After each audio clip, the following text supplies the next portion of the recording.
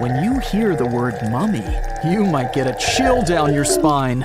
That's because most of us associate this word with those creepy characters we've seen in some scary movies. But in reality, mummies have helped us understand a lot about ancient civilizations, their rulers, and about how people used to deal with losing their loved ones. The people most famous worldwide for their mummies are the ancient Egyptians. They believed that some sort of existence after passing away was possible, if certain conditions were met. That's why they insisted on preserving the human body through the process of mummification and placing the mummy in a furnished tomb, kind of like giving it a fully functioning apartment of its own. Why did they believe in this? Well, because they were deeply connected to their natural environment for the most part. They saw the natural cycles around them, like how the sun rose every day, followed by the moon, or how new life was always sprouting from plants, even after they had wilted away. They also believed that the powerful spirit Osiris, who represented the cycle of passing away and resurrection, played a role in this process. To prepare for the afterlife, the ancient Egyptians followed certain rituals, like mummification, which involved using materials like honey, resins, and incense to preserve the body. There's no other mummy more popular than that of King Tut. He was a young pharaoh who ruled over 3,000 years ago in Egypt. The problem with discovering ancient royal tombs is that most of such burial sites were previously robbed. People knew ancient rulers had been left with many valuable belongings, so those locations became vulnerable to thieves.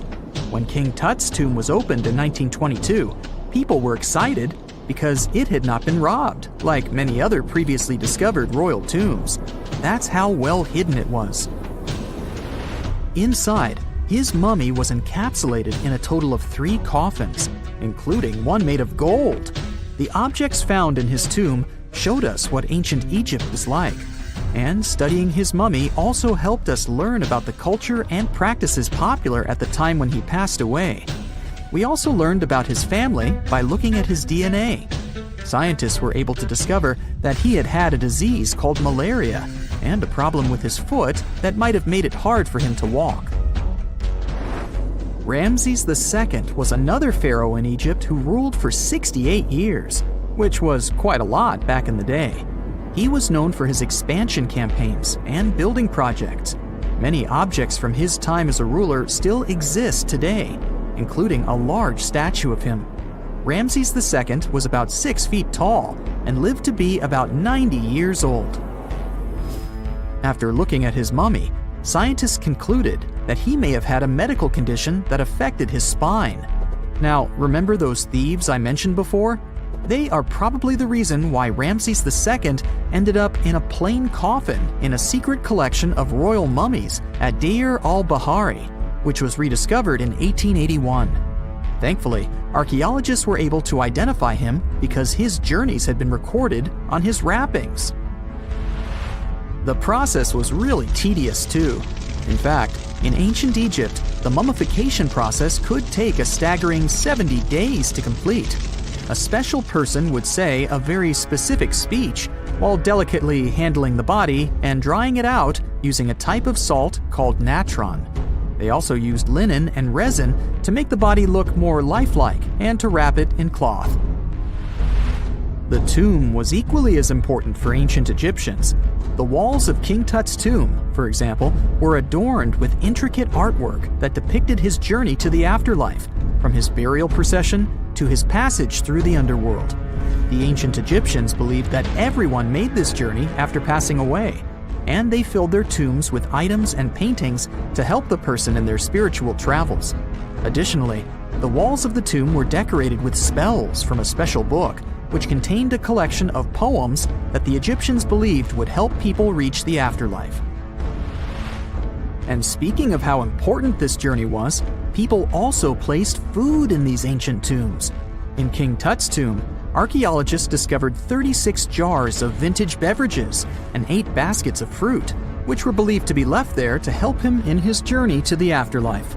The Egyptians believed that traveling to the afterlife took a really long time, so they left a lot of supplies, such as food and water, to sustain their loved ones. Pharaohs also generally had numerous luxurious garments and beautiful jewelry in their tombs to ensure that they would have a fashionable journey. These items included various types of linen clothing, such as tunics, scarves, gloves, and headdresses, as well as a lot of gold jewelry with precious stones, like bracelets, buckles, pendants, necklaces, rings, and even precious depictions of insects for protection. Some were also deposited with fans made from ivory and ostrich feathers to keep them cool in the afterlife. Some ancient rulers were even placed in their forever apartments along with boats. For example, Pharaoh Khufu built the Great Pyramid at Giza as his tomb, and a large ship was found inside. King Tut, however, was buried with multiple boat paddles, but no actual boat. Instead, he had 3 chariots and numerous walking sticks made of precious materials, perhaps indicating he'd rather travel to the beyond by land, not by water. Amongst the most interesting objects found near ancient mummies are bottles of oils and perfumes. If rulers were supposed to be fashionable, why not smell nice too, right? Also, some of them had some ancient kinds of board games, most of them made out of precious materials like gold or ivory. One of those games was called Senet. It was very popular amongst the ancient Egyptians and very similar to modern-day chess. The ancient Egyptians may have the most famous mummies out there, but they weren't the first to invent the procedure. In fact, it all started in South America with an ancient civilization named the Chinchorro. As far as we know today, these people were the first to mummify their loved ones that had passed away. They did it somewhere around 2,000 years before the Egyptians started their own rituals. Sure, we can tell a lot about ancient rulers by studying these mummies, but until recently, we had no idea what they really looked like during their lifetime. Not so long ago, though, some very special mummy paintings were found by archaeologists studying ancient Egyptian objects. These mummy portraits are highly detailed paintings of individuals that were made while they were still alive. Such paintings were often painted on wood, as opposed to the classical portraits we all know about, which are painted on canvas.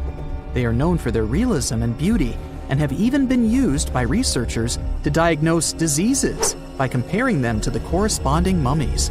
Some of these portraits also include depictions of jewelry, which was later found on the mummies.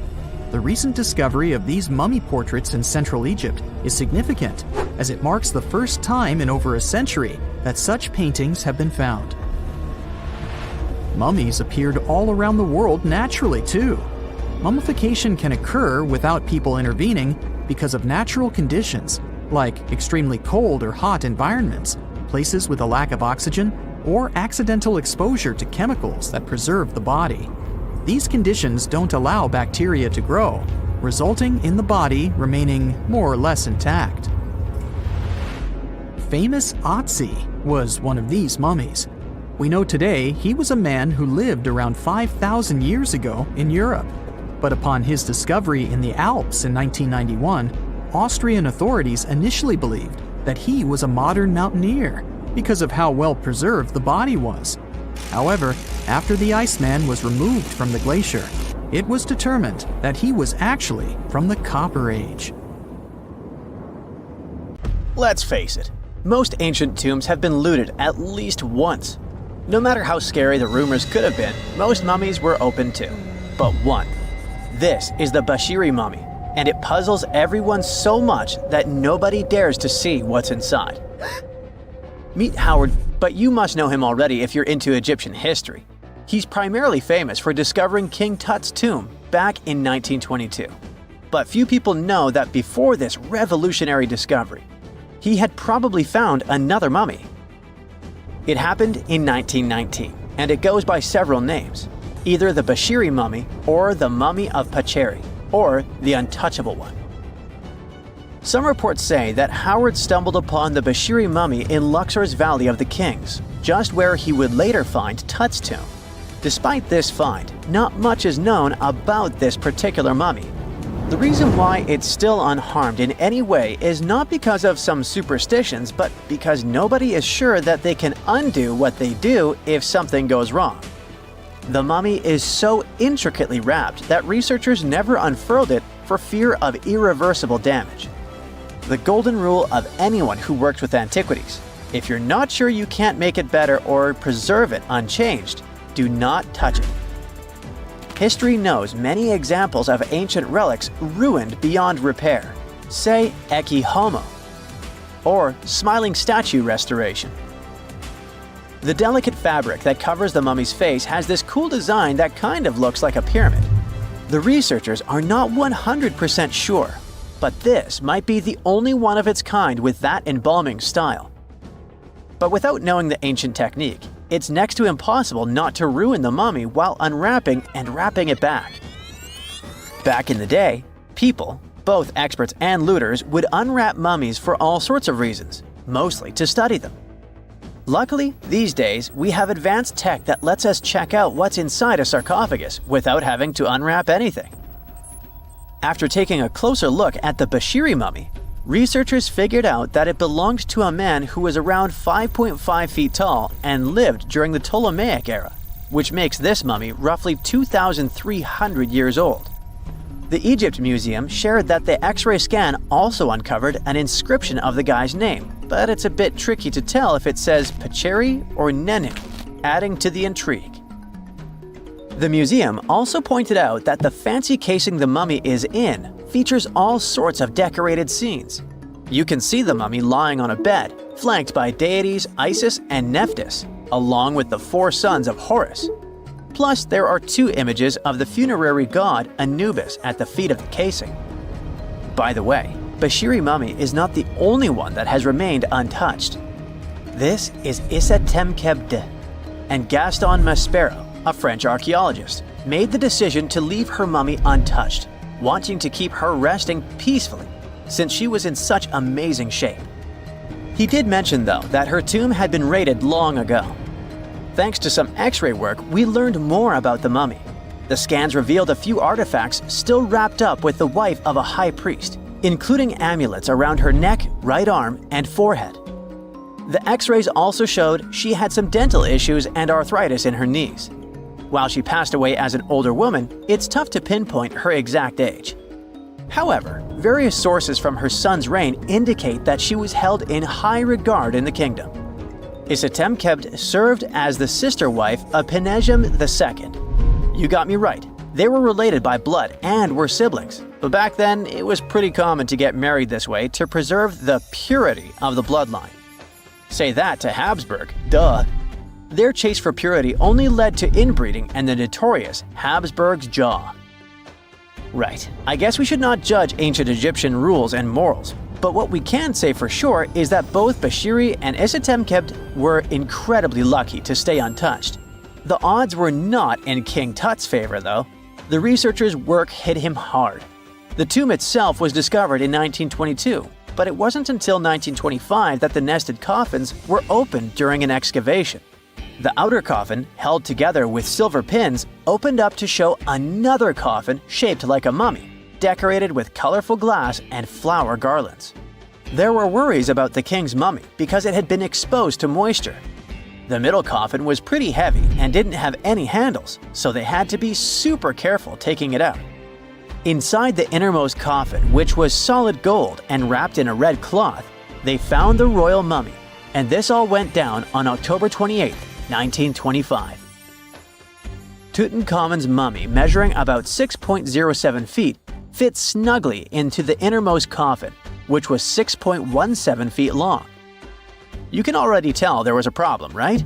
Imagine how hard it is to extract something as fragile as an ancient dried-up mummy, especially when there's not much room for maneuver. Plus, the mummy looked sus. It was pitch black. Howard Carter, the lead archaeologist of the expedition, estimated that around 2 buckets worth of oils had been poured over the mummy. But care had been taken to avoid the mask and feet. It was made to preserve him better. The body was positioned at a slight angle in the coffin, and there was a noticeable difference in the amount of dark oils on the right and left sides. indicating that the coffin might have tilted while being lowered into the sarcophagus. This oil created moisture inside the coffins, and over time, it reacted chemically, which Carter described as a sort of slow, spontaneous combustion, leading to the carbonization of the linen wrappings. Unfortunately, the combination of heat and moisture took a toll on the mummy's trappings as well. The crooked flail fell apart, the resin scarab cracked, and the threads holding the hands and mummy's bands started to decay, making everything quite fragile. Plus, the oils hardened over the years, effectively gluing the mummy and mask to the coffin's bottom. To try and separate the mummy from the inner and middle coffins, they were placed in the sun for several hours, reaching temperatures of 149 degrees Fahrenheit. Despite this effort, the mummy remained stuck, so the initial examination had to be done right where it was. The first part of Tutankhamun's mummy the researchers checked out was his lower legs and feet, meaning they started the examination from the bottom up. As they peeled back the bandages, they uncovered the first of many treasures wrapped up with the king. They took their time to carefully document and photograph everything they found. The inner layers of bandages were in pretty bad shape, mostly turning to dust, making it tough to figure out how everything was originally wrapped. Still, the overall methods matched what was seen in other nobles' mummies from that time. Lots of folded linen pads were used to shape the torso and thighs. The outer and inner bandages were made from fine linen, while the middle layers were coarser. They had some intricate bandaging around the shoulders and chest with a similar style around the groin. Each limb, along with fingers and toes, which were fitted with gold caps, was wrapped separately. Tutankhamun even wore gold foil sandals on his feet. They hoped to separate the mummy from the coffin by removing the outer bandages, but the resins had stuck the body to the coffin. So, the researchers ended up chiseling it out. To do this, they had to cut the torso in half at the hips and disarticulate the arms to continue unwrapping. Each part was treated with hot paraffin wax for stability, and later the hands and feet were reattached with resin. Finally, they used hot knives to detach the head from the mask. To check the teeth, it was decided to make an incision around the jaw and neck, which was later fixed with resin. So technically, the scientists did all they could to preserve the mummy, but still, in a way, it ended up being damaged beyond repair. What do you think? Should they have left it in the coffin? Or did they do the right thing? Let us know in the comments. So looky here, scientists discovered ancient artifacts near King Tut's tomb. Turns out, his VIP final resting place looks more like a public graveyard with about a dozen wooden coffins that's been there for around 3,600 years. Okay, I might have exaggerated a tad. The 11 tombs weren't exactly right next to King Tut, but they were close, near the same city of Luxor. New findings in Egyptian tombs can help us piece together what life was like in ancient Egypt. And guess what? Ancient Egyptians seem to have been remarkably like us, modern humans. Say, the women have always loved jewelry, and archaeologists retrieved a beautifully made necklace with 30 amethyst beads and 2 agate beads, plus a hippo head amulet. Bet it was all the rage back then. Researchers also discovered 2 copper mirrors. One had a handle shaped like a lotus, and the other was decorated with Hathor, the ancient Egyptian deity of the sky, women, fertility, and love. These recent excavations near Tutankhamun's burial site led to another jaw-dropping revelation.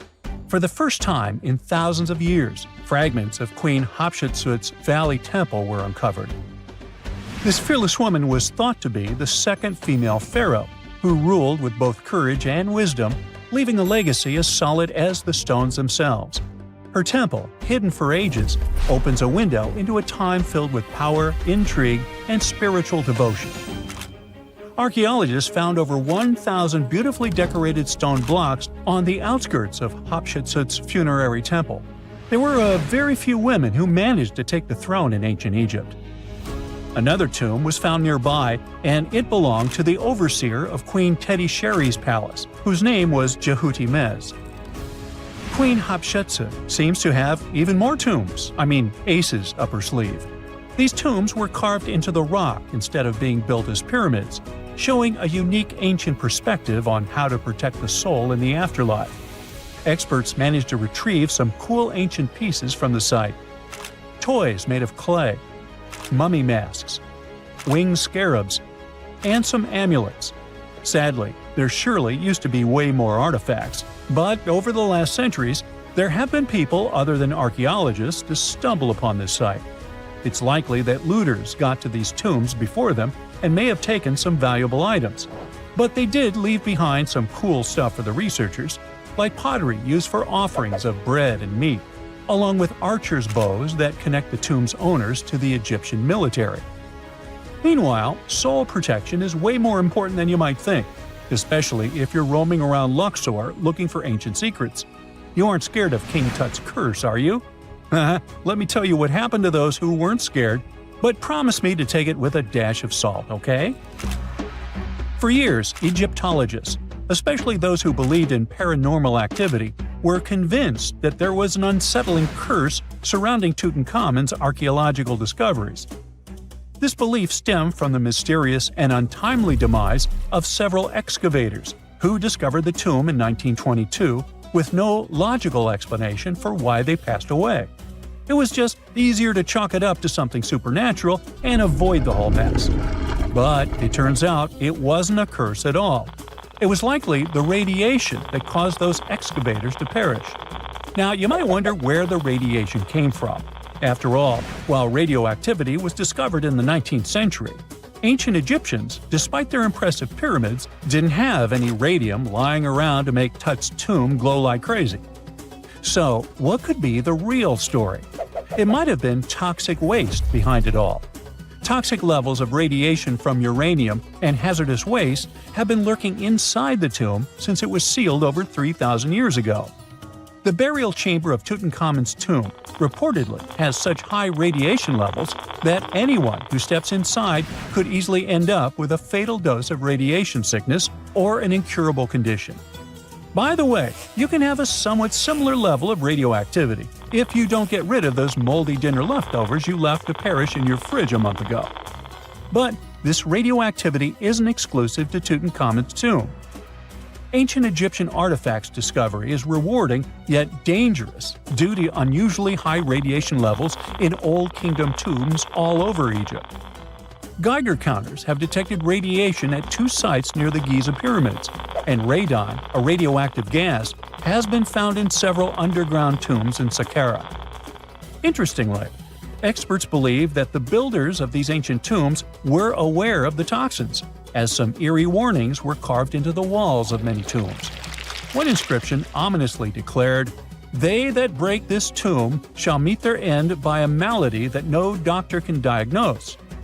Other ominous phrases like "forbidden," "due to evil spirits," only added to the fear that supernatural curses haunted these ancient sites.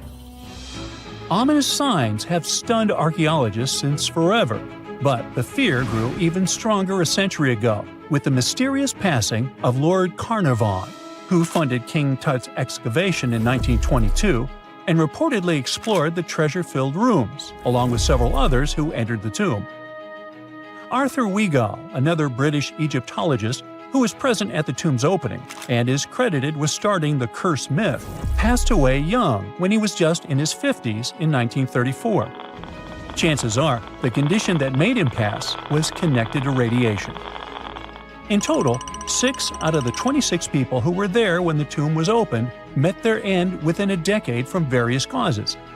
Not only X-ray exposure, those reasons include asphyxia, stroke, heart failure, pneumonia, and even poisoning. Well, isn't this getting a little grim? There was one guy who opened the tomb and somehow managed to avoid the infamous curse, Howard Carter, or so it seemed. Some folks pointed to his survival as proof that the curse wasn't real. After digging up the tomb, Carter published several books on the topic and shifted gears from archaeology to dealing in antiquities for various museums. Despite dodging demise or injury, rumors swirled about how the curse may have impacted him in other ways. One of the big stories linked him to Lord Carnarvon's daughter, Evelyn. Some said he was madly in love with her, but she married someone else, so he chose to stay single. Others claim they had an affair while she was in Egypt, which ended when her father passed away and she left the country for good. However, there wasn't much evidence to support these stories. Evelyn was just 6 when they met, and they remained friends until his last breath. She was even one of the few attendees at his funeral, but denied any romantic involvement, saying they weren't that close. A year after the revolutionary discovery near King Tut's tomb, Evelyn married politician Sir Brograve Beauchamp and had a daughter. That same year, Beauchamp toured the tomb with his parents, guided by Carter himself. Carter never married and, aside from those posthumous rumors about Evelyn, had no other romantic connections. While the curse adds an intriguing twist to his life story, his tendency to keep relationships at arm's length was evident long before the tomb was opened. It seemed Carter just wasn't a people person. In 1939, after battling a serious illness, he ultimately succumbed to fate. He was 64, which was a pretty common life expectancy in the UK back then, so no one really thought it was off and linked it to an ancient curse. When he passed, it turned out he had several artifacts from Tutankhamun's tomb in his London apartment, which were eventually sent back to Egypt, marking what some viewed as the curse's end. Who knows? Maybe if he hadn't had all those ancient souvenirs at his place, he would have lived way longer. But all the other demises might seem off. The curse theory was likely fueled by some strange events during the excavation. Carnarvon got a mosquito bite that became severely infected, and around the time they opened the tomb, Cairo experienced a bizarre power outage and a freak sandstorm. Back in England, the Earl's dog, Susie, managed to escape from Carnarvon's house and began barking frantically at seemingly nothing. At least that's what the staff and family saw. Strangely enough, at the very moment her owner's heart stopped, Susie started howling and fell down without showing any signs of life. Maybe radiation didn't play a crucial role after all, and those were indeed ancient artifacts from King Tut's tomb that made them all perish. Spooky, huh? Back in the 1800s, a bunch of super old artifacts with some weird symbols on them were found on Easter Island. You know, that tiny island you might have heard of, with the gigantic statues called the moai. These symbols seem to be some kind of writing, but nobody's been able to figure out what they mean yet. Some scientists even think that if we crack the code, we might finally uncover the secrets behind the downfall of the ancient Easter Island society. So let's put on our detective hats and get to work, shall we? This mysterious script is called the Rongo Rongo. It was discovered by a Frenchman in the 19th century. He stumbled upon 26 wooden tablets covered in weird hieroglyphs during his trip to the island in 1864. The locals seem to have drawn pictures of animals they had never seen before on the tablets, using sharp stones, and gave each one a unique name. He thought they were pretty cool and suspected that they might be a remnant of some ancient writing system. Another fun fact about Rongo Rongo: it's a word that comes from the local language of Easter Island, and it means to recite, to declaim, or to chant out. The wooden tablets on which these glyphs were found might not have been in the best shape when they were discovered. Some were weathered, burned, or damaged. The glyphs were also spotted on a Birdman statuette and 2 other ornaments. These words were written in between lines on the tablets. Some of them were even ridged, with the inscriptions falling within channels created by the fluting. The images themselves are shaped like humans, animals, plants, and geometric shapes. Quite a diverse group. And here's something interesting: every symbol with a head is oriented with the head facing up, either forward or to the right. The orientation of the writing is itself weird. According to a local tradition, the tools used to make the carvings were obsidian flakes, or small shark teeth. Deciphering these glyphs has proven to be a bit of a head-scratcher. 3 big barriers make it tricky: the limited number of texts overall, the lack of illustrations and context to help us understand them, and the fact that the language used on the tablets is not well known. Some people even think that these glyphs aren't real writing, but more like fancy symbols that don't have any real language behind them. It was also suggested that they might have been used as a sort of memory aid, or just for decoration. The way they're so carefully carved into the tablets makes it clear that the people who made them wanted to get a message, whatever that is, across. We'll probably never know whether that message was just for funsies or to pass down important stories from one generation to the next. Researchers have been struggling with this ancient script for a while now, but it seems they've made some progress recently. They took a look at the tablets using all sorts of cool techniques like radiocarbon dating and found out that they were made between 1810 and 1870 from local wood.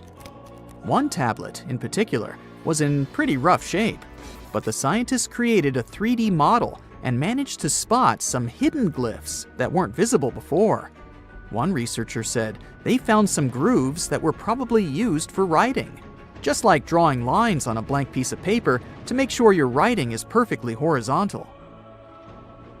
Another super mysterious script that scientists have yet to decipher is called the Indus Valley script. It's made out of a bunch of symbols that were used by the ancient Indus Valley civilization, but specialists are not entirely sure what their purpose was. For starters, the symbols are crazy short, so it's hard to figure out if they represent a full language system. Also, there's no other similar writing to compare it to.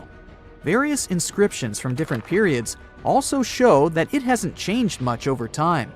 Some folks think it might not even be language related at all, while others think it could be part of the Dravidian family of languages typical of South Asia. Linguists have also been working for centuries trying to figure out the mysterious hieroglyphics left behind by the Maya on monuments, pottery, and bark paper books. As we decode more and more of these ancient symbols, we're gaining a deeper understanding of the Maya civilization's social and historical aspects. For the longest time, many scholars thought that the Maya script wasn't even a language at all. Who can blame them, though? Those glyphs are seriously complex and visually striking. But thanks to the groundbreaking work of a skilled ethnologist in the 1950s, we now know that the script is phonetic. It's a way of spelling words where each letter represents a sound you make when you say it out loud. As more and more linguists started taking an interest in the script in the 70s and 80s, it became clear that it was a fully functioning writing system that could express any spoken sentence with clarity. There's still a lot of decoding left to be done, though, with countless carvings and inscriptions still waiting to be deciphered in jungle ruins and museum closets. There's no telling what other secrets we might uncover about this fascinating civilization. Back in 1908, an Italian archaeologist went on an adventure through the ruins of an ancient palace on the south coast of Crete. Among the dust and ashes in an underground depository, he stumbled upon something pretty cool, a golden-hued disc that was almost intact. This disc has become one of the most famous mysteries in archaeology history. It's called the Phaistos disc. It's a big clay plate that's covered on both sides with a spiral of weird stamped symbols that circle clockwise towards the center.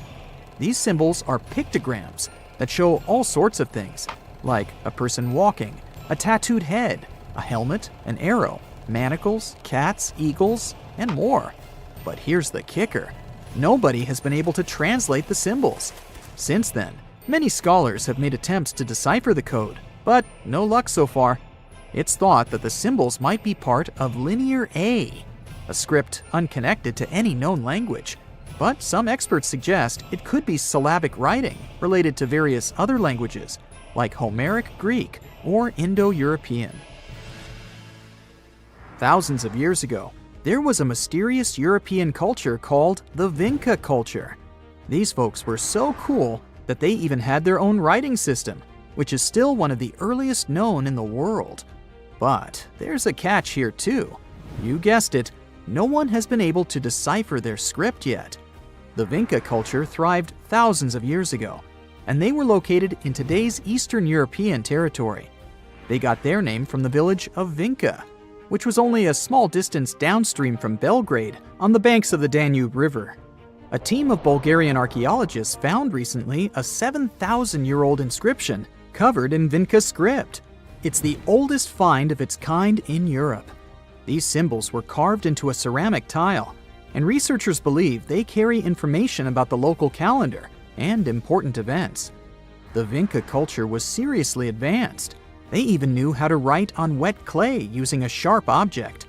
It doesn't seem like much these days, but it's a lot to expect from people who lived thousands of years ago.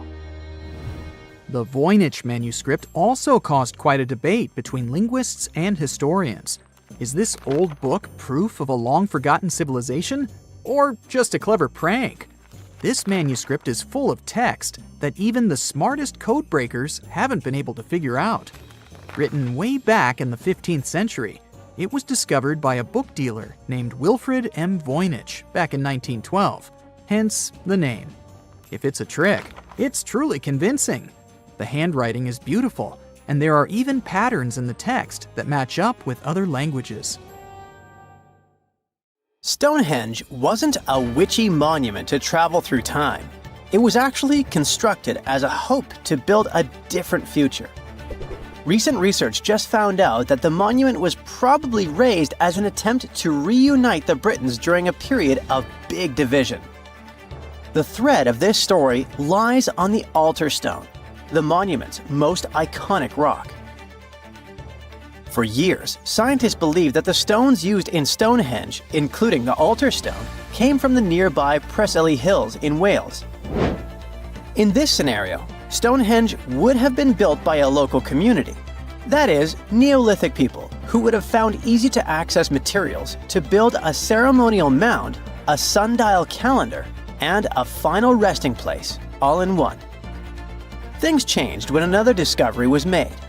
In 2018, leading-edge research pointed that the altar stone actually came from the River Tay region in northeastern Scotland, which is located over 400 miles away from Stonehenge. Scientists found similar rocks as such in Scottish monuments. You see, the altar stone is a recumbent stone, laying on its side. Many of the rocks were found in ceremonial stone circles in Scotland, and they are unique to this region. When this discovery broke through, it got archaeologists thinking. Maybe Stonehenge wasn't just a local project, but a wider collaboration between different tribes and communities across Britain. To understand this, we need to rewind to around 3000 BCE. That's when Britain still wasn't a unified country per se. Rather, it was a patchwork of tribes, such as those coming from southern or eastern Europe, each with their own customs and beliefs. As an island, Britain's population changed many times. Britain was mainly composed of farmers who descended from people from the Middle East and arrived on the land around 6,000 years ago. This group thrived in the area until 2500 BCE, when another group coming from the regions of the Netherlands and Germany started to appear. These ones, also known as the Beaker people, were responsible for the large population turnover that Britain experienced during the Neolithic period and the years that followed. The Beakers were called so because of a specific type of pottery they used to make and bury their loved ones with after their passing. It's possible that the original dwellers of the land didn't like it that their land was being repopulated. And what researchers suggest is that Stonehenge was this attempt to reunite the original Neolithic farmer population and regain some type of identity control over their land. They would have invested a lot of time and energy in bringing the altar stone all the way down from Scotland, without the help of wheel technology, for example. You see, the wheel had already been invented in Lower Mesopotamia, but since there was no Wi-Fi at the time, the Brits weren't aware of this technology until much later on. This whole territorial crisis could have driven locals to use their resources to move the altar stone to Salisbury Plain in England, in order to reunify the land. You see, Stonehenge wasn't built in one go. Its history dates to around 3000 BCE. That's when the monument was just a circular ditch and bank, known as a henge. Inside, they placed wooden posts and possibly totem-like carvings. This version of Stonehenge wasn't about rocks yet. It was more of a ritualistic place and possibly a final resting place. They found several cremation pits from this period, making it the oldest resting place in all of Britain. It was only around 2600 BCE that the blue stones came around. The naming might be a bit misleading since they're not literally blue rocks. They have a bluish tinge to them when they're freshly broken, hence the name. These smaller rocks probably came from the Preseli Hills in southwest Wales, which is about 150 miles away from Stonehenge.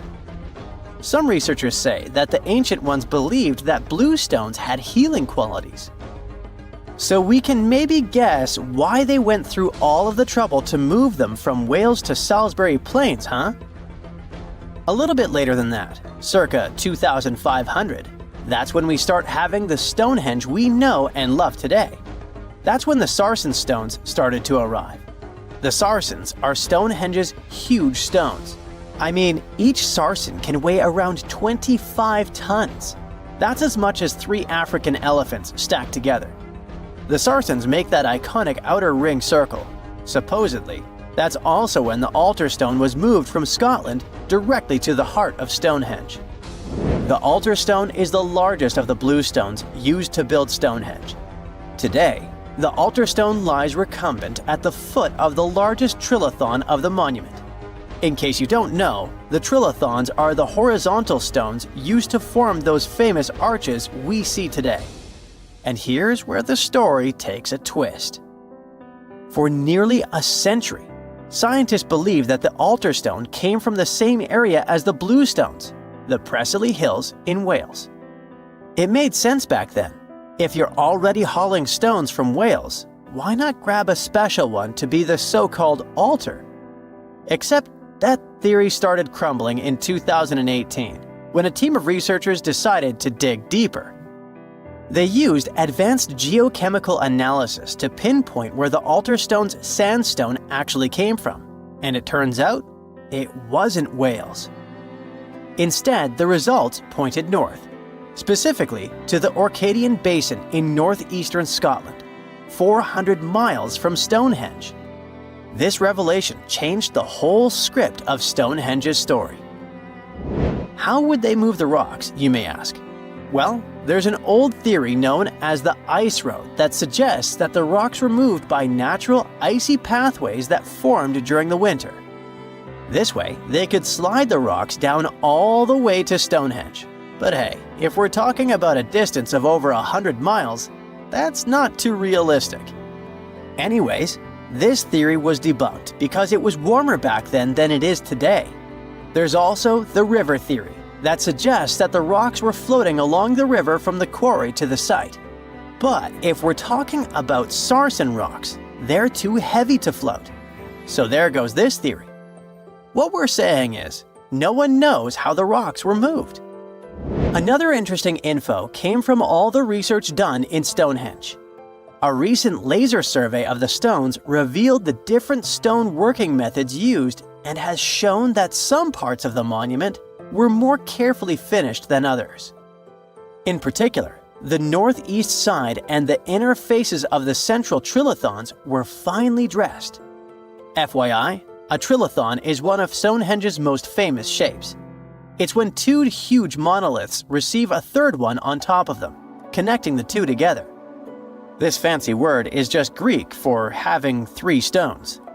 But anyway, the bigger question, and maybe why Stonehenge is so famous, is why it was built in the first place.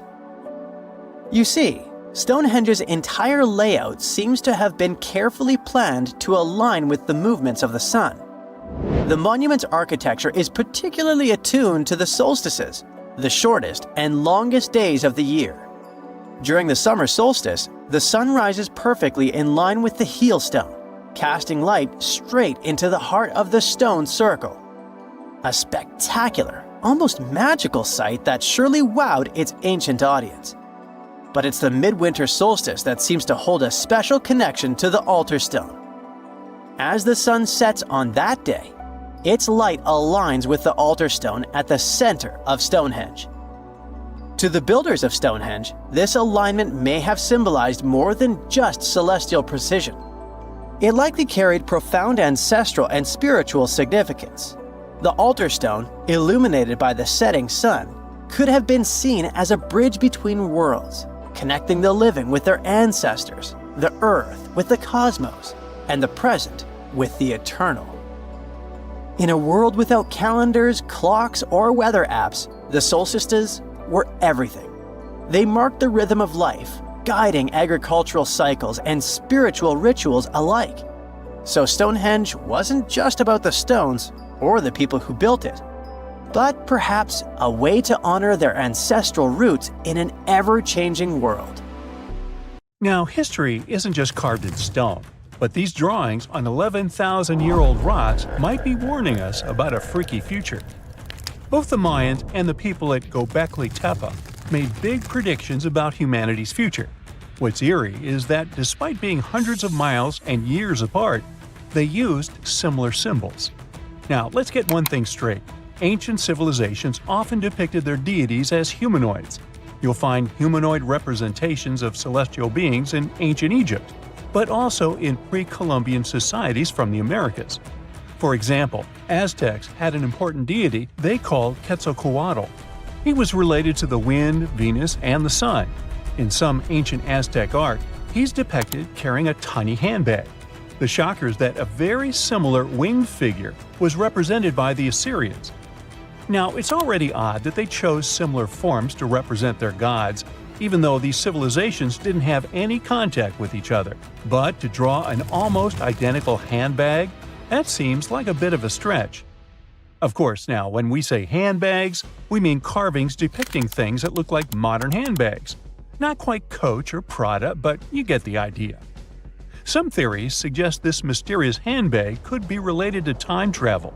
We've seen that Göbekli Tepe tells of a great flood that destroyed an ancient civilization. But during that civilization's time, they raised cattle and grew food. They knew how to handle seeds and grow crops. According to one theory, this stylish accessory could have been used for carrying seeds. Since Göbekli Tepe is believed to be near where Noah's Ark might have been found, the people of the area could have gathered seeds to plant in the New World after the Great Flood. Strange? Definitely. But so is everything we've been talking about, so let's roll with it. Another theory on the meaning of the handbag has a much more straightforward approach. In multiple ancient cultures, the circle was used to represent spirituality and non-materiality, but the square was often associated with concepts of the earth and materiality. So, what we modern humans understand as a handbag might be an image that symbolizes the reunification of the earth and sky, of the material and non-material elements of existence. Not a bad theory, I would say. But then, who am I? Some researchers, like Graham Hancock, are not convinced with these previous explanations. For him, Göbekli Tepe is all about little gray people and their contacts with ancient earthling civilizations. You see, right in the middle of this ancient site, there's a special pillar called Pillar 43, or Enclosure D. At first glance, it looks like an astronomical calendar. You see the scorpion? That's the Scorpion constellation. And that ball in the center? It's all about the sun's alignment. We know ancient societies like the Maya or Incas were stellar astronomers. So what's the big deal here?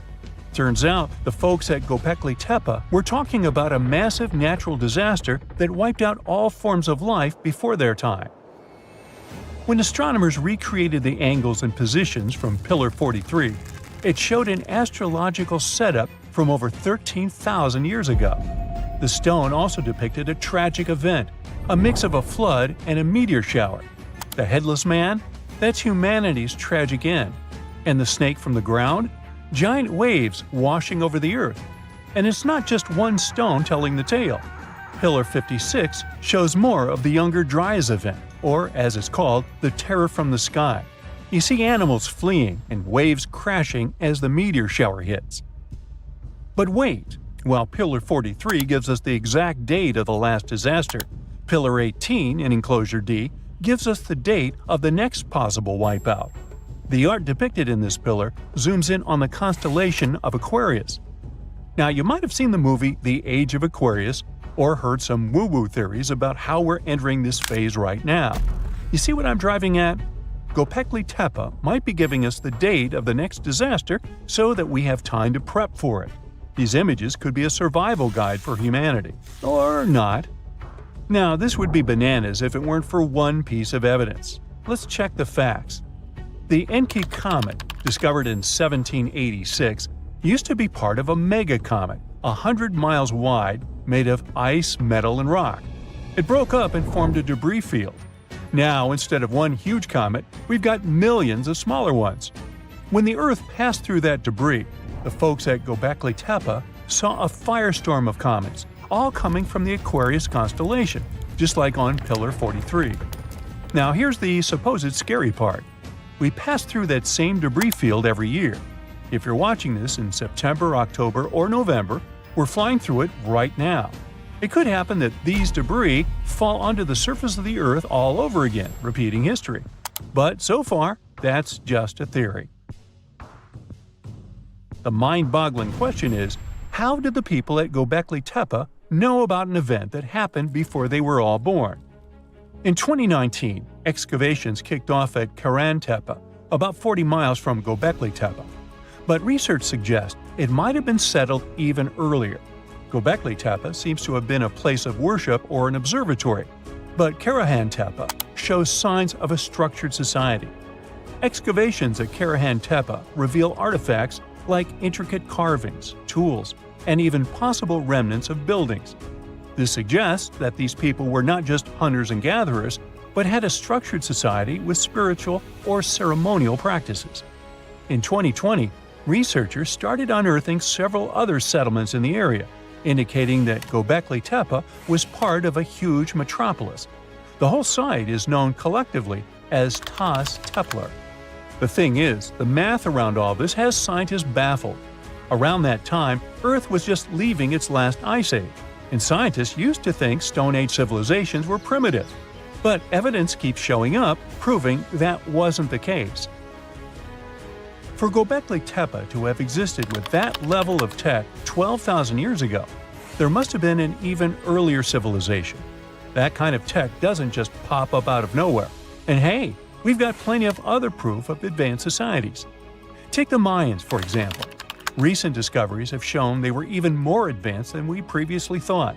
They built massive cities with roads up to 130 feet wide, painted white to guide travelers at night, a feat you'd expect in places like Portugal or England. These roads, sometimes elevated over swampy ground, formed a network of over 964 settlements, like a giant spider web. A bunch of scientists turned their eyes on this theory, but it could be the connecting point of everything we've been speculating about in this video. After all, the people from the sky could have come down and told the people from Göbekli Tepe about the destruction of a more ancient civilization than theirs. Or not. Remember, don't give up your critical thinking just because you see something on the internet. Anyway, Göbekli Tepe raises suspicions just as Stonehenge and the Great Pyramids of Egypt. When we mix little green aliens into the equation, it explains one way that surreal engineering feats were possible in these sites. But it also underestimates our human ancestors and their thinking abilities. One of the main characteristics of Göbekli Tepe's architecture are the T-shaped pillars. The heaviest of them weigh 20 tons and are around 20 feet. These pillars were erected perfectly, without so much as a dent in them. Sure, that's pretty hard to do without modern machines. But hey, maybe they figured it out and built it after much effort. Now, in case you don't know what I'm talking about, this old pal is supposed to have cracked the secret of the pyramid builders in modern-day America. He used it to build his own castle and other mesmerizing structures. So, hey, I guess we'll have to keep digging to find out the actual facts about it all, huh? Antarctica, a snowy world of about minus 46 degrees Fahrenheit, covered in ice for millions of years. But it wasn't always this way. Scientists just found something buried deep beneath the seafloor that shouldn't exist. Tiny, golden droplets of amber. This means that Antarctica was once teeming with life and thick with trees. But something happened to it. Something that could reshape the way we see our own future. Antarctica has been a land of howling winds for millions of years. no tree can grow here today. But scientists who studied those lands decided to drill deep beneath the Antarctic surface. They went thousands of feet below the ice, pulling up ancient layers of sediment. And there, trapped in time, they found tiny pieces of golden amber. Amber is basically fossilized tree resin. It's found all over the world, often with perfectly preserved pieces of ancient life. Insects trapped mid-flight, pollen frozen in time. Entire tiny ecosystems can be locked inside golden droplets. In every continent, but not in Antarctica. Until now. They discovered tiny specks from 0.5 to 1 millimeter in size, smaller than a grain of sand, but with huge significance. This droplet had once oozed from the bark of a tree about 90 million years ago. What's even wilder, amber is only produced by certain types of trees, the ones that grow in humid, temperate rainforests and jungles. That's when the realization hit. Antarctica used to be a rainforest. Those tiny flecks of amber, clearly seen only under a microscope, tell us a vivid story of a living and breathing ecosystem. Around 90 million years ago, during the Cretaceous period, when dinosaurs ruled the Earth, Antarctica could have been covered in lush, swampy forests filled with towering conifers, ferns, and ancient plants. Some of the fragments showed signs of damage. That means the trees that produced them had been injured, perhaps by wildfires or parasites. Though despite that, and despite the fact it spent millions of years on the seafloor, this amber was almost perfectly preserved. Solid, transparent, and free of cracks. Normally, amber buried under extreme pressure and heat just crashes over time. But this piece, it survived. That means other pieces could survive as well, and we might find more of them on the ocean floor. But this wasn't the first sign that Antarctica had once been a different place entirely. It started in 2017. A team of scientists drilled deep into the seabed near Pine Island Glacier on Antarctica's west coast. They pulled up sediment cores, long cylindrical samples of Earth that had been buried for millions of years.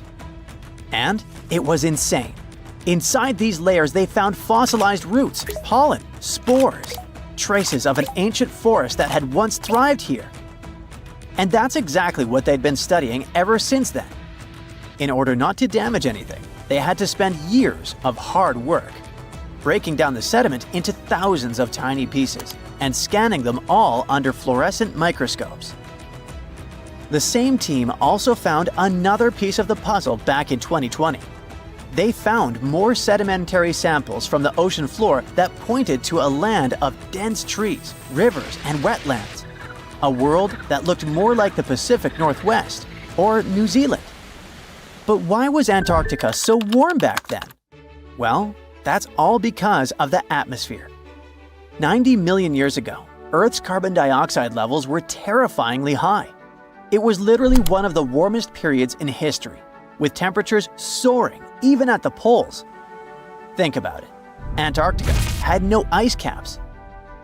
Instead, it could have had buzzing insects and maybe even dinosaurs wandering through its forests. But in order to learn what happened to them, the team has to find more evidence. Antarctica really is a place full of mysteries. It's hard to study because it's covered in snow and ice so much that we don't even know its true shape and size. Some parts of the ice sheet are over 3 miles thick, half the depth of the Mariana Trench, the deepest trench on Earth. Luckily, snow has a great quality. It can freeze things in time perfectly.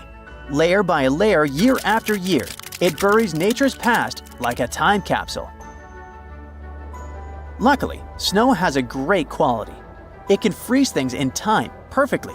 Layer by layer, year after year, it buries nature's past like a time capsule.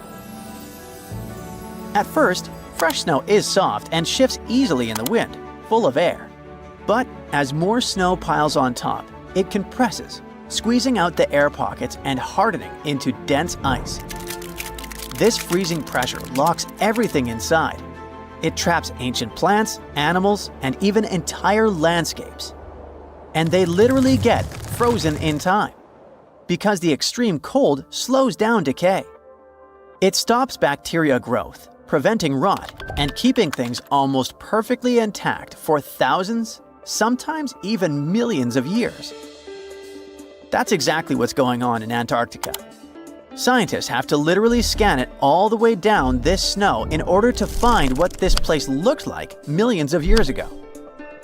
What they found is an entire lost world buried under miles of ice.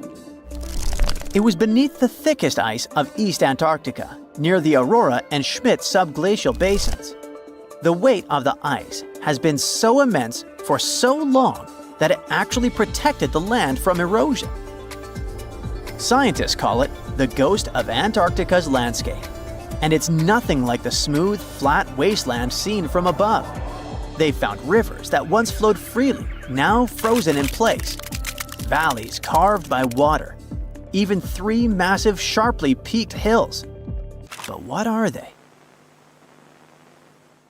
To understand that, we need to go even further back in time, to the era when Antarctica was still part of a lost supercontinent.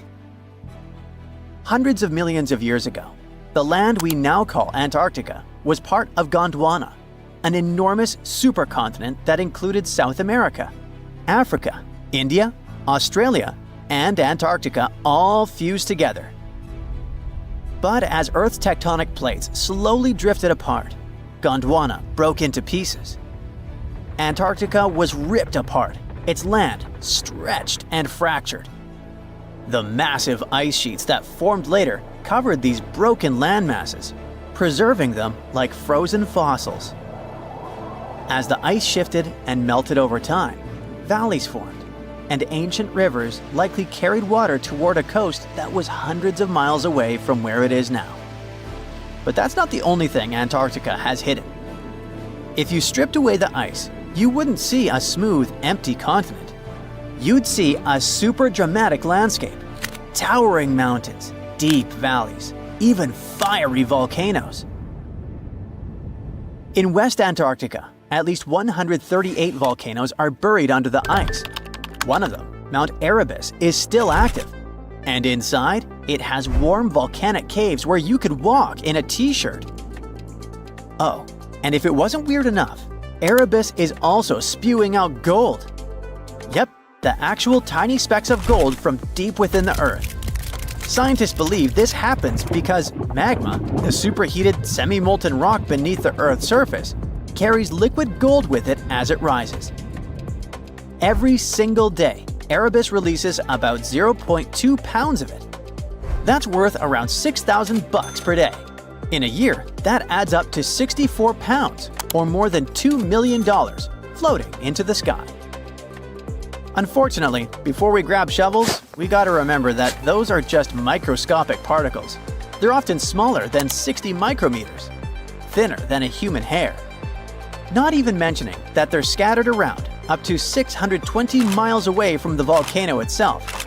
Finding them is nearly impossible. But that just shows that even in such a harsh place that looks just like a white desert, there are still many fascinating mysteries to discover.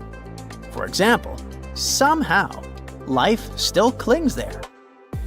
In 2017, scientists drilled deep beneath the ice of the Ross Ice Shelf looking for water.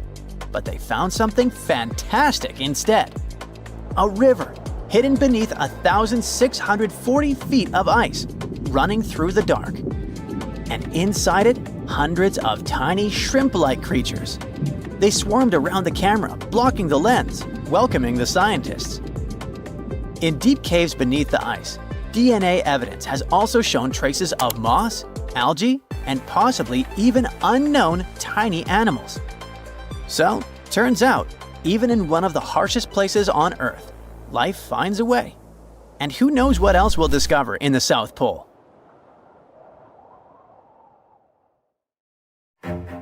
Hey, you've heard of Stonehenge. Of course you have. Big rocks mysteriously mounted in circles on a plain in England by, somebody. But what if England's Stonehenge is only a replica of another monument, and its builders just crossed the Atlantic and copied what someone had already done elsewhere? Well, it turns out researchers found another Stonehenge underneath the waters of Lake Michigan. This lake is a hotspot for woo-woo unexplained things. A bunch of disappearances, plane crashes, and now this, an ancient underwater monument that looks strangely enough like Stonehenge. We couldn't help ourselves and needed to dive deep into this story. A ring of massive stones, arranged in a way that felt all too familiar. They saw two circles, an outer one and an inner one, sitting 40 feet below the surface. But this wasn't just a random pile of rocks. These stones had been placed there, purposefully, by human hands. And by doing some further research, they discovered that they were staring at a structure that's over 9,000 years old. Think about it. This Stonehenge beneath Lake Michigan predates the pyramids. It predates Stonehenge itself by about 4,000 years. All of this information was enough to startle scientists at Northwestern Michigan University. But that was before they found this out. One of the stones had a carving, a faint but clear petroglyph of a mastodon. Mastodons kind of look like the ancestors to our modern-day elephants, but they have been extinct on planet Earth since 10,000 years ago. So, whoever built this underwater Stonehenge needed to be alive at the same time these creatures roamed our planet. This discovery raised many questions among scientists. I mean, why on earth would they go through all this trouble to lay rocks at the bottom of a lake? Well, first things first. Scientists believe that Lake Michigan had much less water back then than it does now. Second, it could have something to do with ancestral practices of First Nation people. There's one theory from a professor of the University of Michigan. He suggested that the stones formed a kind of prehistoric hunting trap. He believes that early hunters used the circular formation as a drive lane to herd large animals like the mastodons from the rock carvings we were just talking about. Once they got these huge animals into a tighter circle, they could be more easily hunted. But not everyone's convinced by this theory. Some believe the circle probably had a deeper spiritual purpose. According to local Native American tribes, like the Anishinaabe, stones are more than just rocks. They're living beings. They hold spiritual energy and represent a connection to the earth and all living creatures. An elder from the Anishinaabe community even suggested that these stones are sacred, placed there by their ancestors to honor the land and its creatures. Scientists are trying to study the stone formation in depth, like about 40 feet. But that's the problem, actually. The fact that it's underwater makes it super difficult, since they don't have the best technology.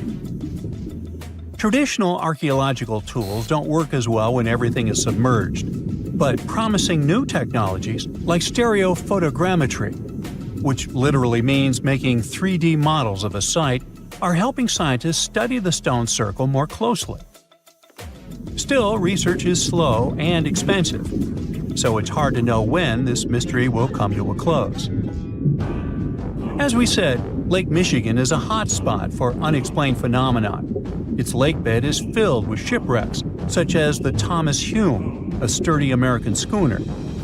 It also collects debris from airplanes that have suddenly gone missing while flying the area, such as Northwest Airlines Flight 2501 that disappeared in the 1950s. Some people even call the area the Lake Michigan Triangle, suggesting paranormal activities like what happens in the Bermuda Triangle might be going on. The lake spans over 22,000 square miles, which means it's almost two-thirds the size of the country of Ireland. In 2024, scientists were able to access another one of Lake Michigan's mysteries, the wreck of the Margaret A. Muir schooner. This 130-foot-long sailing ship sank over 130 years ago. The discovery was announced just recently by the Wisconsin Underwater Archaeological Association, the WUAA, whose team found the shipwreck sitting 50 feet below the surface just off the shores of Algoma, Wisconsin. Built in 1872, the Margaret A. Muir was a three-masted schooner built to carry heavy cargo across the Great Lakes. Her final voyage started out as a routine trip. Loaded with bulk salt, the ship left Bay City, Michigan, heading for South Chicago, Illinois. But on September 30th, 1893, things took a bad turn. Just as the Muir approached the town of Annapolis, now known as Algoma, a sudden storm hit. The ship began taking on water fast. The captain of the boat ordered his crew to abandon ship, and thankfully, they all made it to shore safely. For more than a century, the wreck sat undisturbed on the lake bed, its location a mystery. But thanks to a combination of historical research and high-resolution sonar, WUAA searchers finally found her in May of last year. The wreck is remarkably well preserved, with parts of the deck and gear still visible. Well, just a few lakes over to the left, researchers uncovered another impressive thing. At the bottom of Lake Mendota, near Madison, Wisconsin, researchers found 11 ancient canoes. They believe the oldest of the canoes dates all the way back to 2500 BCE. Now, if you don't get why that's important, it's because you're thinking with today's head. If in a classic Midwest highway you see a bunch of pickups, then back in the ancient days you see only canoes. They were the main mode of transportation for indigenous cultures. They were used to fish in deep waters, trade goods, and travel long distances.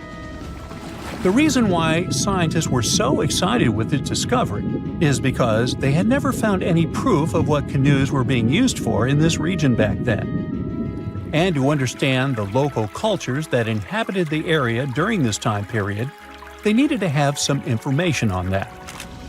This exciting discovery was announced by the Wisconsin Historical Society in May 2024. The first canoe, which they believe is around 1,200 years old, was pulled from the lake in 2021. Then a second one was dug up in 2022. And now divers have found at least 11 more canoes along what would have been an ancient shoreline, long since submerged. One theory is that these canoes were intentionally sunk to keep them from freezing or warping in winter. It's possible people stored them in the same spot for generations. Or maybe this is just a small part of a much bigger settlement. Historians do believe there could be an ancient village hidden under the water of the lake. Divers have already found stone tools, like net sinkers used for fishing, but the village itself hasn't been located yet. Truth is, while the Great Lakes often steal all the thunder, scientists point out that smaller lakes like Mendota have stories too. The Wisconsin Historical Society is working closely with Native nations to piece together more about the lake's history. You'll need to believe me when I say there is a third Stonehenge, all the way under the waters of Lake Constance, Switzerland. I mean, think of it like Stonehenge's cousin. Archaeologists began to discover this back in 2015, when they found a line of 170 man-made stone cairns under the lake. Scientists say this was most likely the work of several villages, and that the cairn site was probably used for some collective purpose because, well, the formations are huge. Some of them are several dozen feet wide, and they can build up to 6 feet. The most amazing discovery so far is that the site dates back to around 5,500 years ago. So around the time the original Stonehenge was being built. Some of the facts that link them together are their construction dates, as well as the distinct characteristic of stone monuments built in a circular format. Scientists don't know much about this site yet, but hey, I see a pattern manifested all over the world, don't you? Egyptian archaeologists made an extraordinary discovery near Cairo just recently. Drumroll, please. The most ancient and most complete mummy yet discovered in the country. Yes, they were keeping it under wraps. The 4,300-year-old mummy was found in a group of tombs close to the step pyramid of Djoser, dating back to the Egyptian Old Kingdom. It was covered in layers of gold. The team also found several other tombs, including one belonging to an ancient Egyptian official and another belonging to a secret keeper who had the power to perform special ceremonies.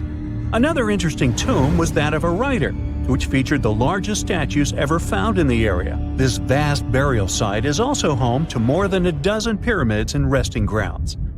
Probably one of the most famous mummies in the world is that of Hatshepsut. She ruled Egypt like a boss for around 20 years, building all sorts of impressive buildings and creating new trade routes. But when archaeologist Howard Carter found her tomb in the Valley of the Kings, her sarcophagus was empty. However, Carter did find 2 coffins in another tomb, one of which belonged to Hatshepsut's wet nurse and the other to an unknown woman. In 2006, a team of specialists decided to investigate whether that mysterious lady was the queen herself. They found a molar tooth in a wooden box with Hatshepsut's name on it, and when they compared it to a gap in the mummy's mouth, it was a perfect match. Ramses II was a pretty impressive ruler, but it was his mummy that eventually made history. Now, we don't hear too much about his daddy. Okay, I'll stop. Ramses is considered to be the most powerful pharaoh in all of Egypt, as he reigned for a whopping 6 decades. He also lived to be over 90 years old.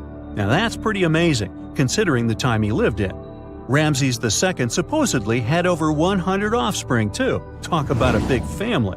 When he passed away, his body was originally buried in the Valley of the Kings, but some sneaky guys tried to rob his tomb of all his treasures. Officials back in the day weren't having any of that though, so they moved his body to a secret location to keep it safe. Fast forward to the 1800s, and Ramses II's mummy was discovered along with a bunch of other rulers and important officials. But it wasn't in the best condition, so archaeologists flew it to Paris to get it, pampered. Problem was, he couldn't just be transported into another country. The only solution available was to give Ramses II his own passport. His occupation was listed as king, and the document even featured his photo. Most mummies aren't necessarily known for having the most hydrated skin. But that of an ancient woman, also known as Lady Di, proves otherwise. No, not that Lady Di. This wealthy lady from ancient times was discovered in an ornate tomb in 1971, and she looked fabulous, if we can say so about a mummy. Thanks to the special conditions in her tomb, like the moisture in the environment and the lack of oxygen, her body was almost perfectly preserved. Her skin was soft, her hair was on point, and she was still flexible. The museum that now proudly displays her mummy also shows a ton of fancy items that were buried with her, like dinnerware and musical instruments.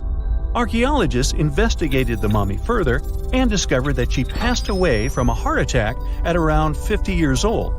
Even though it hasn't been around for over 2,000 years, Lady Di is still making history. The mummy of Otzi the Iceman was discovered in the Alps in 1991.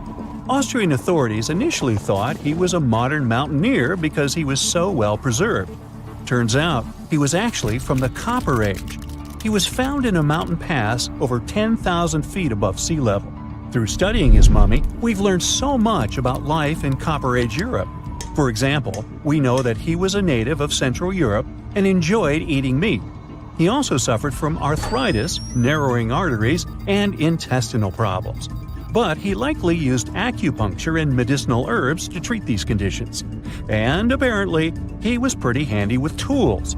He sharpened them just days before his untimely demise. Who knows if he was expecting trouble or just getting ready for some routine work. Now, King Tut and his story is most likely the one that made all mummies famous. This pharaoh passed away at the young age of 19, more than 3,000 years ago. But his mummy is still one of the most well-known in the world. When his tomb was opened in 1922, people went wild because it was still intact, unlike many other royal tombs. It had some seriously blinged-out coffins, including one made of solid gold. Not only did Tut's tomb give us a glimpse into ancient Egyptian history, but his mummy also taught us a lot about the time he lived in. DNA analysis helped identify his parents and revealed that the pharaoh had a rare bone disorder that might have made walking a bit tough. Now, Ginger is most likely one of the coolest mummies you'll ever hear about.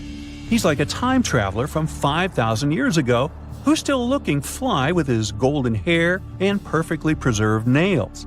Ginger was discovered in Egypt and is believed to be the earliest known mummified body. Before people even knew about mummification, they used to place bodies in shallow graves in the hot, dry sand. And since the sand absorbed all the water, bacteria couldn't reproduce and the body was preserved naturally. Now, scientists are not sure if Ginger's preservation was intentional or not, but since he was buried with some pottery vessels, it's likely that whoever buried him knew some serious preservation techniques. If you want to meet Ginger in person, he's currently chilling at the British Museum. One Dutch art collector bought a statue from Asia and ended up finding a weird discovery. The statue contained a mummy hidden inside. Unfortunately, the body was too fragile to move, so they had to leave it there. The coolest part is that this mummy is over 1,000 years old and was on display for 200 years before being encased in the statue. When scientists did a CT scan, they found out that the mummy was filled with paper scraps covered in writings. Experts think he might have done this thing called self-mummification, which is a pretty intense process involving a special diet and tea that makes your body less prone to bacteria. Only a few people could handle this ritual, and those who managed to do that were seriously respected. No other Egyptian queen has baffled scientists and historians like the stunning Nefertiti. Based on her statues, she was known for her slender neck, wide eyes, and high cheekbones. Her name translates to "the beautiful woman has come." Talk about living up to your name, huh? Even though she wasn't a pharaoh herself, Nefertiti still managed to leave a lasting impression. Written records suggest that, as a wife and queen, she held an incredibly influential role. Because of her power, she was indeed admired, but she also managed to make quite a lot of enemies throughout her life. She was also related to King Tut, but not biologically. Rather, she was his stepmother. So far, locals have yet to identify her mummy, but that may soon change. A local Egyptologist who has been busy excavating tombs in the Valley of the Kings has found two mummies that he believes could be Nefertiti and her daughter. According to specialists, we may soon finally get a definitive answer about the identity of these two mummies. And if one of them does turn out to be Nefertiti, we could be in for a real treat. DNA analysis and CT scans of the mummy could give us the most complete and accurate image of the queen that we've ever seen. It's crazy to think that we've only scratched the surface of what lies beneath modern-day Egypt. Nefertiti ruled during a time of great power and prosperity in Egypt, but unfortunately passed away in a period of social turmoil, leading to her gravesite being lost. Now, where's my mummy? Imagine you can spend an entire week digging in the ground, scanning for ruins, and taking photographs of the world's most surreal archaeological sites. Would you be up for it? Grab your magnifying glasses, and let's do some digging. When in Rome, do as the Romans do. Walk around the city stumbling upon ancient history, So you're strolling around Esquiline Hill on a sunny afternoon. You have just finished your third gelato when you suddenly see it. The magnificent Domus Aurea, or Golden House, for the non-Latin speakers. The Roman Emperor Nero ordered to build this huge palace back in 64 BCE. The construction finished in 68 BCE. In its glory days, it occupied an area 3 times the size of the Vatican City. The building had gold leaf decor, semi-precious stones, and tons of frescoes. There were over 300 rooms in the palace, some of them overlooking the beautiful vineyard and animal-filled woods nearby. It held an enormous 100-foot statue of Nero himself. The octagonal wall was the grandest construction in the complex. Originally, it was a banquet hall with waterfalls cascading down the back walls. The hall rotated around its axis day and night as petals fell from above. Nero's successors stripped the whole palace of its materials. Today, tourists can visit the main structure and, of course, the octagonal hall. They excavated it, and you'll easily recognize it even with its bare walls. After flying halfway across the world, we're deep in the Cambodian jungle. Good thing you brought bug spray with you. Mosquitoes can get crazy in this tropical climate. Hidden among the forest is the city of Angkor. It was the capital of the Khmer Empire from the 9th to 15th century. FYI, the word Angkor means capital city in the Khmer language. The city became one of the largest in the pre-industrial world. Researchers say nearly 1 million people used to live there. Today, Angkor attracts visitors from around the world because of its stunning architecture. You can recognize the Khmer style in the use of huge blocks of sandstone. At the center of the complex lies Bayon Temple. It's decorated with 216 smiling faces, which scientists say are meant to resemble the founder of the Angkor Empire. They believe the towers used to be decorated with gold, but today the site is a maze of vine-covered temples. The city was abandoned in 1431 and wasn't rediscovered until the 1840s. In 1992, they named it a UNESCO World Heritage Site. The United States is not usually synonymous with ruins, but here's one. In the mountainous state of Colorado lies the ancient home place of ancestral Pueblans. Throughout the Mesa Verde National Park, there are over 600 cliff dwellings built by the Pueblans around the 1190s. The Cliff Palace alone had over 150 rooms. It was a multi-story building of sandstone and mud mortar. To arrive at the balcony house, visitors had to climb a 32-foot ladder. There, you can see a mid-sized village of 38 rooms and 2 kivas. Kivas are traditional chambers built by Pueblans for ceremonial purposes. By 1300, the Pueblan occupation of the Mesa Verde ended. Thankfully, the site is open for visits now. If you like terracotta landscapes, you came to the right place. The city of Petra is a marvel of the ancient world. Located in Jordan's desert, the city was a commercial hub back in the 4th century BCE. The Nabateans, an Arab Bedouin tribe, lived in the so-called Rose City and thrived for many years, accumulating a significant amount of wealth. They invented an innovative water management system that made the region habitable. The rock-carved gate-like structure Petra is famous for is what is called the Pharaoh's Treasury.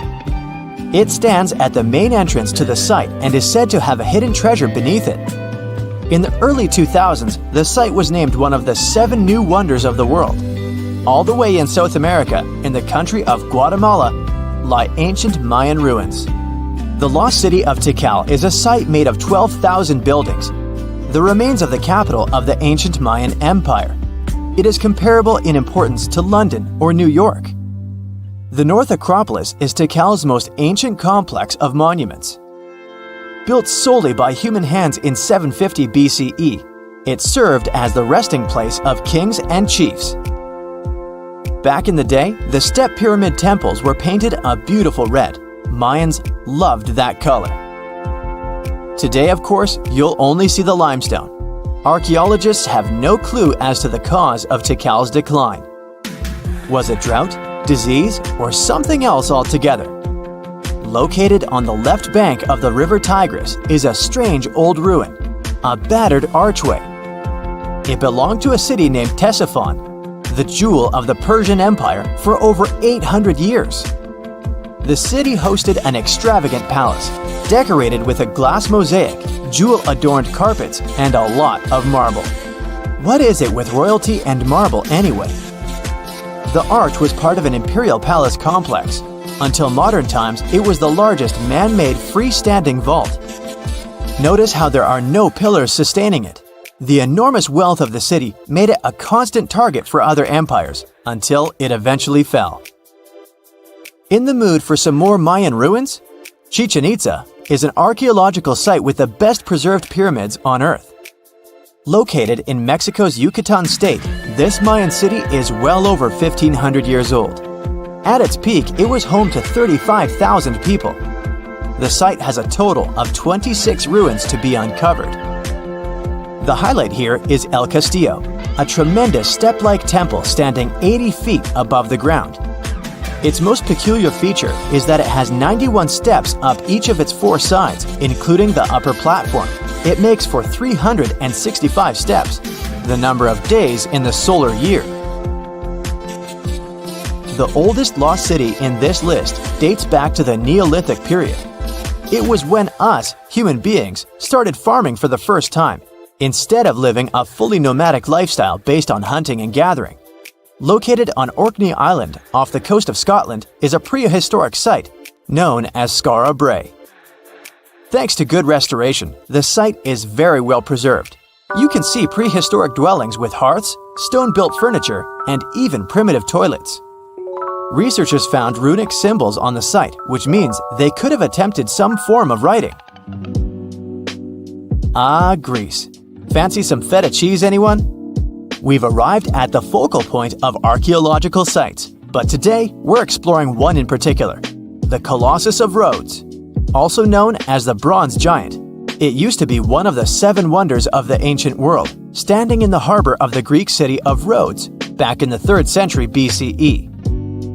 The Colossus was said to be 105 feet tall. It's believed that the statue was built with the help of 900 camels. Sadly, it only stood for 54 years. A ravaging earthquake tore it to pieces, so visitors would come and see only a giant foot. Now, there is a whole load of nothing where the statue once stood. I think it's safe to say there are a lot of random ruins on walls spread across the globe. And our final visit for the day consists of exactly those. All the way in northern England lies the ruin of Hadrian's Wall. The Roman emperor commissioned the wall in order to separate his empire from Britain's. The original wall was a lot grander than what is left of it today. But still, the ruins are pretty impressive. They consist of a 73-mile structure stretching from one coast to the other. Back in the day, Hadrian's Wall hosted 17 large forts and numerous observation towers to ensure the maximum safety of his empire. The wall fell into oblivion when the Romans left Britain at the start of the 5th century. People began looting it to build churches, farms, and even houses. Today, if you decide to visit the ruins, you'll only see waist-high fragments of stone. But still, pretty neat, huh? On October 30th, 1759, the inhabitants of the Middle East were jolted awake by an earthquake. Cracks appeared in the walls of their homes, roofs began to crumble. People ran out of their homes and gathered in open areas. But because of strong shocks, they kept losing their footing and falling. A month later, there was another earthquake, but it turned out to be even stronger. Trees broke, houses collapsed, deep cracks appeared in the ground. The disaster lasted for 2 minutes. Oases, roads, and cities were destroyed. Incredibly, Baalbek's ancient buildings withstood earthquakes. Some historians state that this majestic and mysterious place was built during the Roman Empire, but many researchers disagree. Whatever the truth is, the city is one of the main archaeological phenomena of humankind. The most amazing building of Baalbek is the Temple of Jupiter. The inhabitants of the Roman Empire believed that Jupiter held power over lightning and thunder. The building looked like a platform with 54 columns. A massive roof rested on these columns. Today, you can only see 6 70-foot-high columns. Each of them consists of 3 sections and resembles a pencil. The cores of these pencils were made of lead. This made the columns exceptionally strong. Each of these pieces of stone weighed an incredible 80 tons. That's the weight of 35 Ford Explorer SUVs. Look, this is the largest block in the Great Pyramid of Giza. But compared to the blocks from Baalbek, it doesn't even look that impressive. The foundation under the Temple of Jupiter was preserved. That's how specialists figured out it consisted of about 25 monolithic stones, weighing 450 tons each. It means that the blocks from Baalbek weigh almost 4 times more than the blocks from Egypt. There are 3 more enormous limestone blocks in the foundation. They weigh 800 tons each. This is more than twice the weight of a Boeing 747 plane. Ancient builders must have had a hard time carving such giants from a piece of stone. And after that, they also had to pull them to the construction site and lift them to a significant height. Repeating these logistics would probably turn out to be a nightmare for present-day builders. To do this amount of work, they would need modern equipment. But Baalbek's constructors didn't have trucks, cranes with circular saws, or electricity. How did the builders of the past manage to do this? Scientists have a theory that includes ropes, winches, and lever systems. Naturally, the engineers of the past made all the gadgets from wood. Around 3,000 feet away from the ruins of the temple complex, there's a quarry. Archaeologists suppose that's where the stones for the construction were cut. They found a block of limestone there. It seemed to be too large even for this incredible place. The monolith got called the Stone of the South. It was 65 feet long and 13 feet wide. The ancient builders didn't have time to completely separate it from its mother rock. A group of scientists from Austria estimated that this piece of limestone weighed more than 1,000 tons. That's like 3 Boeing aircraft or 160 African elephants. There was another surprise awaiting the archaeologists near the Stone of the South. It was the second monolith that weighed more than 1,200 tons. But the ancient builders didn't stop at that. They continued to work. In 2014, in the same quarry, German archaeologists unearthed a block that weighed 1,650 tons. No one has figured out yet why people of the past needed a piece of stone that weighed as much as 125 school buses. It's also unclear how they were going to move this giant and why they didn't finish the job. In any case, this third monolith is the largest processed piece of stone in human history. There are more questions than answers. Some researchers believe that people of the past had high-tech equipment. Others don't think so, but are eager to understand how the builders managed to move those stones. There's a huge number of ancient buildings and artifacts on the planet. Lots of them make researchers scratch their heads. Near the Pyramid of Djoser in Egypt, archaeologists have found a network of tunnels. This place is called Serapeum. It contains 24 sarcophagi weighing from 70 to 100 tons. The giant boxes are carved from a single piece of granite and covered with heavy lids. The sarcophagi are perfectly symmetrical. To the touch, their walls are as smooth as glass. Even with the current level of technology, this is very difficult to do. But the ancient Egyptians managed this feat. The Lycurgus cup is a priceless artifact and example of ancient nanotechnology. It's made of glass that can change its color. If you put a source of light in front of the cup, it turns green. If the light is behind the goblet, it becomes deep red. In this case, the figure of Greek king Lycurgus turns pale purple. Scientists understood how this color change worked only at the end of the 20th century. Through microscopes, they saw nanoparticles of silver, gold, and copper. They had been added to the glass matrix. Thanks to this, you can observe a color change called dichroism. Interestingly, the gold and silver were grounded into a fine dust. It's almost impossible to do this by accident. Most likely, the ancient experts knew for sure what they were doing. Bolivia has a curious place called Puma Punku. It looks as if an ancient giant played there with an enormous construction set. And after the game, they forgot to put the pieces back into the box. But there are no giants, and the huge stone blocks were carved by ancient builders over 1,500 years ago. Some of the rocks weigh 100 tons. The blocks were brought to an altitude of almost 13,000 feet above sea level from the quarry 60 miles away from the construction site. There's no forest in that area. This means the builders couldn't use trees to make wooden rollers. The monument belongs to the Inca civilization. Scientists are sure they didn't know anything about wheels. In 1992, the inhabitants of a Chinese village decided to drain a pond. Their ancestors had been using it to wash clothes and catch fish for hundreds of years. They kept pumping the water out for 17 days. At the bottom of the reservoir, they made an unexpected discovery. The villagers saw an entrance to a cave going down to a depth of 100 feet. The incredible find was named the Longyu Caves. Unknown builders carved out 320,000 square feet of galleries. There are separate rooms, bridges, pools, and columns that support the ceiling. The walls of the cave are covered with strange carved lines and patterns. Scientists haven't found any information about who built the caves and why they did it. The construction technology also remains a mystery. Antonio Stradivari lived in Italy in the 18th century. He created musical instruments. More than 600 of his works have survived to this day. 500 of them are violins. One of the instruments was sold at auction for $16 million. The violins made by this master sound clear and deep. Researchers can't understand why Stradivarius instruments produce such unique sounds. Perhaps it's all about the varnish the master used to cover the violins. The answer may also lie in the wood the instruments are made of. In those days, Europe had a cold climate. Because of this, the wood became denser, and the instruments made of it sounded especially pleasing to the ear. In the Indian city of Delhi, there's a 23-foot high pole. It weighs 6.5 tons and is made of 98% wrought iron.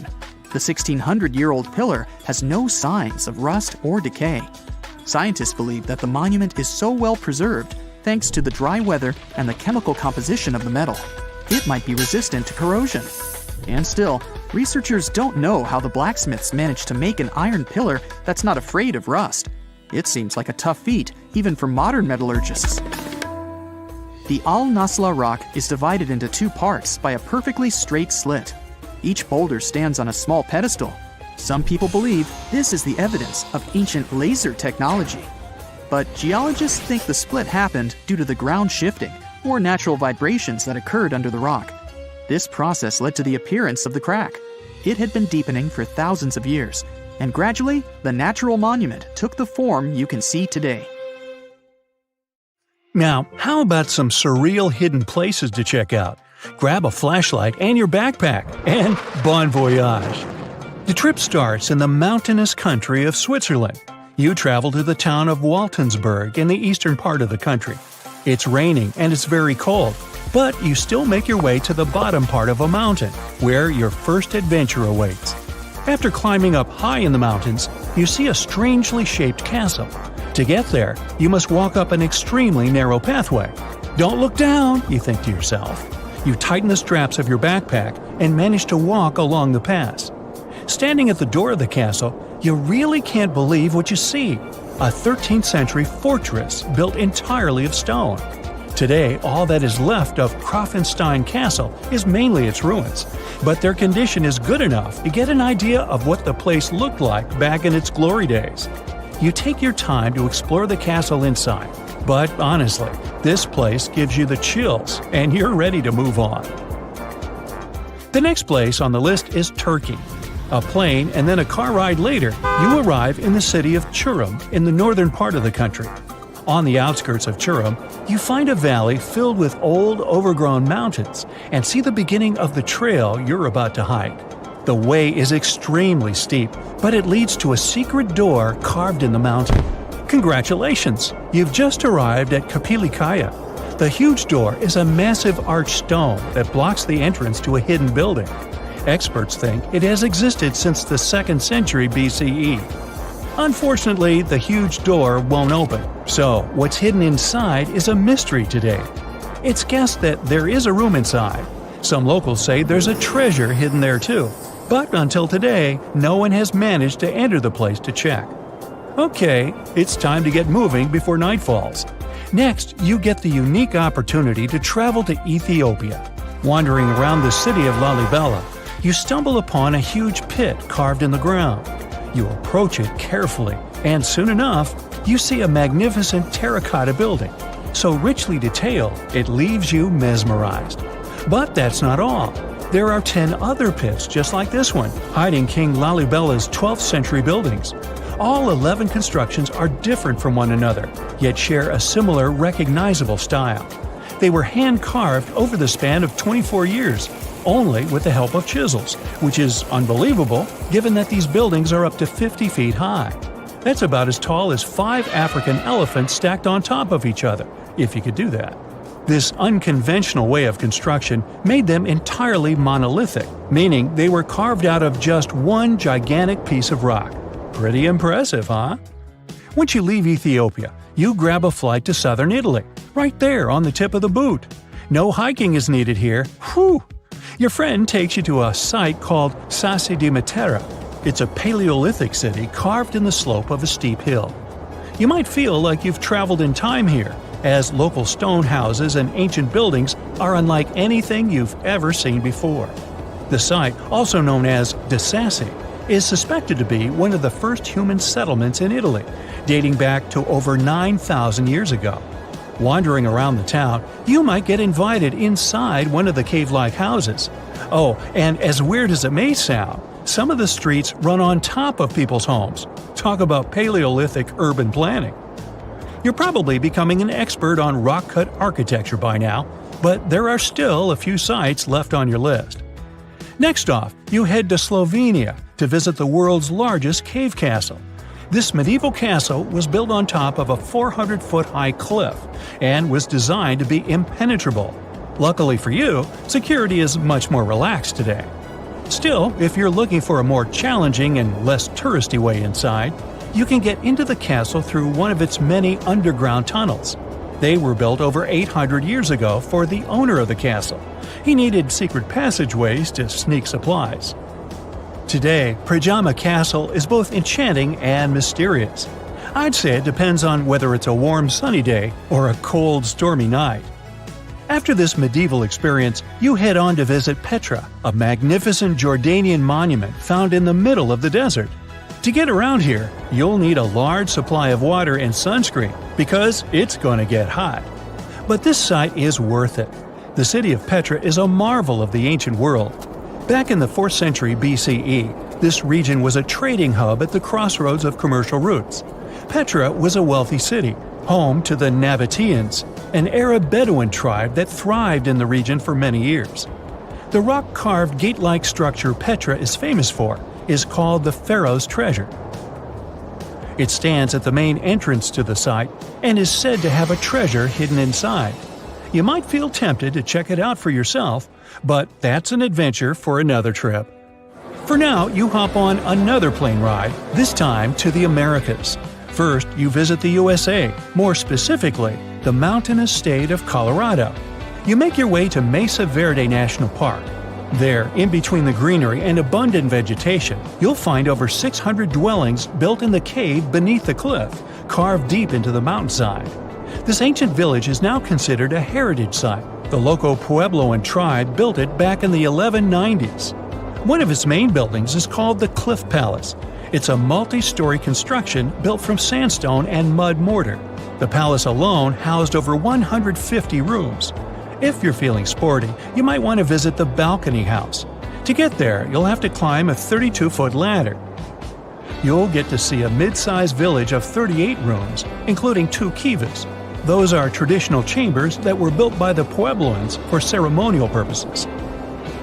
Still, in the U.S., you make your way to the hills of South Dakota. You're there to visit one of the world's most impressive human-made sculptures on Mount Rushmore. What's so mysterious about this place, you might ask? Well, during Mount Rushmore's construction, a 70-foot-long secret tunnel was built behind the head of Abraham Lincoln. The tunnel was supposed to hold all the documents and artifacts important to the United States history. After the designers thought it through, they decided it was better to hide them in a safe box in the floor of the tunnel. The box holds the history of how Mount Rushmore came to be carved, as well as a brief history of the U.S. and the 4 presidents depicted on the mountain. Amazing, right? Now, you're headed down to Machu Picchu, a South American site hidden between the Peruvian mountains. Machu Picchu itself is already a mystery. Researchers still don't know why or even how the ancient Incan civilization managed to engineer the stone-built citadel all the way back in 1450 CE. To get there, you must endure a 3-day hike, reaching the impressive altitude of 8,000 feet above sea level. Or you can get a train, but that's no fun, right? You're here to check on a relatively new discovery. Back in 2010, French engineer David Crespi was taking measurements of the Inca ruins when he noticed a door he had never seen before. It was sealed off by stones. He went back to the site a few months later with an electromagnetic scanner. The scanner, which could detect objects behind walls, showed there were copious quantities of metals behind that sealed door. The researcher contacted the Peruvian authorities requesting to remove the rocks, but they didn't authorize it. As of today, the door is still locked. Whew, this trip was long, wasn't it? Make sure to get some rest, Indiana Jones. Hey, if you think Stonehenge is one of the oldest stone monuments ever, well, let me introduce you to Göbekli Tepe. Buckle up, we gotta travel to Turkey to meet this really old guy. Yeah, he's too old to travel. Jokes aside, Göbekli Tepe, an archaeological site located in southeastern Turkey that dates back to the Neolithic period around 10,000 BCE. It's considered to be one of the oldest and most significant archaeological discoveries in recent times. The site consists of a series of circular and rectangular structures made of stone pillars. Yeah, it does look like its younger brother Stonehenge. Some of those pillars are decorated with intricate carvings of animals and other symbols. Now, you may be wondering, hey, why on earth did they make such a fascinating building? What was its purpose? Sorry, I got no answer for that. The purpose of the site is still unknown, but it is believed to have been a ceremonial center for the ancient people who lived in the area. The discovery of Göbekli Tepe has challenged long-held beliefs about the development of human civilization, as it suggests that complex societies may have emerged much earlier than previously thought. Okay, pack your stuff, our travels just started. Next destination, Masada. It's an ancient fortress located in Israel on a plateau overlooking the Dead Sea. Hey, look at that view, spectacular, huh? It was built by King Herod the Great in the 1st century BCE, and it was very smartly built. Within the fortress, there were various facilities such as storehouses, barracks, a palace, and a set of cisterns capable of holding approximately 40,000 cubic meters of rainwater. People living there believed that the collected runoff from a single day's rainfall could provide sustenance for over 1,000 individuals for a period of 2 to 3 years. Access to the fortress was limited to 3 steep and winding paths leading up to fortified gates. Still, at one point, the fortress was occupied by people who had fled Jerusalem after the city was captured by the Romans. They held out against the invaders for several months, but eventually they were defeated. But these guys didn't surrender. The story of Masada has become a symbol of resistance and bravery. Today, Masada is a popular tourist attraction and a UNESCO World Heritage Site. The next flight is going to be short. We're popping over to Egypt to see the Karnak Temple Complex. It's a vast ancient Egyptian temple complex located in the city of Luxor, Egypt. It was built over a period of 2,000 years and covers an area of more than 200 acres. The complex is dedicated to the worship of the deity Amun-Roka.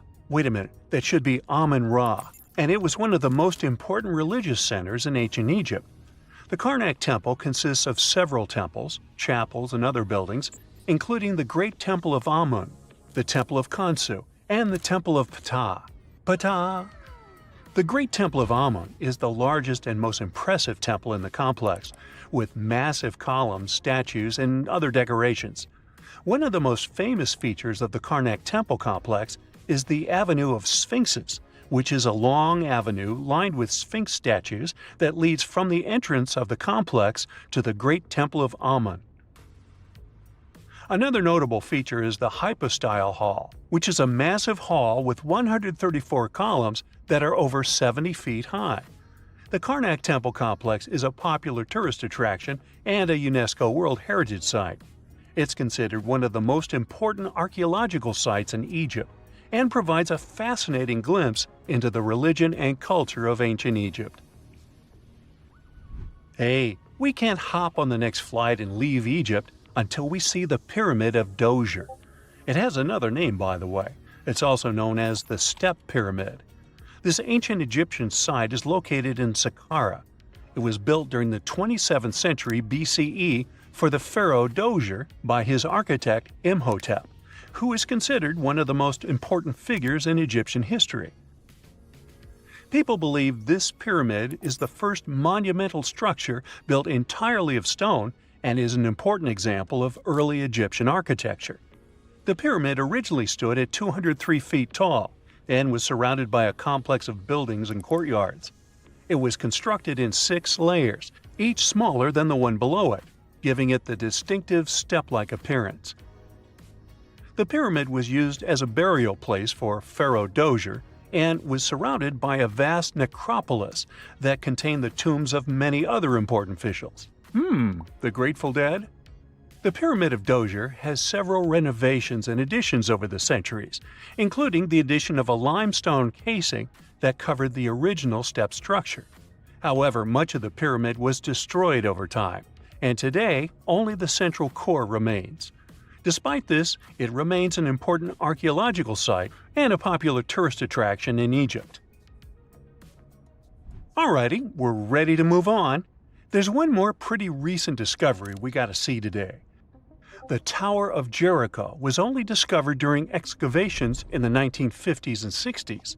It's an ancient stone tower located in the city of Jericho in the West Bank. Just like Göbekli Tepe, this one is believed to be one of the oldest stone structures in the world, dating back to approximately 8000 BCE. The tower stands at over 28 feet tall. It's made up of two main sections, an inner tower and an outer tower, which are connected by a series of stairs. The purpose of the Tower of Jericho is not entirely clear, but it is believed to have served as a defensive structure or a watchtower. It may have also had religious significance, as it was located near a sacred spring. The Tower of Jericho is a significant archaeological site and has provided valuable insights into the early history of human civilization. It's open to visitors and is a popular destination for tourists interested in ancient history.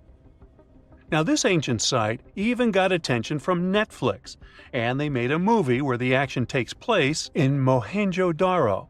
This site was a major center of the Indus Valley civilization in present-day Pakistan. Mohenjo-Daro was one of the largest cities of the ancient world, with a population estimated to have been around 40,000 in its peak. Trust me, that must have been a crazy megalopolis back then. The city was notable for its advanced urban planning, with sophisticated drainage and sanitation systems, and its impressive architecture, including the Great Bath and the Granary. Mohenjo-Daro was abandoned around 1900 BCE, and its ruins were only rediscovered in the 1920s. Today, it is a UNESCO World Heritage Site and an important archaeological site for the study of ancient South Asian civilization. We're heading to a teeny-tiny country that has quite an impressive history. Welcome to Malta. The Tzigantsia Temples are a Neolithic site located on the Mediterranean island of Gozo. They're probably one of the oldest freestanding structures in the world, dating back to around 3600 to 3200 BCE. The temples consist of two megalithic structures, each with multiple rooms and altars. The name Tzigantsia means giant tower in Maltese, as people believe that only giants could have built such massive structures. The temples are believed to have been used for religious purposes and are considered to be an important example of prehistoric architecture. They were added to the UNESCO World Heritage List in 1980. Well, you must be pretty tired, but there's one more place we gotta visit today. Our plane is already landing in Armenia, and we're here to see the Temple of Garni. Look, this one is well preserved. This temple dates back to the 1st century CE. It was built by King Herodotus I as a dedication to the sun deity Mir. Sadly, the temple was destroyed in the 17th century during an earthquake, which is quite a common thing for this area, but it was later reconstructed in the 20th century. Today, it's a popular tourist attraction and is also listed as a UNESCO World Heritage Site. The Moai statues have been standing tall and proud for hundreds of years. Once, people put an enormous effort into carving these grand sculptures, and then they just suddenly stopped making them. But why? Let's figure out this mystery. Easter Island, located 2,500 miles east of Tahiti, has an area of 63 square miles. To this day, it's one of the most isolated islands in the world. Once it was covered with forests, filled with different trees and ferns. But when the first humans came to the island around 400 CE, the forest slowly began to disappear.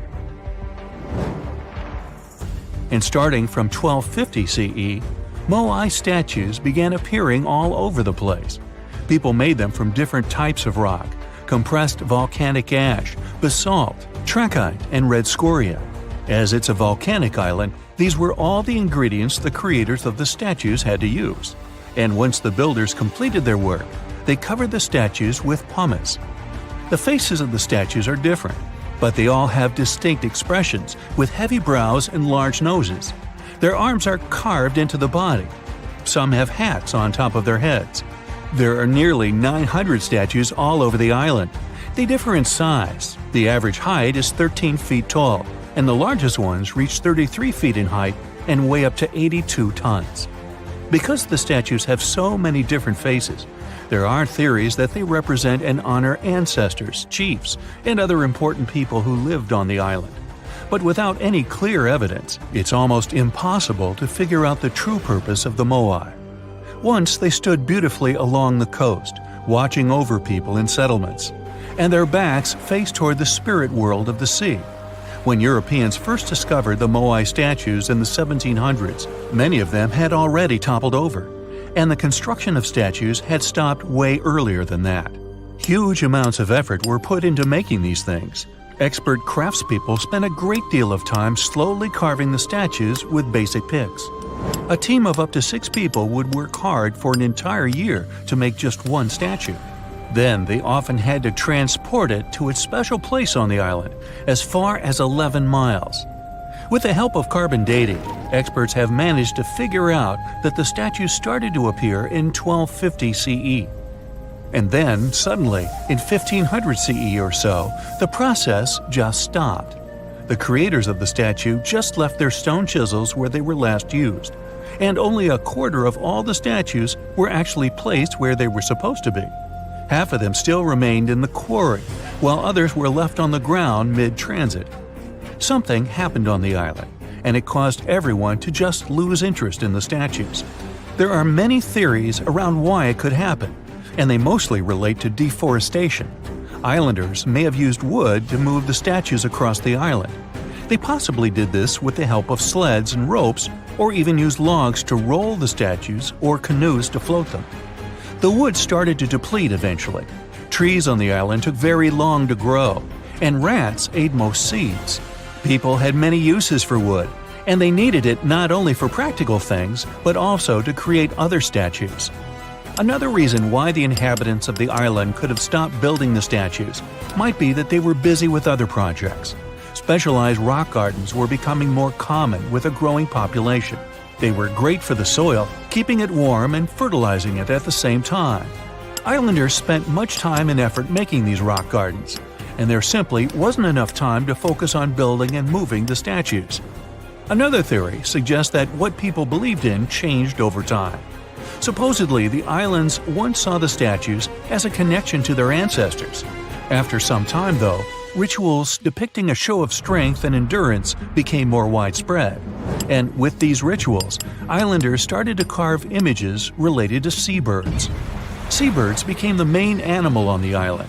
People started to believe that their ancestors looked over them through birds instead of the statues, so there was no longer a reason to build the moai.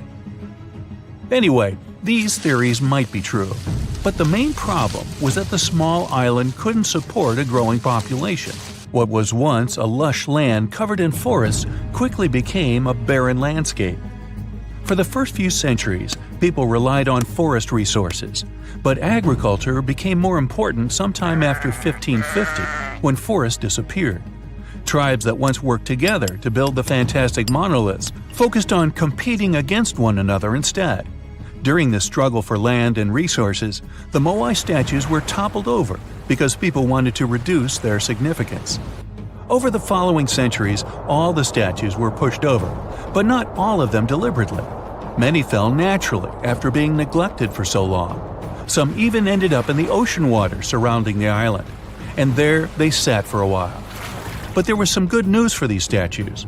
They were re-erected, providing a great experience for visitors from all over the world. If you make a journey all the way to this isolated island, the first question you'll probably ask will not be how the statues were made or how they were moved.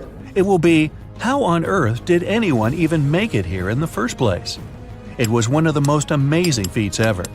The Polynesians sure did some pretty extraordinary things. From as early as 1500 BCE, these boat-faring people began to explore their world. They used the most advanced marine inventions of their time. They sailed across the ocean in catamarans and outrigger boats, starting in Southeast Asia and inhabiting many more places throughout the Pacific.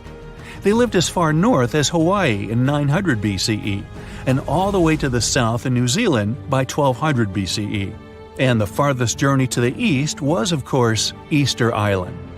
In only a few hundred years, these early sailors inhabited an area of thousands of square miles. They simply memorized where they had already been and, this way, managed to navigate the ocean. They used a wide range of techniques. They watched the sun as it rose and set during the day. Stars helped them at night. If it was overcast and sailors couldn't figure out direction visually, they used other brilliant methods. They watched the movements of ocean currents and wave patterns and paid attention to bioluminescence in the water. These patterns helped them find where specific islands were located. These seafarers even understood how islands and atolls in the distance caused air and sea interference patterns. Birds provided them with certain signs too. Some of them migrated long distances from one island to another, which gave travelers some kind of a visual connection for their route. Other types of birds had specific feeding times. Sailors knew when and where they hunted and directed their boats depending on where these birds fed. Vikings certainly get way too much credit for their seafaring abilities. Where they used a sun compass, the early Polynesians relied purely on the knowledge of how nature itself could guide them. Their skills were so advanced that in 1769, Captain James Cook, an English explorer, even hired a Polynesian navigator because of his extensive knowledge of the seas. But even more surprising was the fact that he drew a map from memory. It covered an area that was 2,000 miles wide. In this region, there were 130 islands, and the navigator knew 74 of those islands by name. At the beginning of their voyage, Captain Cook often disregarded the navigator's advice. But toward the end of their journey, he was very impressed. He also recognized the Polynesians as possibly the most widespread nation on Earth. Let's dive into the fascinating world of Tamil, a language that's truly one of a kind. From its vibrant history to its user-friendly nature and its wide coverage, Tamil is a linguistic gem that'll leave you in awe. For starters, Tamil holds the title of being the oldest living language on the planet. I mean, it's been around for more than 5,000 years. It's hard to know if it's truly the oldest language ever, but it sure takes the cake for being the oldest living language still in use today. The word Tamil itself isn't just a one-trick pony. It has multiple meanings up its sleeve. Of course, it refers to the language itself, but it also signifies beauty, sweetness, and even the concept of being natural. Talk about a versatile word. How many people still speak this language today, you might wonder? Tamil is like the rock star of languages in India, with over 84 million native speakers. Globally, almost 90 million people proudly call Tamil their mother tongue. Hold on to your hats, because things are about to get divine. In India, you'll find a temple dedicated to none other than Tamul Tai. Now, Tai means mother, and this deity is considered the personification of the Tamil language as a loving and nurturing parent. This language is also not just limited to its homeland. It's a language that has spread its wings across its neighboring areas. For instance, it's also an official language in Singapore and Sri Lanka. Not to mention, it's also recognized as a minority language in South Africa, Malaysia, and Mauritius. Have you ever wondered how it all started? You know, the whole spoken word shenanigan? And where? It's not like words magically popped out of thin air, right? It must have taken quite some time to develop. Linguists don't have an exact date or any clue about what those ancient languages sounded like, but they believe the first spoken language sprouted up around 100,000 years ago. Unfortunately, since a written language only came about 5,000 years ago, we don't have much info on what those early languages sounded like. All we know is that they're somehow related to the languages we speak today. Earth is one massive place. We're talking over 7,000 spoken languages among a population of over 7 billion. Sounds like a lot, right? Well, historically speaking, that's not too many. In fact, many languages are gradually fading away, being replaced by their respective countries' official languages. People are hopping on the bandwagon of learning the dominant language for better educational and economic opportunities. Eventually, we might end up with a global language to rule them all. At the moment, the most used language in the world is English. But hey, it wasn't always like this.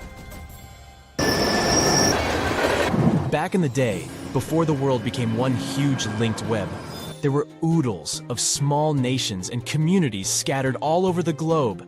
That means there were probably hundreds of thousands of languages evolving just like living organisms. But let's travel back in time for a bit, shall we? Picture a bunch of early humans roaming the land in their little tribes and communities. Within these groups, language became the bee's knees, the go-to for communication.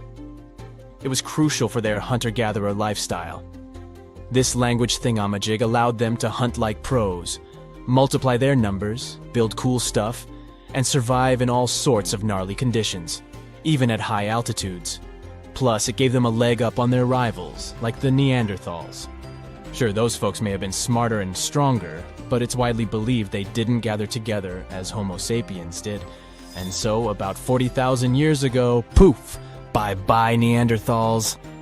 It just goes to show that language is quite a handy-dandy tool. Or at least that's one of the theories. Fast forward a bit, and humans had conquered all the major land masses. Mesopotamia, for instance, was the hotspot for this linguistic revolution, and by around 3200 BCE, Sumerian, a totally groovy language, stole the show. To this day, it's one of the oldest ones we know of, if not the oldest. What's interesting is that Sumerian had no linguistic siblings. It was like the loner kid on the linguistic playground. Let's look into the Sumerians' writing skills for a bit too. It's nothing like what we're used to today. Scientists have named it cuneiform writing, and it emerged as a means to record trade and political information. As a matter of fact, the first recorded name in history wasn't of a king or some powerful figure. It was most likely the name of an accountant, but it's difficult to know for sure. Cuneiform consisted of a collection of pictograms that represented objects or people, much like the ancient Egyptian hieroglyphics. Sumerian culture thrived in several city-states located in the southern region of Mesopotamia. Uruk, known as the first true city, was among the stars of the show. However, these cities eventually faced some unwelcome visitors. As a result, by 2000 BCE, Sumerian had taken a back seat, becoming a classical language just like Latin. Now here's a little twist in the tale. Sumerian might not actually hold the title of the oldest known language. Egyptian, for instance, emerged around the same time as the Sumerian civilization, but along the banks of the Nile. This ancient language also made use of pictograms in its writing system, but it did undergo some serious transformations due to its interactions with neighboring languages like ancient Greek, Persian, and Latin. By the time of Roman occupation, Egyptian had become a dead language, gradually replaced by Greek. Now let's give a special shout out to another one of those old languages that are still spoken today, Hebrew. This remarkable language has been around for over 3,000 years and has managed to remain relatively unchanged throughout its long history. Hebrew is one of the official languages in Israel, and around 63% of the population in this country speaks it. Also, there are approximately 6.1 million people all over the world who can proudly say that Hebrew is their first language.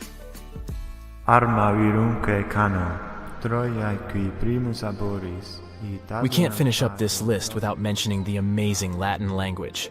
It all started in this place called Latium in the old Roman Empire, and that's how it got its name. Back in the day, Latin was the fancy language for all well-educated folks. But here's a fun twist. The Latin of yesteryear was a bit different from what we can check out in ancient books today. The alphabet they used was a total rebel, and they even wrote from right to left. Talk about turning the writing world upside down. But over time they realized it was more fun to go from left to right. Latin literature? Oh boy, it's considered the creme de la creme of ancient writing. You know, the kind that scholars and bookworms go crazy for. If there were an Oscar for ancient literature, Latin would be cleaning up all the awards. Latin was also like this ancient influencer. It's been around for so long that it has influenced a bunch of modern languages. Many English words are either straight up taken from Latin or have been heavily influenced by it. More so, Latin has even spawned a family of languages called Romance languages. No, not about love stories, chocolates, and flowers. Romance languages are the offspring of Latin, thanks to the not-so-gentle nudge of the Roman Empire. We're talking about languages like French, Spanish, Romanian, Portuguese, and Italian. But here's a bummer. Latin is considered a long-gone language. It's frozen in time, like a linguistic time capsule. While living languages like English keep changing and growing, Latin is stuck in the past. It had its transformation and alteration phase when it was still spoken, but now it's just enjoying retirement in the linguistic retirement home. Regardless, Latin still sneaks into our daily lives without us even realizing it. You know when someone asks you the time and you say it's 4 p.m., well, guess what? You're speaking Latin. PM stands for post-meridium, which basically means after midday. And AM? That's ante-meridium, meaning before midday. Tartessos, a mysterious, highly developed society that once flourished and then, without any warning, suddenly disappeared.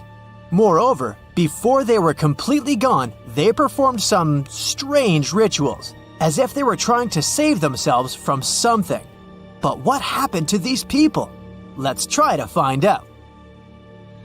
Let's go to the southwest of Spain, to about 2,500 years ago. Once, there was a beautiful city here, a trade center of Tartessos. Imagine the temple in the middle of a deserted town. A breathtaking, monumental 2-story building. There's a thick smell of frying meat in the air, and the smoke from its frying rises high into the sky, covering the patterns of the sanctuary. The sun has already set, and it's time to prepare for the ritual. We enter the ancient monumental hall. Inside, hundreds of people gather around a long wooden table lined with delicate ceramics and bronze bowls. They feast and drink. These people have much more fun than the animals outside the building. These animals are being prepared for the ritual. Horses, cows, pigs, donkeys, even dogs. All of them were brought here to appease the deities. And what happens after the ritual itself is even crazier. At the end of the ceremony, people take torches and set fire to the whole building. Everything turns to ashes and coals, and when the last embers fade away, they take shovels and begin to bury this place. It will take them at least several days to bury the former sanctuary under piles of earth. They work tirelessly. In some places, the thickness of the layers of mud and clay will reach almost 14 feet. And then, these people, the last known Tartessians, just leave this place and disappear from our world forever. But what just happened? Why did they even do all this? Let's start from the beginning. Tartessos was first mentioned in Greek and Roman texts thousands of years ago, but for a long time, we had no idea what it even was. All the descriptions were contradictory and confusing. Some archaeologists thought that Tartessos was a kind of seaport. Others thought that it was a river or a water reservoir. They even said this place could be connected with the mystical Atlantis. But there was nothing to back it up with, so the scientific community quickly rejected this idea.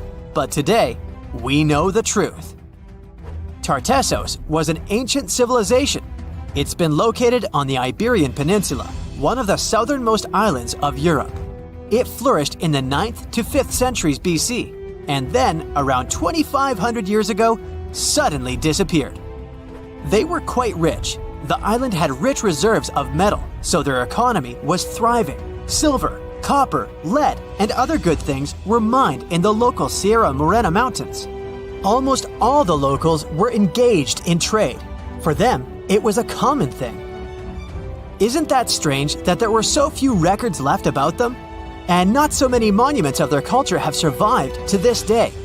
In total, throughout Spain, scientists were able to collect around 20 archaeological finds related to Tartessos. 3 of them were excavated in the Guadiana Valley: Canto Roano, Casas del Turrunuelo, and La Mata.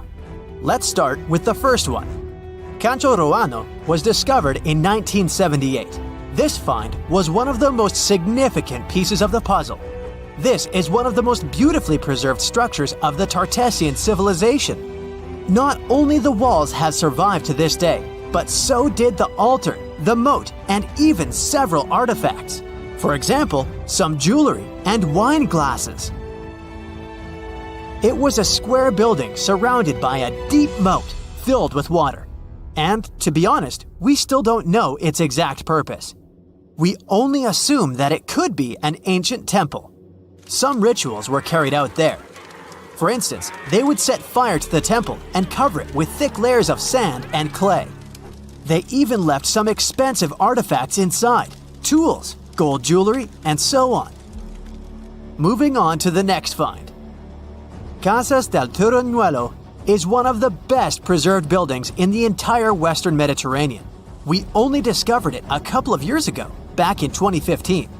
And it hasn't been studied that well yet, but we already know that this place is also pretty weird.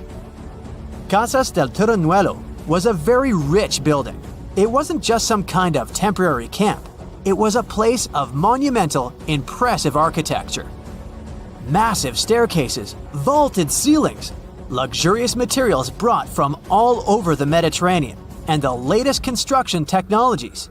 It was supposed to be a place of power, maybe even something like a palace. And yep, it also became the venue for the rituals. It's unclear whether the locals intended to destroy this beautiful place from the very beginning, but this is where they performed the greatest ritual in the area. This ritual involved more than 50 animals, including the most valuable ones, horses. It was their only means of transportation.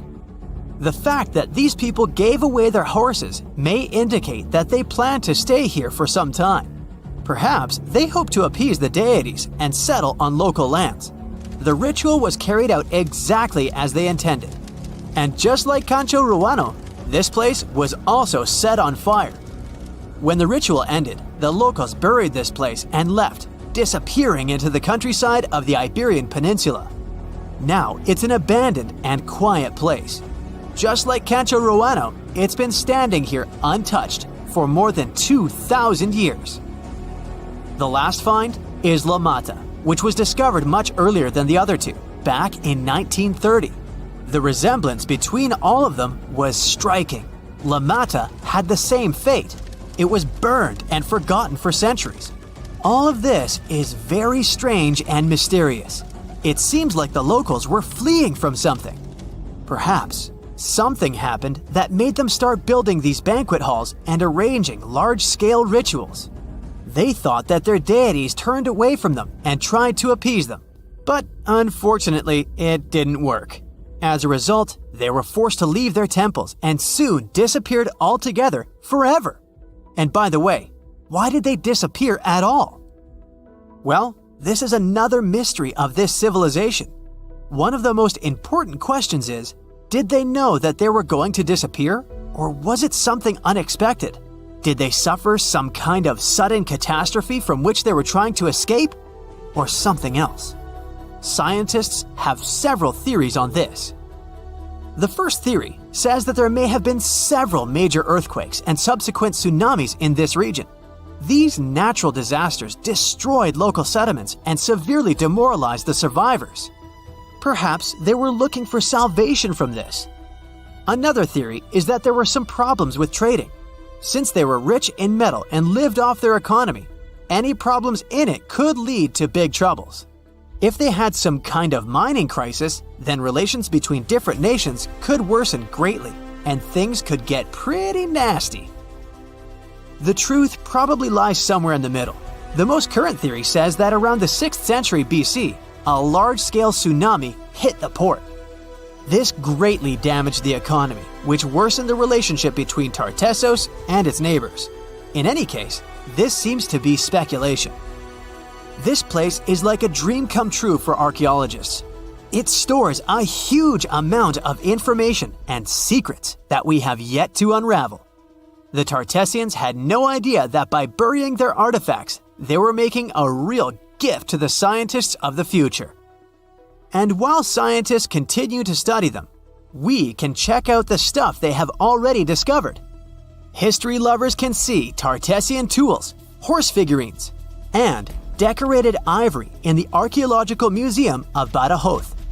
Let's hope that in the future, scientists will learn more interesting things about this civilization, and we'll finally find out what happened to them.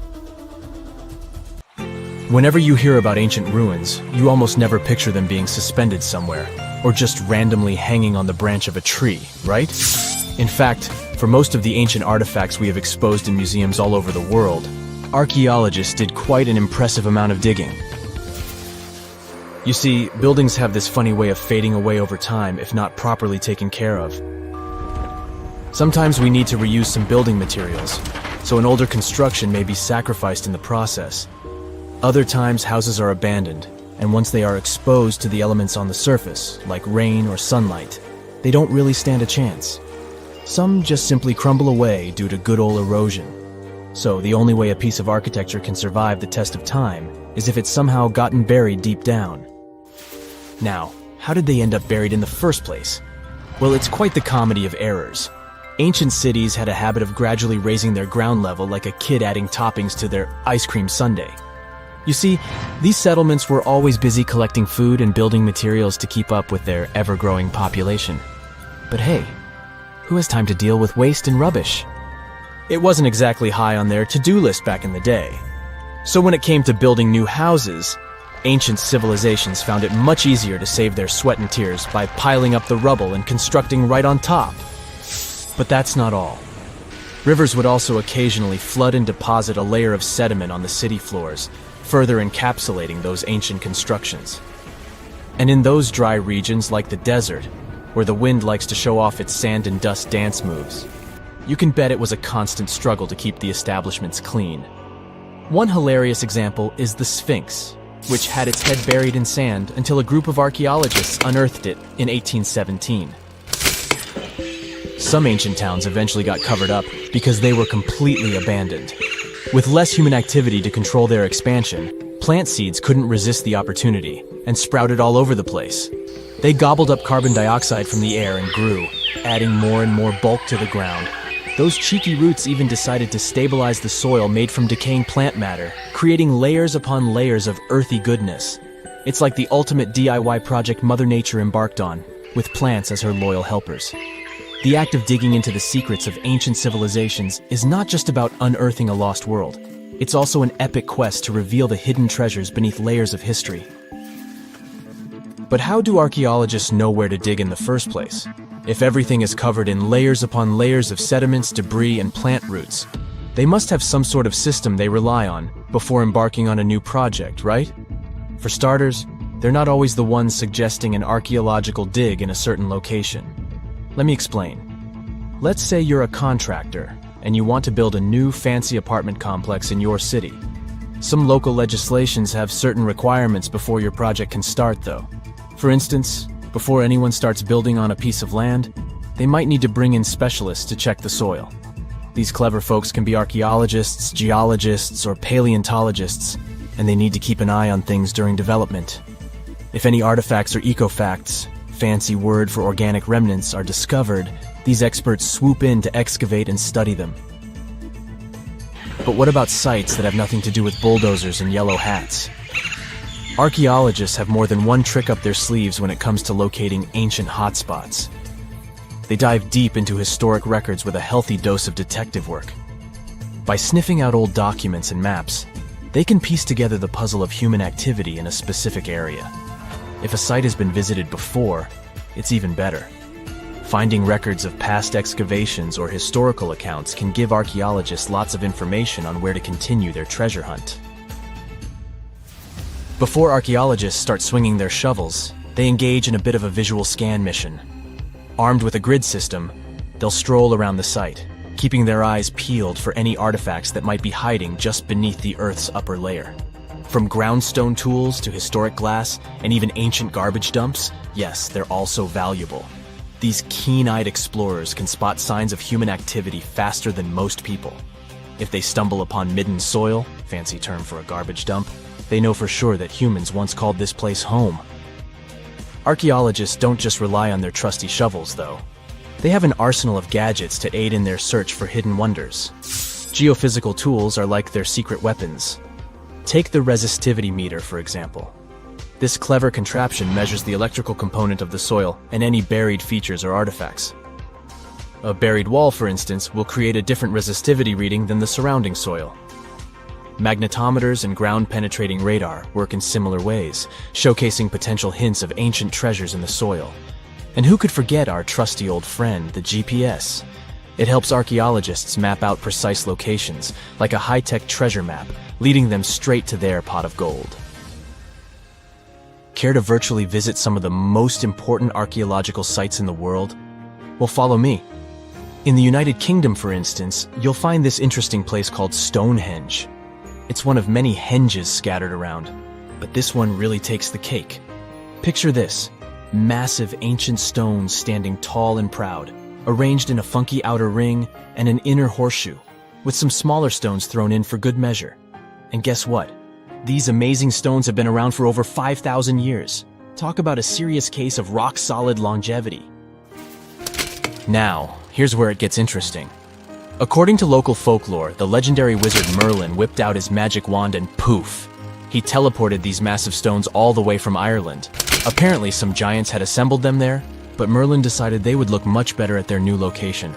Others think it's just the ruined remains of an old Roman spiritual edifice. These amazing structures were built by our Bronze Age ancestors. With their simple tools and limited tech, they managed to create this monumental masterpiece. Impressive, right? Unfortunately, there's still so much we don't know about this area. Stonehenge's initial purpose remains a mystery to this day. Sure, there are lots of theories, but scientists have yet to agree on the subject. However, we do know that it's perfectly aligned to catch the sunrise during the summer and winter solstices. The ancient city of Pompeii is an equally amazing archaeological site. Picture this: Mount Vesuvius, a notorious troublemaker, decided to throw a volcanic tantrum and completely covered this ancient Roman city. It turned it into a time capsule, located outside present-day Naples in Italy. Fast forward to the year 1748, when a bunch of adventurous explorers stumbled upon Pompeii. Lo and behold, they discovered a treasure trove of well-preserved goodies: streets, houses, food, probably a bit stale by then, blingy jewelry, fancy sculptures, colorful frescoes, everyday household items, and even animal and human remains. It was like an epic archaeological party. From the looks of it, Pompeii had it all. Fancy houses and villas, a massive 20,000-seat arena, cute little artisan shops, hangouts like taverns. And let's not forget the saucy spots like those luxurious bathhouses for some intense pampering. There's also the Sanctuary of Apollo, where people used to gather for their daily dose of worship. And of course, the bustling heart of the city, the Forum of Pompeii, where all the cool people used to hang out. And guess what?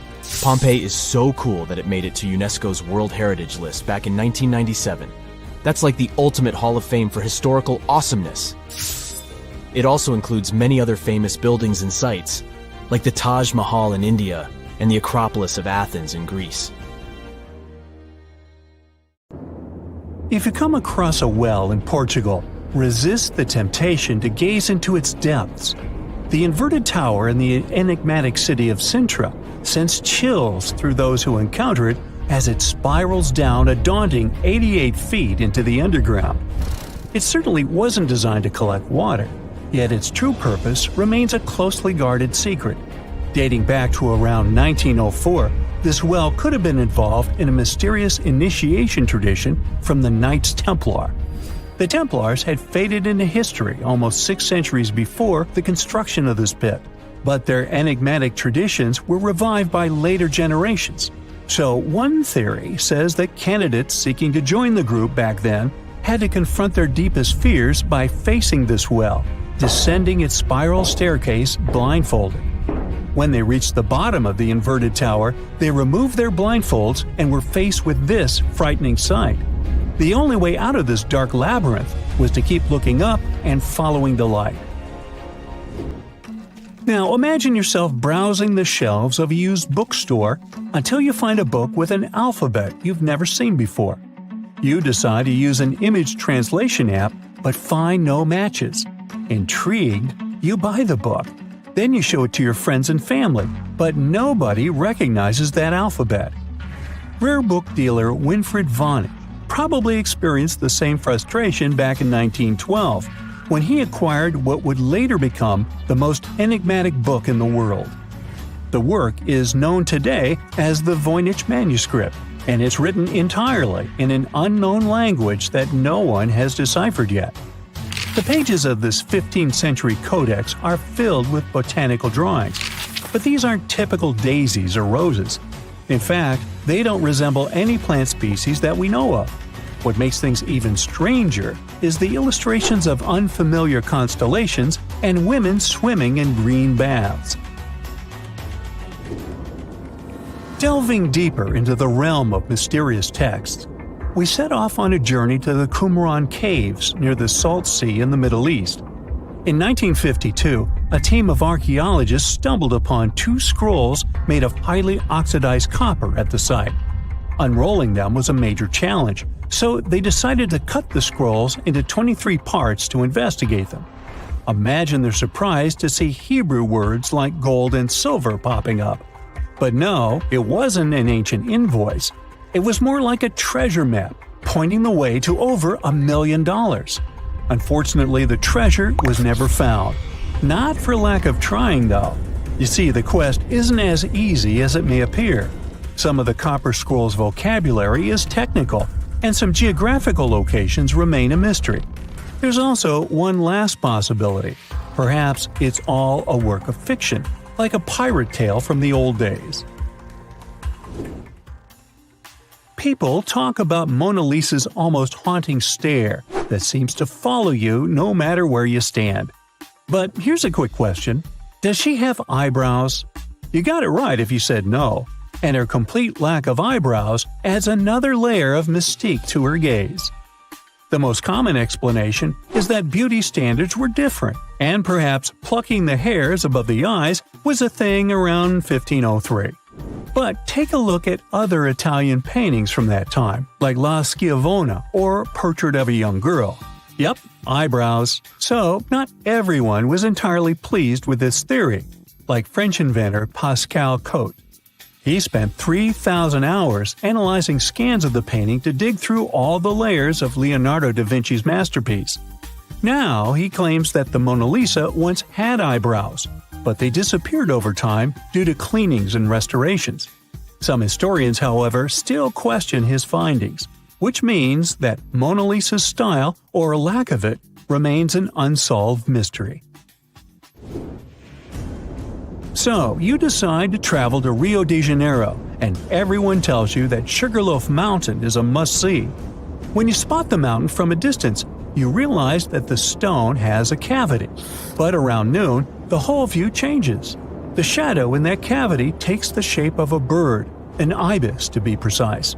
A local legend links this bird shape to the ancient Egyptian deity Thoth, as if the ancient Egyptians once visited Rio de Janeiro and were somehow inspired by the natural phenomenon.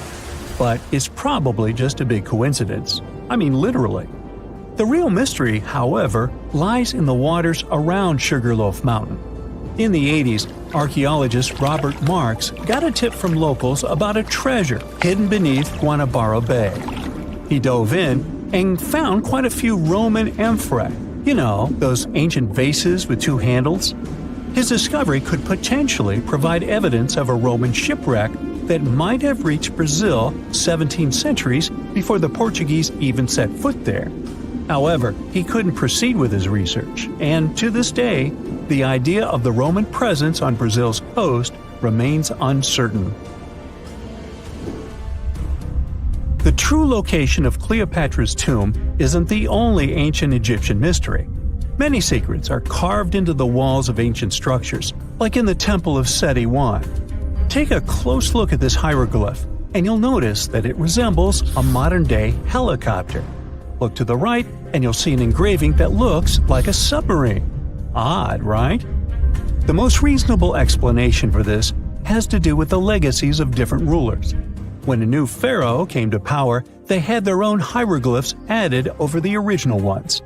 But this is still a topic of debate, as some Egyptologists believe that these mysterious hieroglyphs may represent some kind of ancient technology. The same applies to the Dendera light. The image found in the underground passageway of the Hathor Temple is a subject of significant controversy in Egyptian history. Some researchers suggest that the inscription simply represents a rising sun, while others interpret it as evidence of some kind of modern lighting system. And it does indeed resemble Crookes' tube, one of the early experiments with electrical discharges. Although there's no concrete evidence of ancient Egyptians having modern electricity, some historians believe that this theory could help explain why many discovered tombs don't have any residues left behind from the use of oil lamps or candles. A lot has been said about the mysterious pyramids of Egypt, but many people tend to forget that other inexplicable structures had already existed even before them. Our next stop takes us to Turkey. The top of a hill known as Göbekli Tepe, near the city of Urfa, holds an ancient secret. It features more than 20 circular stone enclosures dated back over 11,000 years. Many of these have heavily carved stone T-shaped pillars adorned with eerie human figures with folded hands. The most accepted theory is that it's the world's first temple, likely used for rituals or social events.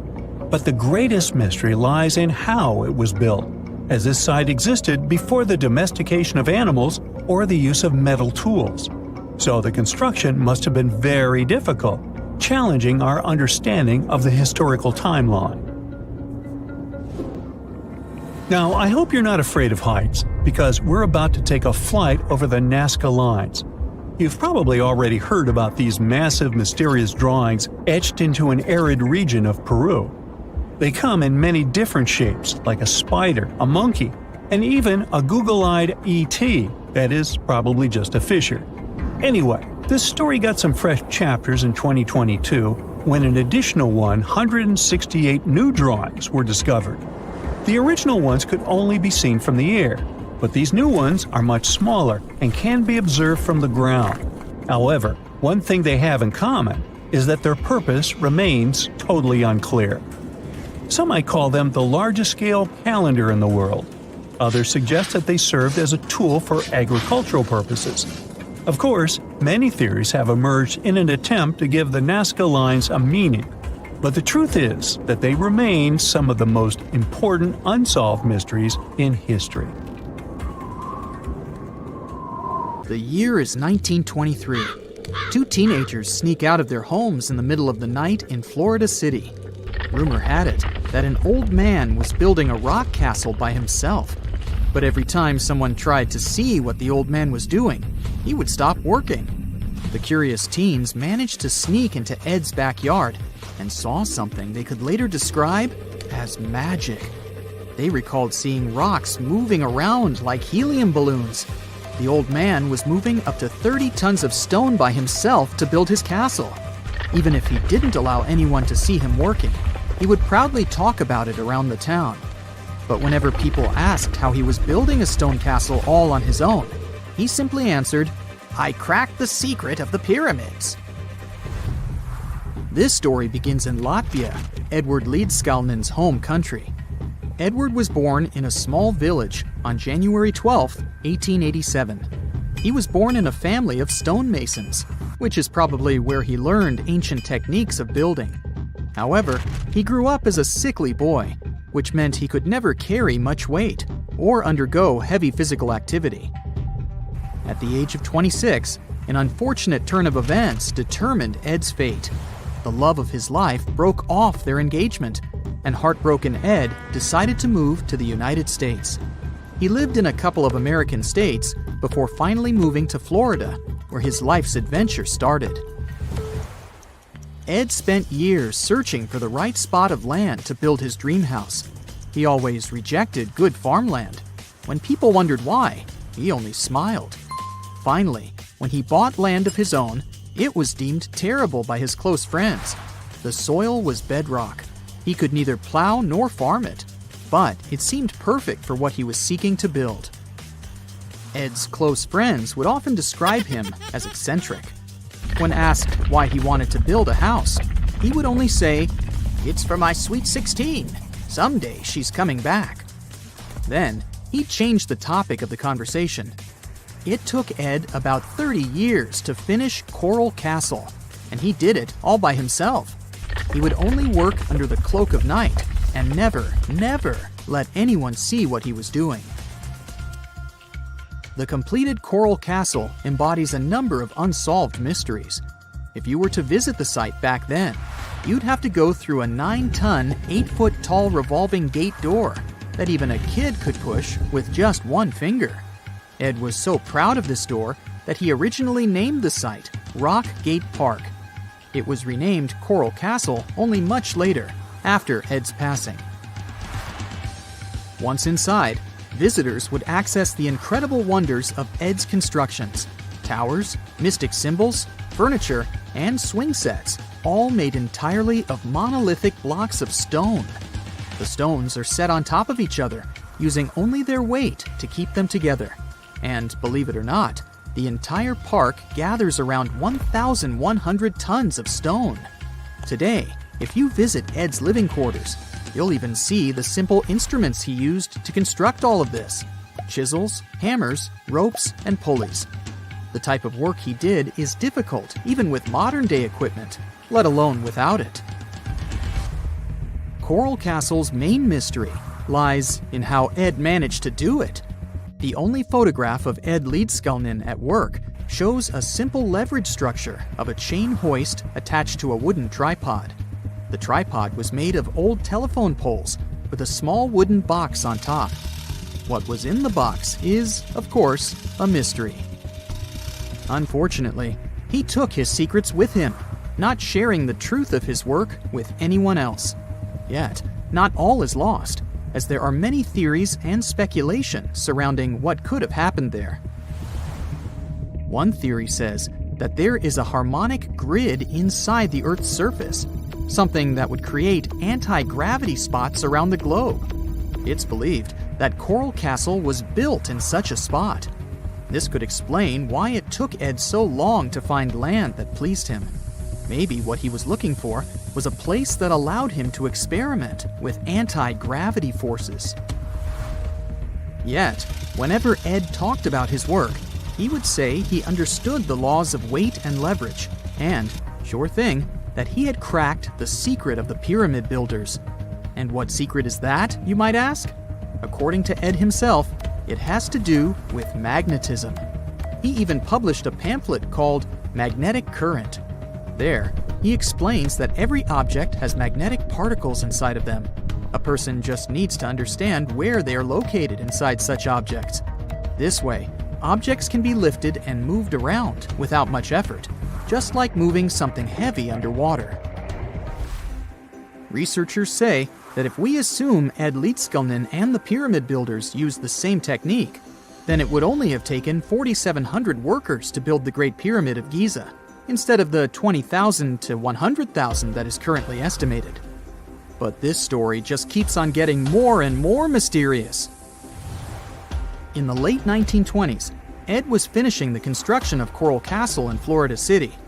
Rumors about his work had spread around town. People said Ed was hiding a stash of money somewhere in his living quarters. One night, a group of men waited until Ed was alone and broke into the castle to rob him. They couldn't find the money and, luckily, didn't harm Ed. But in the following days, he decided that it was best he moved out of that land. Of course, he took more than his toothbrush along with him. Ed decided to move the entire Coral Castle to another land 10 kilometers away from where he had built the park. Legend says he hired a truck driver and asked him to swear secrecy about what Ed intended to do. He asked the driver to look away while Ed loaded the truck by himself, moving all of the rocks without any help. With the truck loaded, Ed and his castle moved to Homestead, Florida, where the park is located until this day. In 1986, a group of engineers from Florida University was called to try to fix the park's gate entrance, the 9-ton revolving door that Ed was so proud of. They arrived with plenty of modern-day equipment, including a 20-ton crane. When the engineers took the door down, they noticed that Ed had used a strange circular stone at the bottom of the revolving door.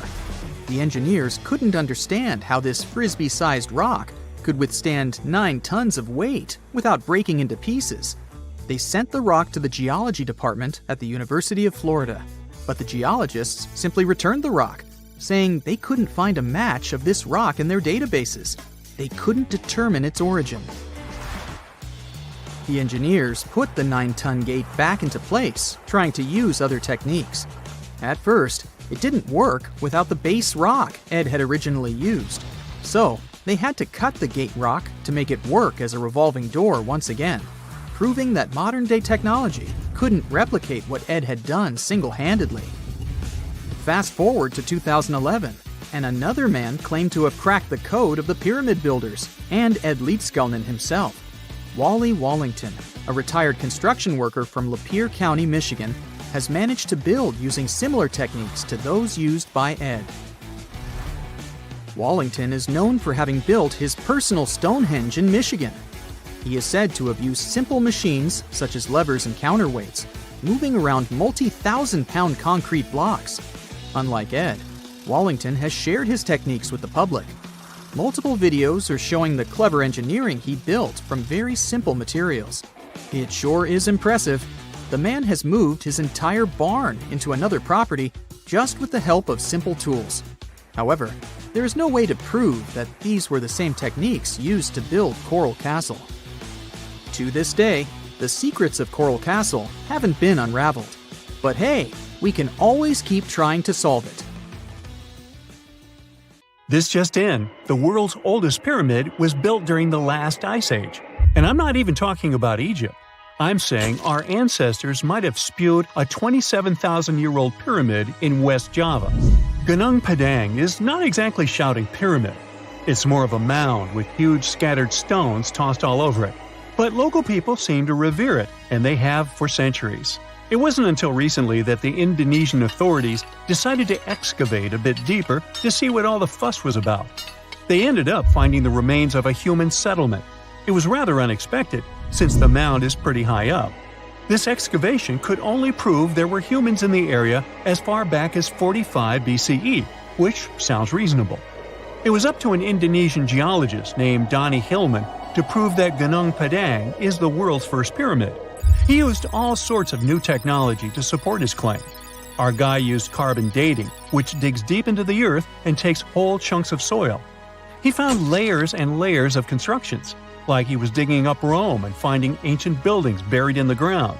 His research proved that there had been caverns and even rooms down there, which could only mean one thing: humans.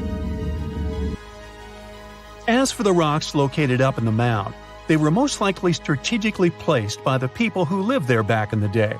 They needed a place to meditate, so they arranged things in a harmonious way. Their smooth surfaces wouldn't be the result of years of erosion, but the works of great sculptures, the Michelangelos of their day, let's say. If this is all for real, then human civilizations began way before we think they did. Our ancestors, the Paleolithic humans, didn't have what it took to be considered a civilization, especially not the tools and knowledge to build pyramids. They needed a lot of masonry skills, which weren't all that available during the last ice age. His peers don't share this view, though. They could believe Hillman's theory if he had found evidence such as charcoal and bone fragments, but he didn't. Flint Dibble, another archaeologist, says that without concrete evidence of human activity, there's no proof of an actual pyramid. In this case, all the data proves is that the soil in the mound dates back to 27,000 years ago. He thinks the rocks on top of the mound just slipped down the hill, like rocks normally do. Only a complex society would have managed to build a stepped pyramid like they claim it was. But according to Bill Farley, an American archaeologist, there's just no reason to believe there were any settlements in Indonesia during the last ice age. Now, just so you know, the oldest known ancient society with this kind of knowledge is probably 11,000 years old and used to occupy the region of modern-day Turkey. Take a look, Turkey's Göbekli Tepe. It's also not a pyramid, but it's the oldest monolithic construction made by humans. Back in the Neolithic period, a lot of people settled there, and there are proofs for it. For example, the walls there are covered in ancient drawings of clothing and wild animals. Until recently, the title of the world's oldest pyramid went to a three-sided construction known as the Djoser Pyramid in Egypt. Djoser is located just a few miles south of the Giza complex in a town called Saqqara. It made its way to popular culture more than once. In the 18th century, it became a common feature in European paintings. Young men from the cultural elite did a grand tour around the world, and Saqqara was at the top of their list. It was also featured in the video game Assassin's Creed, with a digital representation way more accurate than many historical drawings of the thing. That was kind of a big deal in ancient Egypt, to build pyramids for kings to spend their afterlives. And if you thought the Khufu pyramid was the oldest one in the world, Well, Djoser was built 70 years ahead of that time. The development of new technology has allowed archaeologists to make groundbreaking discoveries, and a new, or should I say ancient pyramid in South America might win the title in dispute. It turns out that pyramids were also pretty fashionable in the Americas in the old days. Among them are the iconic pyramids of Guatemala's Tikal temple complex, the same ones that appeared in Star Wars No. 4. But to find the oldest pyramid in the Americas, one would have to travel to Peru. Deep in the Peruvian desert, archaeologists stumbled upon a sprawling ancient metropolis known as Caral. At first, researchers believed that the settlement was pretty recent, since the site was way too complex for ancient technology to handle it. As we said, Caral is a desert town, like Las Vegas, but without all the hoopla. This means no easy access to water. And for cities like these to thrive, they need a considerable irrigation system, which leads us back to complex technologies. The Peruvians surprised us all with this new discovery. This site was huge, filled with an amphitheater, houses, and religious buildings. The whole thing probably sprawled through 370 acres. And when scientists went to test their initial hypothesis using radiocarbon dating, they found that the city probably sprung around 2027 BCE. On the site, archaeologists found 6 pyramids that could possibly predate the one in Saqqara. As far as they know, both civilizations coexisted in the same time period, in opposite parts of the world. But since researchers can't pinpoint the exact age of Caral's pyramids, it's pretty hard to guess which civilization completed their pyramid first. If only we had a crystal ball. Now, it just so happens that the shape of a pyramid is something that nature is able to produce all on its own, leaving us modern-day humans a bit confused.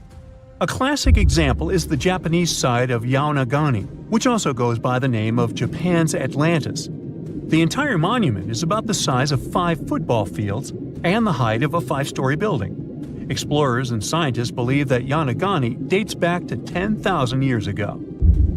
For Japan's top marine geologist, Professor Masaki Kimura, Yaonagani is the heritage of a lost civilization. Kimura has dived into exploring the ruins over 100 times over the past 10 years. To him, there are clear signs of human activity down there. Check out this triangular-shaped pool on the monument's surface. Kimura thinks it's actual proof of humans, because this triangle-shaped concave is a historical symbol of water fountains in the region. As it happens with a lot of these cases, not all scientists are convinced the same. For many, Yaonagani is probably the result of thousands of years of erosion, and the fact that the monument is composed of one massive rock leads them to believe it is not really human-made. Sure, these huge basalt columns may look like the ruins of a palace, but they're most likely the result of the intense volcanic activity in the region. And speaking of natural formations that really look like a human made it, a pyramid on Mars has been a hot topic lately. Humans have been keenly trying to prove that there is life on Mars for quite some time. But some are stretching it really far, saying that little green or gray people built a pyramid on the planet to try and build their own civilization. This picture was taken over a decade ago by the Mars Reconnaissance Orbiter, the MRO, but it started to resurface recently. It shows what looks like a 3-sided pyramid. Some people claim that the smooth side of the pyramid could only be the effect of otherworldly work. Then science comes along and explains that Mars is home to one of the deepest canyon systems in the whole solar system. The so-called pyramid is located in what is known as the Kandor-Chasma region. This Martian region has a bunch of similar formations that are nothing more than the result of erosion. Nothing supernatural going on there, apparently. It's strange if you think about it. There are old Roman buildings that have lasted for thousands of years, while our newer buildings seem to fall apart. How did the Romans manage to create such strong buildings? A lot of them with complicated designs, too. Recent research has shown that the Romans used a type of concrete that has an extra layer of protection against the elements. It can even fix itself when it gets wet. This discovery not only explains why these buildings have lasted for thousands of years, but it can also help us make cement in a way that's more natural and resistant. A recent study shows that Romans used volcanic ash in their concrete mix to make it stronger, especially when it was near the ocean, where the air is naturally more humid and could naturally cause more damage. These days, we make concrete out of sand, rocks, water, and a special kind of cement called Portland cement. This cement itself is made by cooking limestone, clay, and other substances in very hot ovens that reach over 1400 degrees Fahrenheit. Sure, it creates a well-blended mixture, but it cracks easily, and sometimes it only lasts a few decades. There's one more interesting feature of this amazing Roman concrete. It has small white bits of calcium called lime clasts that stay inside the concrete and do not disappear over time. At first, it may not seem that attractive because it's not as smooth as the concrete we use today. And for many years, specialists used to think that having small pieces of lime in concrete was a bad thing because they thought it made buildings less resistant. But researchers found out that these tiny pieces actually help the concrete fix itself. I wish I could fix myself that easily.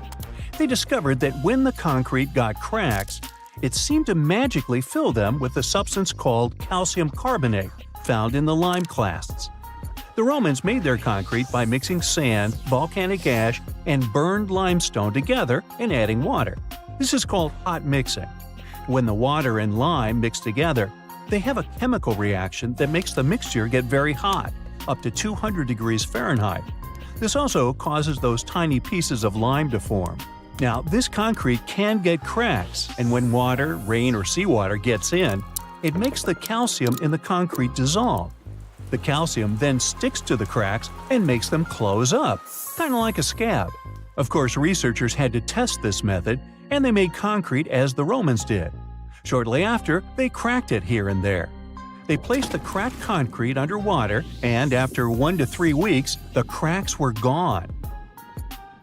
Safe to say, this didn't happen with concrete made using modern methods. Now, the Romans didn't know the science behind making their concrete strong, but they found a good recipe by trying different things over a long time period. Ancient records show that they used this recipe to build strong structures, especially for ships, and continued to use it once they found it was successful. Now, not all Roman buildings made it to the 21st century in perfect condition. The Colosseum, for instance, one of the most famous Roman constructions in the world, used to be nearly twice as large as it is today. It sustained a lot of damage throughout the ages, reaching the form we've come to know today. Let's not forget, it's a pretty old building to begin with. Its construction started in the year 70 under Roman ruler Vespasian, who later started making motor scooters named after him. You know, Vespa? Nah, I made that up. Anyway, ever since it first opened, the Colosseum was home to a lot of activities and shows, featuring fearless gladiators and a large display of exotic animals, who got to mingle and did lunch together. Unfortunately, it all went downhill in 217, when a fire struck the upper parapets and much of the building's interiors. It took a whole century to finish up the repairs for the damages. Sadly, the initial shape of the Colosseum would be gone forever. A strong earthquake followed, and that didn't help either. This one took place in southern Italy in 443. At this point, a considerable portion of the Colosseum's outer ring was damaged. Soon enough, when locals encountered hardship, they had to rely on selling chunks of limestone from the ancient Colosseum to go by. Another earthquake came in 1349, which gave the Colosseum its most devastating blow. It's when the south side of the building collapsed completely. That's when it started to look more like the building we can see today in the Italian capital. It's not all bad, though. Some pieces of stone that were shaken off the Colosseum were used to rebuild other famous landmarks in Rome. So, if we think about it, the missing part of the Colosseum isn't missing at all. It's just been recycled all around the city. One building that features pieces of old stone Colosseum is called Palazzo Venezia, and it's a local museum. Now, speaking of weird buildings, you've probably seen this one, as it's one of the most photographed spots in the world. You can see online photos of people leaning on it, or ones that make the building look like an ice cream scoop. This famous Italian landmark is called, you tell me. Yep, the Tower of Pisa, and it looks like it's seconds away from collapsing to the ground.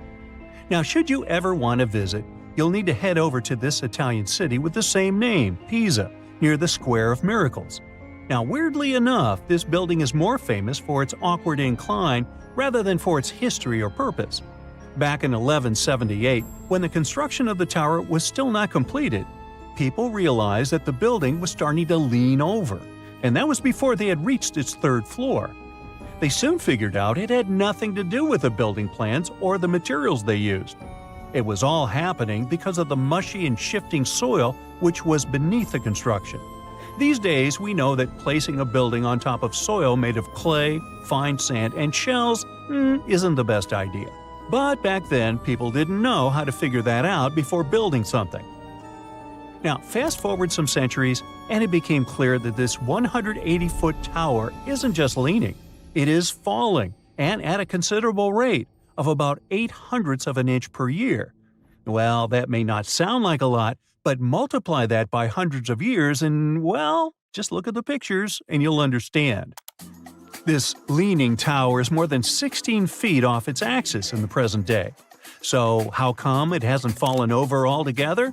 Well, because of physics mostly. Its center of gravity continues to be located within the base of the structure, so it's pretty grounded.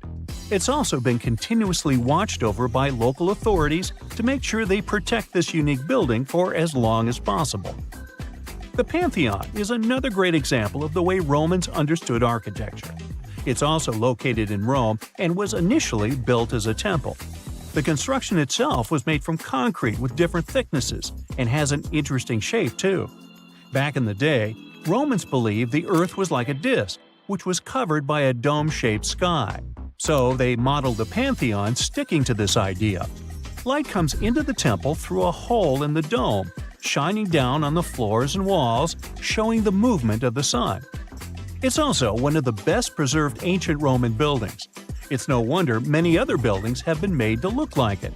In the U.S. alone, the U.S. Capitol, the Jefferson Memorial, and the National Gallery in Washington, D.C. are all said to be modeled after this ancient construction. The famous painter Michelangelo was so impressed by this building that he believed some unnatural force must have helped in its construction. The place where it stands is also very special because of the story behind it. Legend has it that the founder of Rome, Romulus, was lifted to the ancient Roman higher spirits on the wings of an eagle from this exact location. Apparently, it was a talon show. Get it? Talons? Eagles? Okay, gotta go. Strange and amazing items are discovered often, but figuring out what our ancestors were up to is pretty tough. Especially when all you have are just some rusty cups and cave drawings. It's no surprise that even the experts in lab coats sometimes make mistakes. But it's not just about dusty plates and huge stones.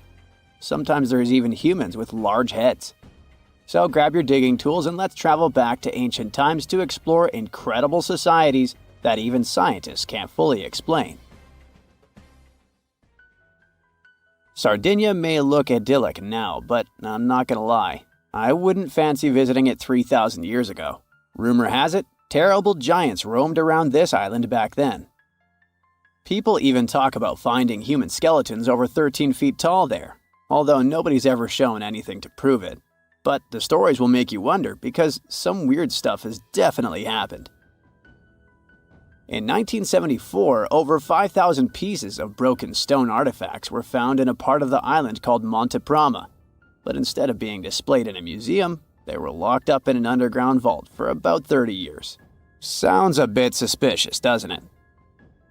When they were finally displaced in 2005, scientists put the pieces together to find statues of 38 giant men standing 8 feet tall.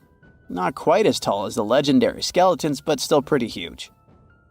It's thought these statues were made by the Nuragic people, who lived on the island a long time ago. Besides giant statues, they also built over 8,000 massive stone buildings. Perhaps Nuragic weren't giants themselves, but they definitely liked their things big. I do too. I like a big number of likes on our videos, that'd be pretty great. Thank you if you liked this and subscribed. Now back to the video. You and I are pretty smart, but we might not be the smartest humans ever. Actually, we might not even be the smartest species. Since 1913, some skull fossils found in South Africa have hinted at a possibly smarter contender called Boskop Man. This human-like species might have lived as recently as 10,000 years ago. Their skull suggests they had really big heads, which means their brains could have been 30% bigger than ours. Wow! Their average IQ could have been around 149, making them among the smartest 0.05% of people today. But if a Boskop brainiac was so much smarter, why are they not around and we are? Well, bigger isn't always better, you know. Our brains are a lot bigger than our ape relatives, mainly in the prefrontal cortex. This part helps with high-level tasks like making decisions, remembering things short-term, and being aware of ourselves. The parts of the brain that handle our senses and movements haven't really grown much. So, maybe the Boskops spent too much time dwelling on the past rather than doing practical things like hunting. But this is all just guessing. We really don't know what happened to these clever cousins of ours. Some people even argue that Boskops weren't any different from us, with the only evidence being parts of skulls. The jungle is huge. Did you know the Amazon rainforest is home to about 30% of all the world's plant and animal species? That's impressive. However, the history of one native species, humans, has long puzzled scientists. The mysterious Kasarabe people lived here for hundreds of years and then vanished around 1400 AD. People thought the Amazon only had a few scattered tribes, but recently we discovered big, unusual shapes in the ground called geoglyphs. These might look like simple shallow ditches, but they're actually the remains of a vast civilization that spread over 5,000 square miles and includes about 450 markings, some as wide as 1,300 feet. That's insane!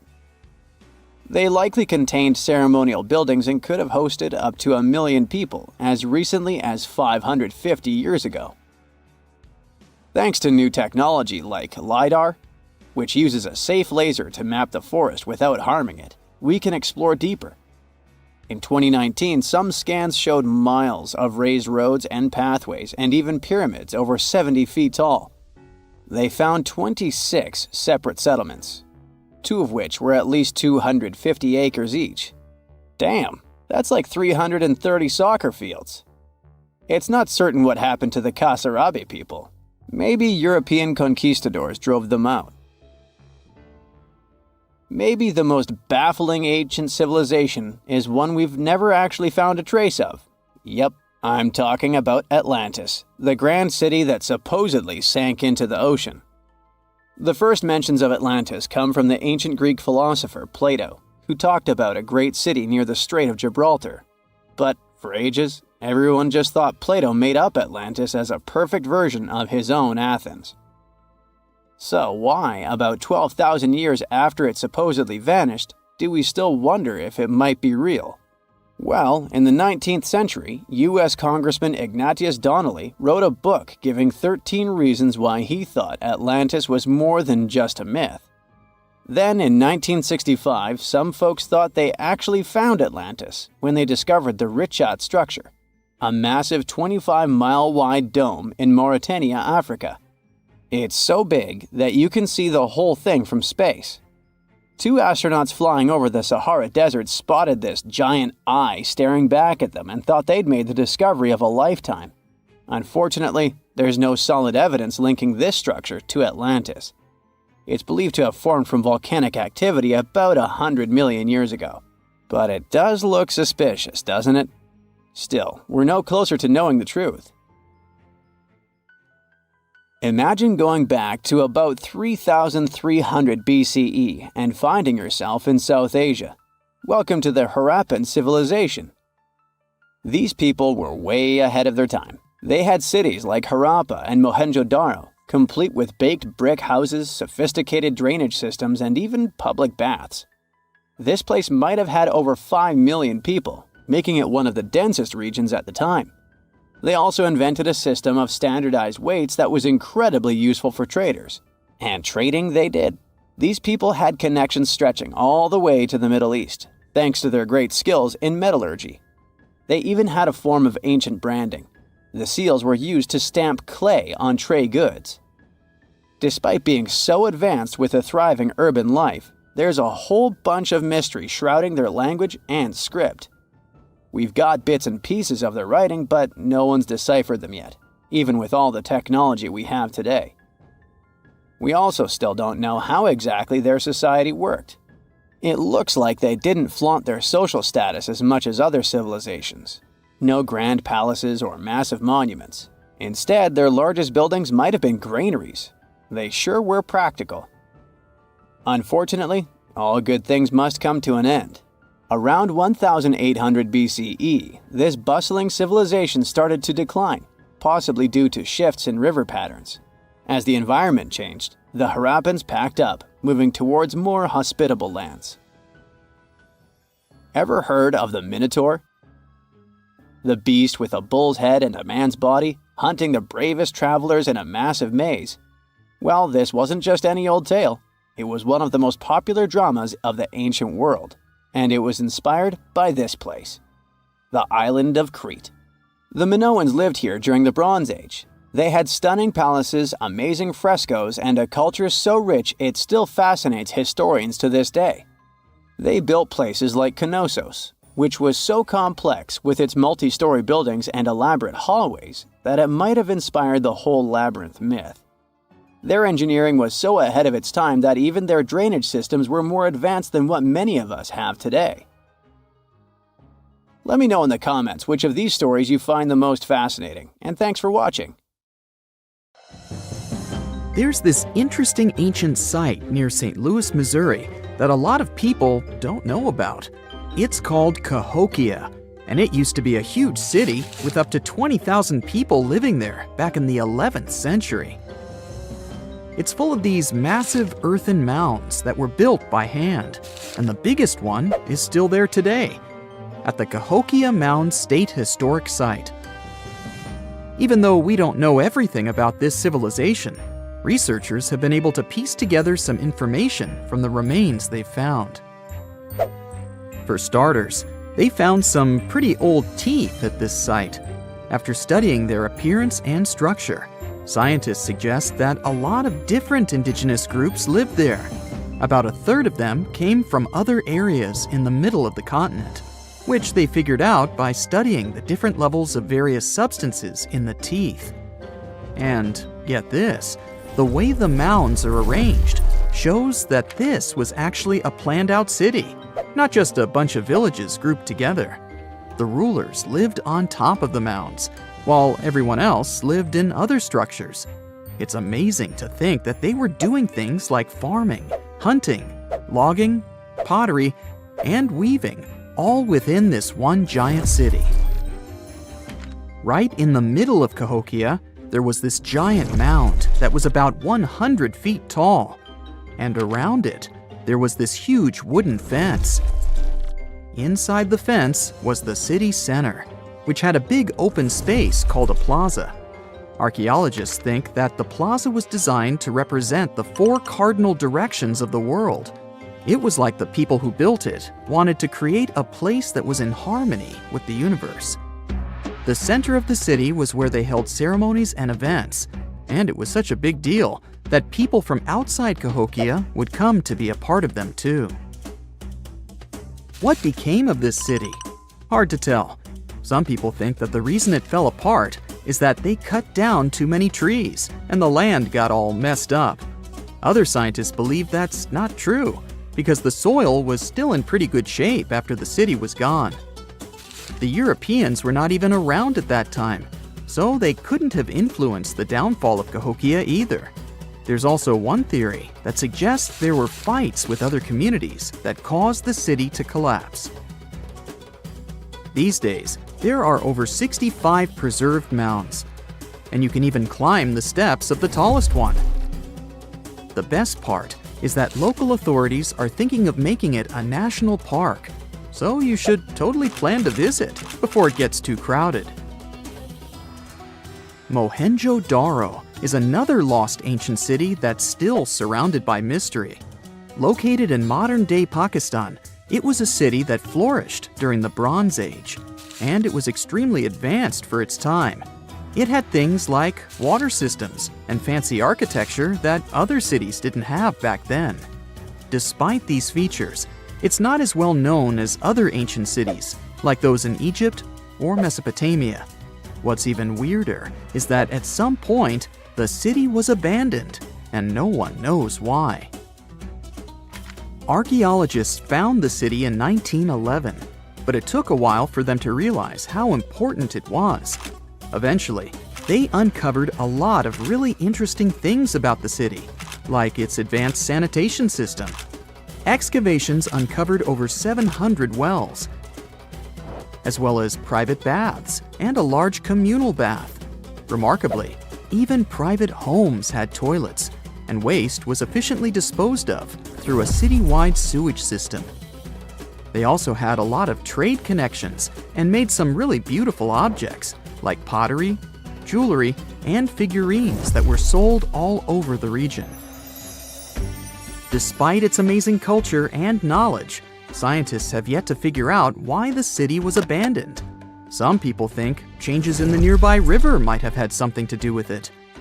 The writings that the people of Mohenjo-Daro left behind are still a complex code, even for the most skilled specialists, making it even harder to piece together their history. Have you heard of the lost city of Kolmanskop? It used to be a small settlement in the Namib Desert. Legend has it that it got its name from a man named Coleman who got stuck in the local dunes and was never seen again. But that's not the interesting part. In 1908, a railway worker found a shiny stone and showed it to the chief railway foreman, who turned out to be a hobby mineralogist. They discovered it was a diamond, and soon, Kolmanskop became the richest town in Africa and one of the richest places in the world.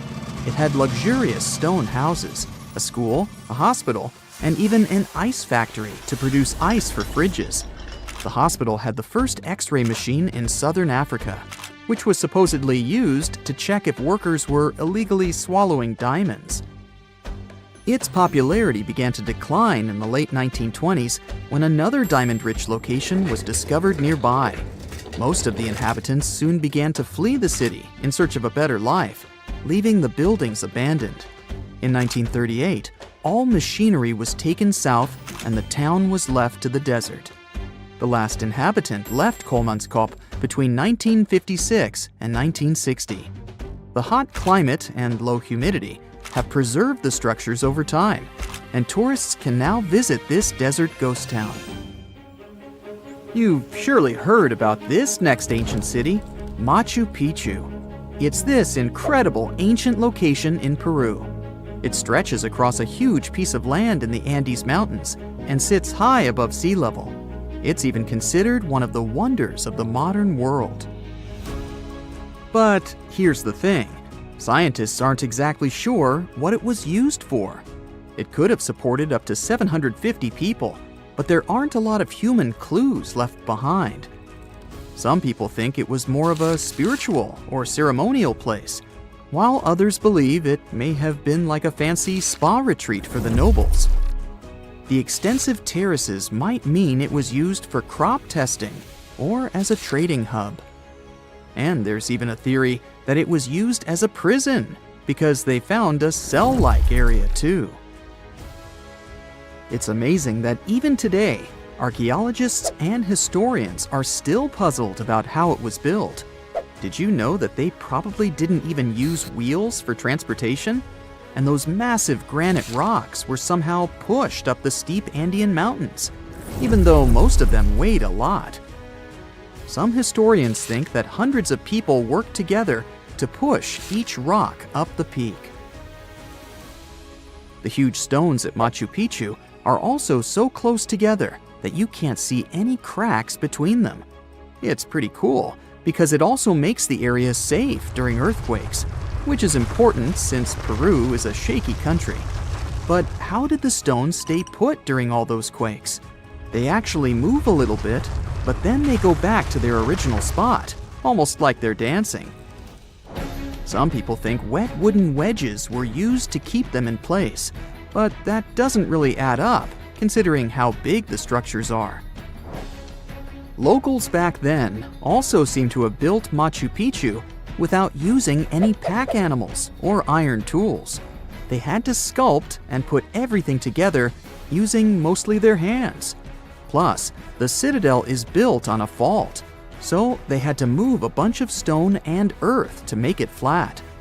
Scientists also think that the real construction is actually underground because of the deep foundations and drainage system.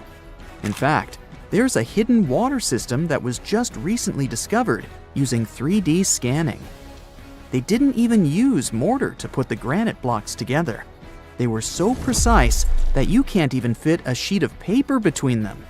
One theory suggests that people that lived there used stone tools made of a harder material than the stone they were cutting. You're heading to Spain with a team of archaeologists to try to find some ancient artifacts. You get lucky and uncover one of the greatest treasures of the Iberian Bronze Age. Iberian refers to the Bronze Age culture of Portugal and Spain.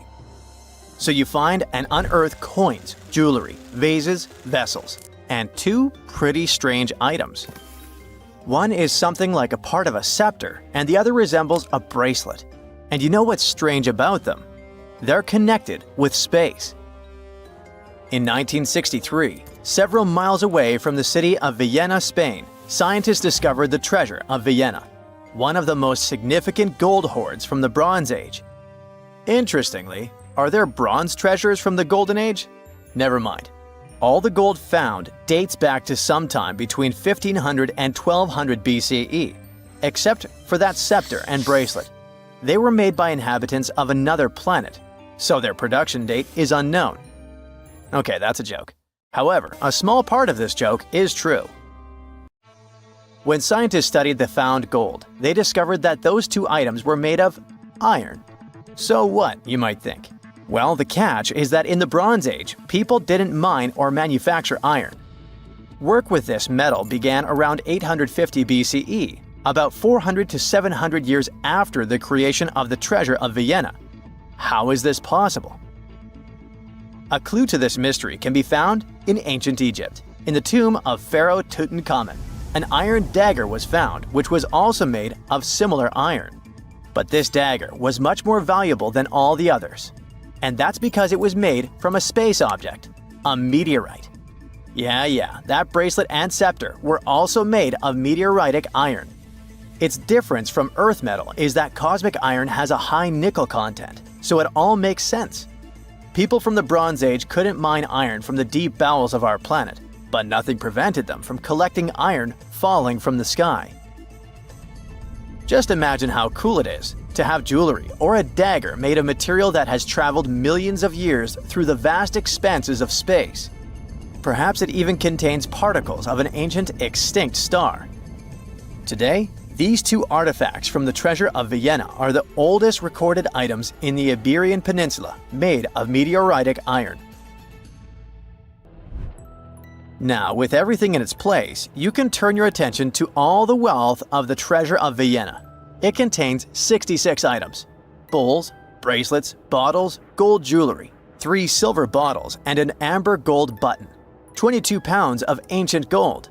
People hid it, and only after 3,000 years we were able to discover it. This archaeologist's dream can be found in the Villena Museum, where exhibits from different time periods are presented, from prehistoric times like 50,000 years ago to the present day. Items from the Iberian period, from the Roman period, from the Arab civilization. You can find not only jewelry and coins, but there are also remnants of columns, ceramics, and other architectural artifacts. The collection is considered one of the most important prehistoric treasures of Europe. And the coolest thing is that you can see it all with your own eyes for just €2, which is about $2. Go to Villena, find the museum, and enjoy. Hey buddy, I heard you have a metal detector. Could you help me find a hammer I left somewhere in the field? Your old farmer friend asks.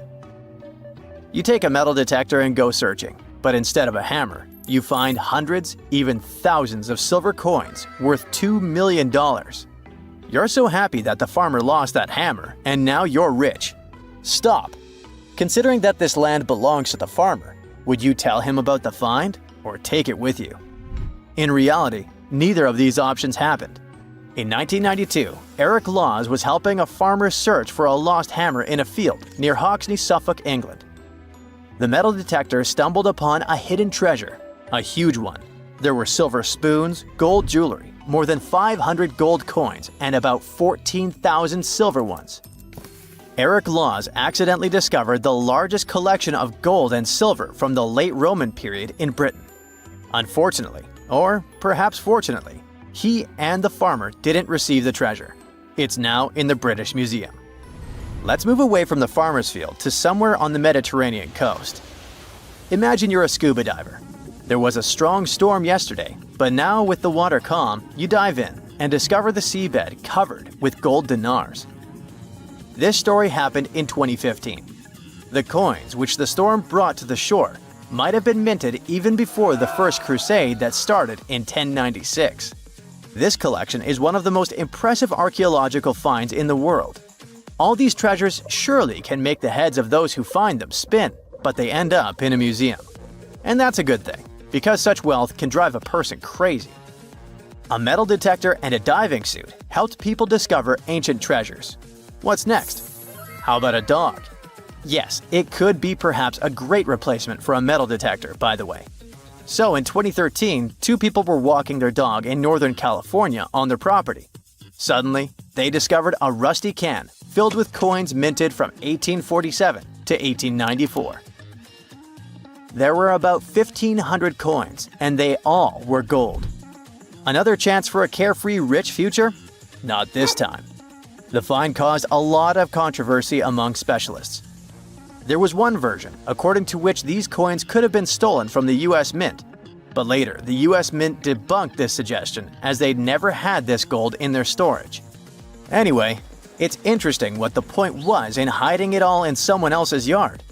Some thief risked their freedom and life to get rich. When they succeeded, they just hid the coins as if they never existed. What a strange deal. Coins, jewelry, meteorite items, it's all cool. But let's end our video with something grand and epic. Archaeologists were conducting research near the Mediterranean coast of Egypt and discovered a treasure trove inside a sunken temple and sanctuary. Despite the waves, earthquakes, and seawater, the massive find was preserved in a not bad condition. The temple was built a very long time ago and collapsed in the middle of the 2nd century BCE. It was an important structure in ancient Egypt. People considered this place holy. Pharaohs came to the temple to seek help from the higher powers of Egyptian mythology to obtain titles for their rule. Titles of kings of the universe. For many people, this place was like the center of the universe, and now it lies forgotten on the seabed, almost ruined. Time spares nothing.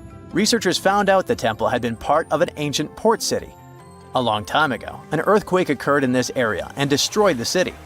Tidal waves softened the ground and dragged the town into the Mediterranean Sea. While studying the temple, scientists found many secret treasures there: silver ceremonial instruments, gold jewelry, and alabaster vessels. In past times, people used them to store perfumes or greasy ointments called unguents. Perhaps in ancient Egypt, they weren't bad in the field of cosmetology. Near the temple, archaeologists discovered a Greek sanctuary. Apparently, the Greeks living in Egypt or coming here on business wanted to pay tribute to Aphrodite, so they created a small building in her honor. In that place, archaeologists found bronze and ceramic artifacts from different cultures. Scientists found out that the Greeks had permission to trade in the Egyptian city and even be its residents. It seems pharaohs living around 600 BCE were favorable to the Greeks. The profession of an archaeologist is very exciting. But what would you do if you found some ancient treasure? Before answering this question, find out what law applies to such finds in your country. So what comes to your mind when you hear the word Antarctica? Most likely, cold, snow, ice, and penguins. Yet, this is one of the least explored regions in the world that hides many strange and unique things. Check them out. You don't have to go to Antarctica to see this weird thing. All you need to do is open Google Earth and move to one of the southernmost islands of Antarctica, King George Island. Recently, internet users have noticed a large and pretty strange cave entrance there. Where does this wide, dark passage lead? People started making suggestions. It's the entrance to a secret base or some laboratory. This is the part of the spaceship that crashed there thousands of years ago. This is the door to the ancient city of Antarctica. Perhaps there's a giant rock mountain with an ancient cave beneath all this snow and ice. Well, there's some ideas. Users have calculated the approximate dimensions of this cave. It might be about 74 feet high and 250 feet wide. You could hide a Boeing passenger jet in there. Nature probably created this entrance. This is a logical explanation, but there are two strange factors. First, take a look at the foot of the mountain. It seems that there are steps there. They're dark in color, as if they're made of stone. And if you look closely, you can notice something similar to human footprints. Has anyone entered this cave? Or maybe someone is still living there now. The second oddity is the disappearance of the mysterious finding. For the first time, people noticed it in a Google Maps snap in 2007. Then the entrance disappeared. Then it reappeared a few years later. After that, it vanished. And in 2022, people saw it again. Perhaps old snow melts, a new layer falls, and then the wind blows it away and the cycle repeats. But the alleged steps leading deep into the cave make one doubt the natural origin of this tunnel. You can easily find the coordinates on the internet and visit the cave via Google Earth. You might see something there and tell the world. There's another strange thing people discovered with the help of Google Earth. In 2020, one user found a strange object that looked like a giant ship 100 miles off the coast of Antarctica. It was covered with ice and snow and lying on its side. It looked like a cruise ship. You could notice the windows, the deck, and the bridge. But not all people agreed with this. Some claimed it was a spaceship. Others said it was some kind of secret building. The user who first noticed the ship stated that its size was about 400 feet, which is the perfect length for a passenger vessel. But what is this ship doing in such a remote place in the middle of a glacier? How did it get here? Who was its captain? No one has found the answers to these questions yet. In 2016, people using Google Earth discovered a photo of an unknown sea monster floating off the coast of Antarctica. This creature resembled a giant squid with a length of about 200 feet. This is slightly shorter than 3 train cars. Just imagine this kraken swimming in Antarctica's dark, icy waters and dragging to the bottom everything it meets on its way. Maybe it's the great and terrible Chulu, or one of its offspring. You will quickly notice this blood-red waterfall among Antarctica's endless, dazzling white landscapes. Don't worry, it's not blood. For many centuries, the waterfall has been painting snow in a bright red color. The stream flows straight out of a white iceberg. Let's look inside and find out what's happening there. Millions of years ago, there was a small crystal-clear pond, but then a glacier formed around it. A thick layer of ice and snow blocked sunlight, heat, and oxygen access. For millennia, the reservoir remained in this cold vacuum. But at one point, the water made a hole in the icy wall and broke out. When this salty water comes into contact with oxygen, it immediately turns scarlet or rusty. Antarctica is the only place where you can find such a unique natural phenomenon. One of the driest places on Earth is located in Antarctica. It's one of the most lifeless deserts in the world, the McMurdo Dry Valleys. In this desert, you won't see the scorching sun, hot sand, and cacti. A desert means a place with a lack of precipitation and life. The McMurdo Dry Valleys meet these parameters. But this place is also unique for Antarctica, since you won't find glaciers there. Despite the frost, ice can't form in the desert because it hasn't rained for millions of years there. It also never snows. A strong wind coming from the mountains reaches speeds up to 200 miles per hour. It would be difficult for you to stay on your feet there. The wind is filled with moisture. It heats up and evaporates all the liquid and snow in the desert because of its high speed. Only dry air reaches the ground. But you can find several lakes there. They don't freeze, only thanks to the high concentration of salt. The water is so salty that large life forms can't develop there. But scientists have found microscopic organisms near the lakes. 20 million years ago, Antarctica was filled with swamps and trees and swarming with insects and animals. But now, it resembles the surface of Mars, literally. Scientists and astronauts are exploring such regions as the McMurdo Dry Valleys, since the natural conditions there are similar to those on the Red Planet. So, before you go to Mars, you can practice living in similar places on Earth. Also, scientists discovered an underwater world in the Antarctic filled with hundreds of amphipods, crustacean animals similar to shrimp. Wait a minute, it happened in the Antarctic? But the McMurdo Dry Valleys are located in Antarctica. Well, the words are very similar, but what is the difference? Oh, and don't forget the Arctic. The Antarctic is the region in the southernmost part of Earth that houses the continent of Antarctica, and the Arctic is another land altogether. They have the same natural conditions, frost, ice, and snow, but they're located in different parts of the planet. The Arctic is at the North Pole, Antarctica is at the South Pole. Now, back to the discovery. Scientists put forward theories that the ice of the Antarctic hides a vast network of freshwater rivers and lakes. And in 2022, they found a new ecosystem. Researchers explored the Antarctic Ross Ice Shelf and its underwater rivers. This is a massive piece of ice floating in the ocean.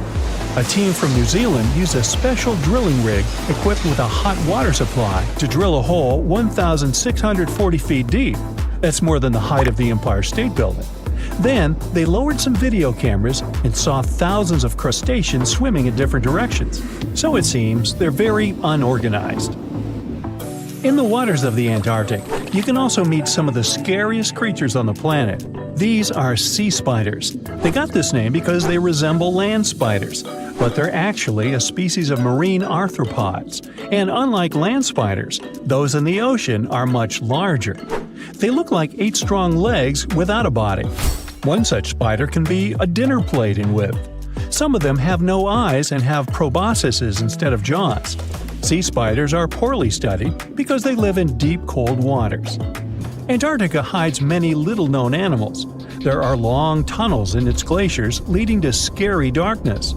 On this cold continent, people have found the remains of giant dinosaurs and other ancient creatures, such as the ancestors of modern ducks. Many underground rivers and lakes hide unexplored wildlife. Even the ice here can be weird.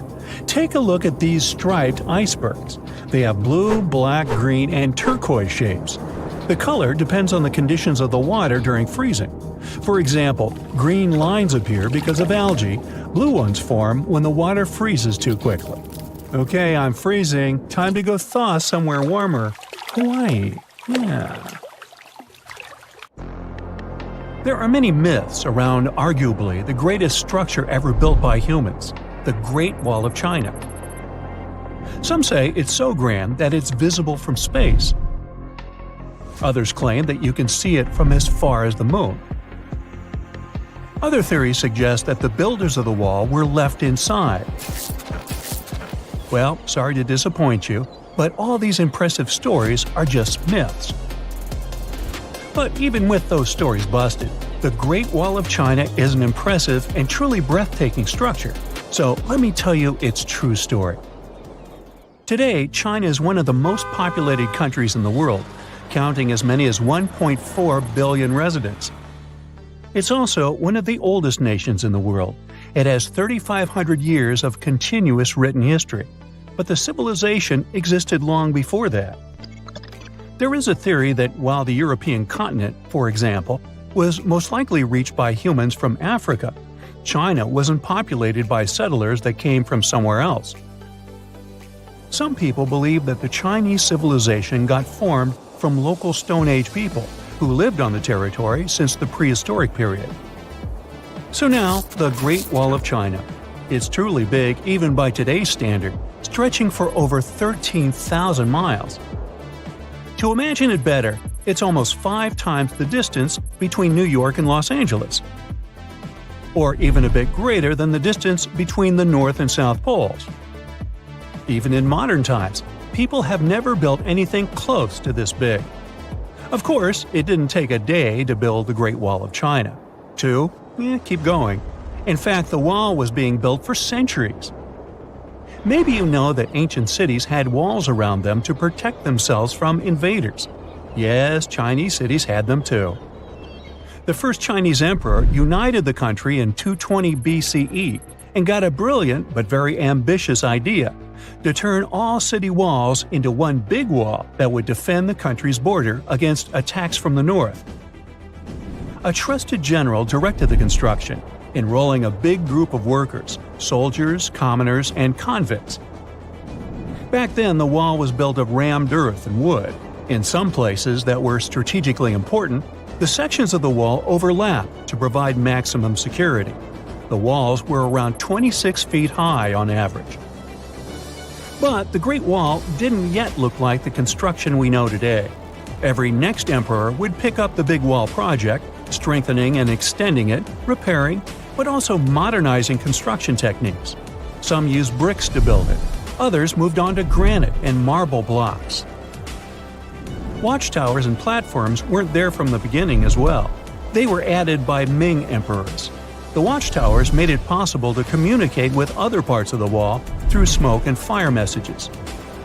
So, the wall is quite inconsistent in terms of material, but it only adds more charm to the construction and shows how much effort and time it took.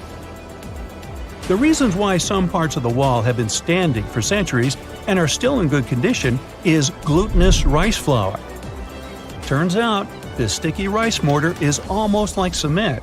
It's very strong and waterproof, sealing the bricks so tightly together that even sneaky weeds can't grow between them. You may also notice that some bricks have writings carved on them. They were left by the workers who were building the wall. The purpose of those writings is quality assurance. They contain such information as location, quantity, and responsible officials. So, in the case of some problems with the quality of materials or constructions, it would be known who should be held accountable for it. Recently, a research group has looked through official historical documents of the Ming Dynasty that ruled China from the 14th to the 17th centuries. They came across records of secret doors in the Great Wall, so they decided to find them. They used a flying robot to capture continuous centimeter resolution photos of the wall. They photographed 90% of the wall that was built during the Ming Dynasty and discovered the remains of over 220 secret doors along the wall. Some of them have a specific width and height that allows only one person to go through. Others are large enough to allow 2 horses to pass at the same time. Why are the doors there? Well, the Great Wall's main goal was to protect the country from the enemy. Building doors that could let the enemy in would undermine the whole point of having a wall. So, of course, the doors were secret passages.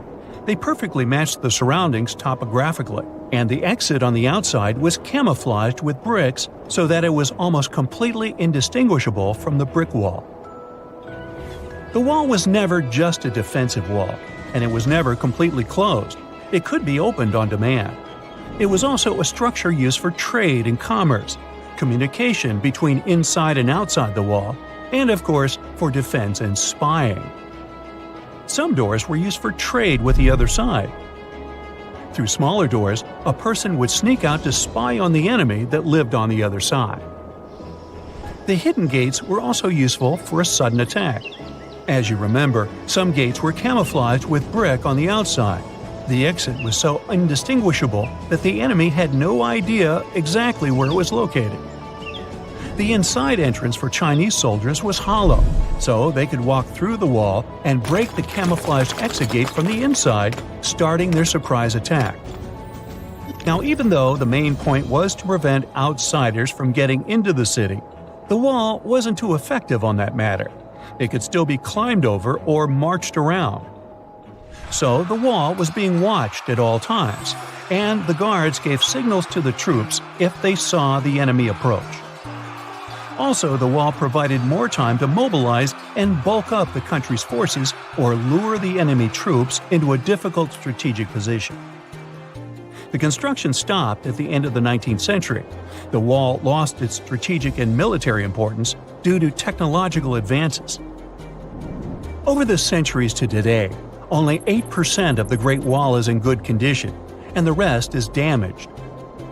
Also, around 1/3 of the wall has disappeared without a trace, due to both natural erosion and human damage. I guess you could say it's now just a pretty good wall. As you remember, the first parts of the wall were built out of rammed earth and wood. These are not the most unfailing materials if we're talking about thousands of years. Also, destructive farming methods have turned large areas into a desert and contributed to erosion. Also, many bricks were taken away from the wall in the last century to be used in building farms and houses. The wall is being deconstructed stone by stone even today, but this time by tourists. Quite a few of them take a stone as a souvenir. That's a total of a lot of stones, considering that over 10 million tourists visit the Great Wall every year. Since 1987, the wall has been a UNESCO World Heritage Site, highlighting that it has an outstanding importance to humanity. The wall is one of China's 56 World Heritage Sites, second place among countries with landmarks protected by UNESCO. Who's first, you ask? Well, the top spot, with 58 World Heritage Sites, belongs to Italy. And do you know that the wall isn't only a famous tourist attraction, but also the location of the Great Wall Marathon? It's a marathon that was established in 1999 and is one of the most challenging ones in the world. You guessed right, people run along the wall, including all the steps. There are 3 distances, so that participants can run a full marathon that is 26 miles, a half marathon that's 13 miles, or just have a fun run of 5 miles. We all grew up believing that Stonehenge is the world's most ancient observatory, but now it has some serious competition for the title. Nabta Playa was built more than 2,000 miles away in southern Egypt, and thousands of years before Stonehenge and even the pyramids of Giza. In 1973, a Bedouin guide stumbled upon a strange group of huge stone formations while crossing the Sahara Desert. He led American archaeologist Fred Wendorf to the site, located about 60 miles from the Nile. Wendorf's friend and colleague claims the team found the stones while stopping for a bathroom break in the desert. Either way, what they found changed history. At first, Wendorf thought the stone structures were just natural formations. But then it hit him. This area was once a lake, meaning no natural rocks should even be there. He kept coming back to the site for decades, and by the early 1990s, his team finally uncovered a circle of stones that seemed to line up with the stars in a way no one could explain. After 7 long years of trying to crack the mystery of the site, Wendorf reached out to an expert in archaeoastronomy. They study how ancient people used the stars. One evening, while the expert sat in the cool desert sand staring at the stones, he realized that they formed a pattern radiating outward from a massive burial mound. One by one, as they dug into the sediment, the buried megaliths started lining up like spokes on a wheel. The team had already used radiocarbon dating to test samples from fire hearths and tamarisk wood roofing found inside the stone circle. Nabta Playa had dozens of standing stones, all a few feet tall. Some of them lined up exactly with the sunrise on special days, and others matched up with bright stars in the sky. Inside the big circle, there were 6 special stones that may have been used for rituals or marking important times of the year. Around them, 29 standing stones might have worked like a simple calendar to help people know when it was time for something important, like the summer solstice, the longest day of the year. When the sun rose in just the right spot, it was a sign that the rainy season was coming. The stone circle once aligned with the brightest stars in the northern sky: Arcturus, Sirius, and Alpha Centauri. Some stones even pointed to the constellation Orion. By tracing Arcturus's movement across the sky, they figured out that it matched perfectly with the circle around 4800 BCE. That means it was the oldest astronomical site ever discovered. And the people of Nabta Playa may have been watching the stars thousands of years before telescopes were even invented. It looks like it had a huge meaning for people living and traveling through the desert.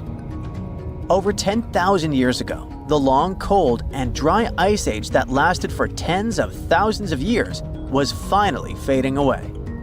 Northern Africa got massive monsoons and rains that filled up seasonal lakes. So, parts of the desert turned into short-lived oases. For the nomadic people who roamed this harsh land, these summer rains were everything. Their entire way of life revolved around cattle. When archaeologists opened the central tomb at Nabta Playa, they dug up cattle bones and even a massive rock carved into the shape of a cow. The people who built it used the stars to guide them and find hidden watering holes like Nabta Playa, which likely held water for about 4 months a year, starting with the summer monsoons.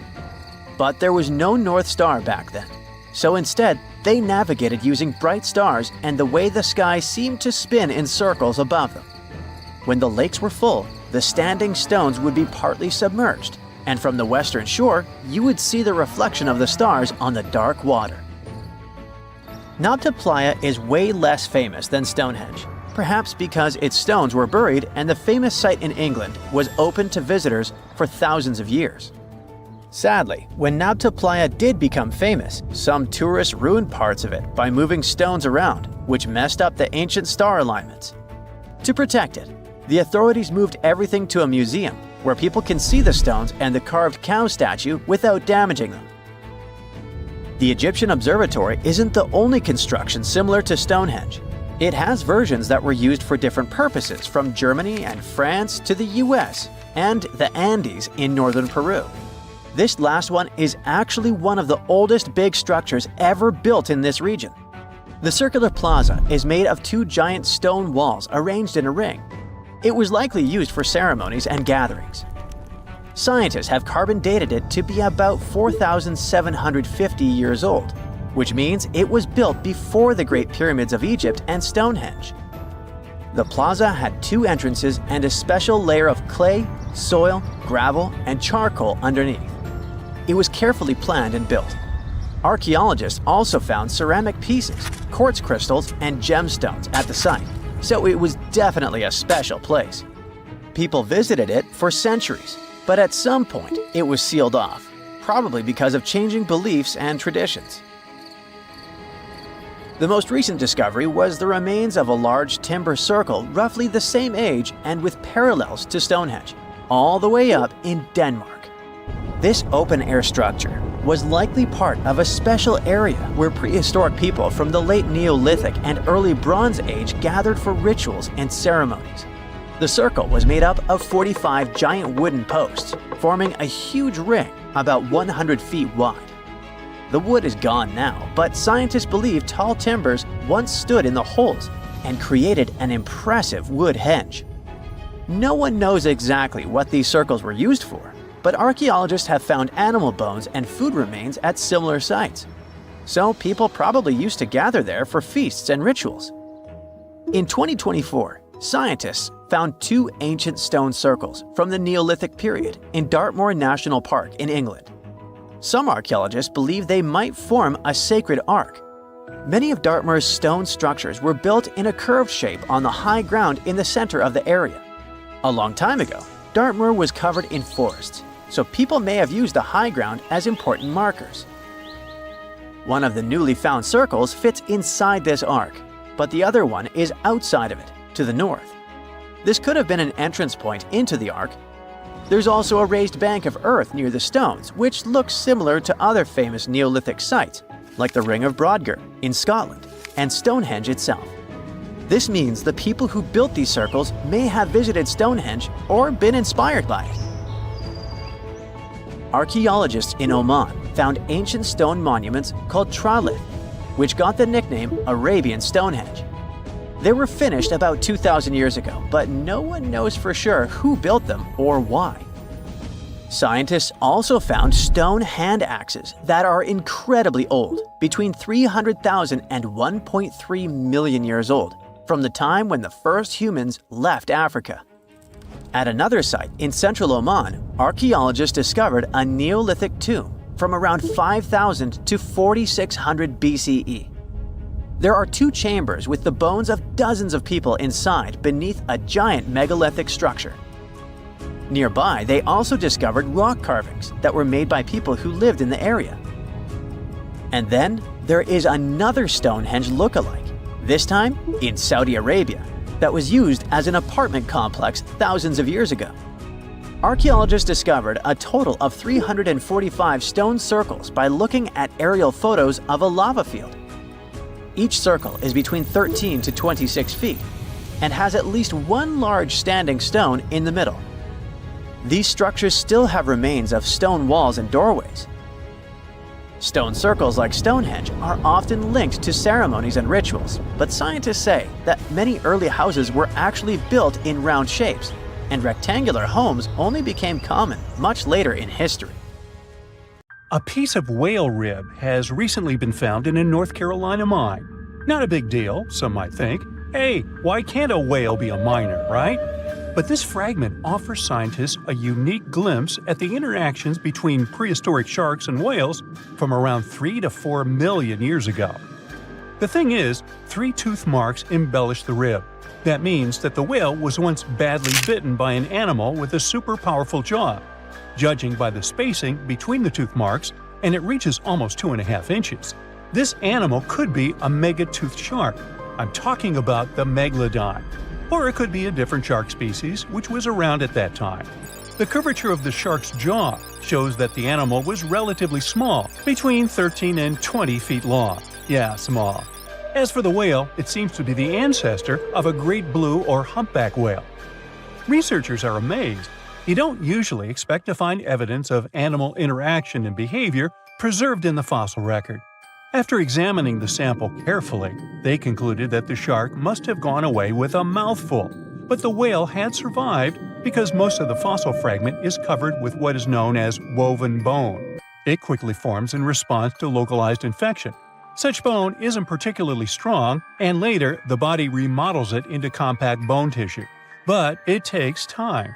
The presence of this bone means that the healing was incomplete and the whale passed away 2 to 6 weeks after the unfortunate encounter. On the other hand, its demise could have been unrelated to the infection and injury. Only a handful of fossils show such kinds of interactions between ancient animals. You can often find bite marks on fossils indicating where the animal passed away and its carcass was scavenged. But this fossil is one of a few examples that not only show a wound inflicted by another animal, but also demonstrate that the prey survived. All fossils are exciting for paleontologists. Yes, they need to get out more. But some might look terrifying to regular people. For example, look at this picture of tentacle arms and octagonal-shaped heads. When it first appeared in mass media, internet users claimed that it was some ancient organism that had come from space. Others thought the story was fake, but in fact, both the picture and the fossil are real. The fossil is known as a mortality plate, a fossilized representation of a mass extinction event of one or several species. The fossil actually contains more than a dozen specimens of a type of marine organism called a crinoid. Despite their looks, crinoids were not plants but marine animals. This particular species lived deep underwater on the seafloor. Crinoids were related to starfish, sea urchins, and brittle stars. These creatures could attach themselves to the seafloor with stalks made up of flexible porous discs connected by soft tissue. The stalks were hollow, and that's where the animal's nervous system was located.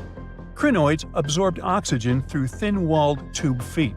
The creatures usually reached the length of more than 8 inches and had 5 arms lined with leathery-looking tentacle-like structures. They fed on plankton and sloughed off organic material. Now, even though these fossil finds seem to be super exciting, few creatures in the fossil record confuse scientists as much as the Tully monster. This curious sea creature sported a toothy, trunk-like snout and eyes splayed out on a rigid rod. But the most bizarre thing? It has been impossible to classify. Researchers have been considering a variety of organisms, for example, segmented worms, swimming slugs, and primitive eel-like creatures, since the monster was discovered in 1966. Recently, they have even tried to connect it to some species of jawless fish with a backbone-like structure. A team of scientists from Japan has used high-resolution laser scanners to examine the anatomy of Tully monster fossils in 3D. They concluded that the enigmatic fossil might be an invertebrate after all, and still, the true identity of the creature remains elusive. In the 1950s, amateur fossil hunter Francis Tully found a ghostly imprint of a torpedo-shaped organism with a huge tail fin in the Mizon Creek fossil beds in Illinois. Tully had never seen anything similar to the torpedo structure. He took his find to Chicago's Field Museum of Natural History. Paleontologists working there were baffled as well. Since then, scientists haven't been able to determine where the creature fits on the phylogenetic family tree, or where they should spend Thanksgiving. In 1741, an explorer and captain named Vitus Johansen Bering led an expedition to map the coast of Alaska. The ship he was on got shipwrecked on what later became known as Bering Island, and they got hungry. Half the crew survived thanks to the discovery of an extremely large sea cow. With the meat of these animals nourishing them, the sailors managed to build a small ship from the wreckage and return home. On their way back, a scientist who was among them spent his time documenting the animals and plants they had found. The sea cow was particularly interesting because without it, the crew wouldn't have survived. These animals were more than 26 feet long and weighed around 10 tons. All sea cows are member of the order Sirenia, marine mammals more closely related to elephants than cows. The scientists described them as having black skin, a small head, and stubby forelimbs. Those sea cows floated on the water's surface, munching on kelp. After the information about these animals became widespread, sea otter fur trading expeditions made use of that convenient depot en route. Sea cows were docile and could be easily hunted. Long story short, within 27 years after the scientists mentioned those animals, they were driven to extinction. But it's not the saddest part. The fossil record reveals a much deeper and darker history. Fossils of sea cows have been discovered all over the world, from Japan to Mexico. It means that the animal once thrived in the vast kelp beds around the entire North Pacific Rim. That small population discovered by the expedition was probably the last remains of a once much larger and way healthier population. More likely, Aboriginal hunting had already reduced the numbers of these animals to near extinction levels, and the final blow came from Western hunters. The living close relatives of those ancient sea cows are rarely hunted today. Still, they're under threat of extinction themselves. To some, this amazing fossil might look a bit disturbing. Slaves' lentils are fossils that belong to animals called nummelites. They lived and thrived in a warm, shallow sea covering part of Egypt around 40 million years ago. The name nummelites hints at the fact that larger specimens resemble coins, and in Egyptian folklore, they're even referred to as angel's money. These creatures have a simple, single-celled structure, which contrasts with their super intricate skeleton. Look at this series of spiral overlapping whorls. Each whorl is divided into countless tiny chambers. Nummelites can grow to be 4 inches in diameter, and still, they are the fossils of single-celled animals related to amoeba. How and why did they grow to be so large? The reason could be their symbiotic relationships with other smaller organisms. In the case of modern species, such symbionts are tiny golden-brown single-celled algae called diatoms. The shells of nummelites are relatively transparent, and since they're flat, there's a large surface area for the light needed for the diatoms to photosynthesize. For some reasons, scientists are still debating about them. The presence of plant symbionts in animals dwelling in the sea encourages the growth of a calcareous skeleton in hosts. So, the gigantic size of the nummelites in Egypt could be due to their close relationship with symbiotic diatoms. Does that make sense? Fun fact: a species of nummelites evolve very fast, and their fossils change from one layer of sediments to the next. So, the limestone used for the pyramids of Giza are so packed with such fossils that it's known as nummulitic limestone. This limestone also contains 2 kinds of nummelites, the smaller slave's lentils and the larger angel's money. But those are not different species, but rather different stages in the life cycle of a single species. Now here's something. Baltic amber is one of the most common resins found in the world. The reason for this is that due to the vast forests of pine, their numerous deposits are so common they provide wonderful treasures from long ago. Ants are especially common in the Baltic amber, which comes from pine trees. Its resin is rich in sugar, so the ants often live amongst the trees, close to the easy source of food. One block found in East Germany has preserved one ant that is estimated to be about 48 million years old. Think of the birthday cake. But what makes this find interesting is another animal inside the amber. It's a mite, notorious hunters in the insect world, capable of traveling at great speed. These guys quickly latch onto their hosts, sucking them dry. They're also capable of destroying entire hives in one go. And within this piece of amber, the amber provides a display of their final struggle. In Southeast Asia, feathers belonging to something unique have been found from 80 million years ago. They were captured in resin during the Cretaceous period, a peak time for dinosaurs. The many feathers inside are from the Coelurosaur. It looks like a dinosaur, but this animal is more related to birds. Other feathers like this have been found in resin. They belong to avian and other non-flying dinosaurs. The discoveries have helped reimagine what dinosaurs actually look like. Still, dinosaurs may have had feathers instead of being completely bald. Of course, for most of them, the feathers weren't used for flying, but they helped the dinos stay warm. However, the feathers weren't all that was found, and a part of the Coelurosaur's tail is also preserved.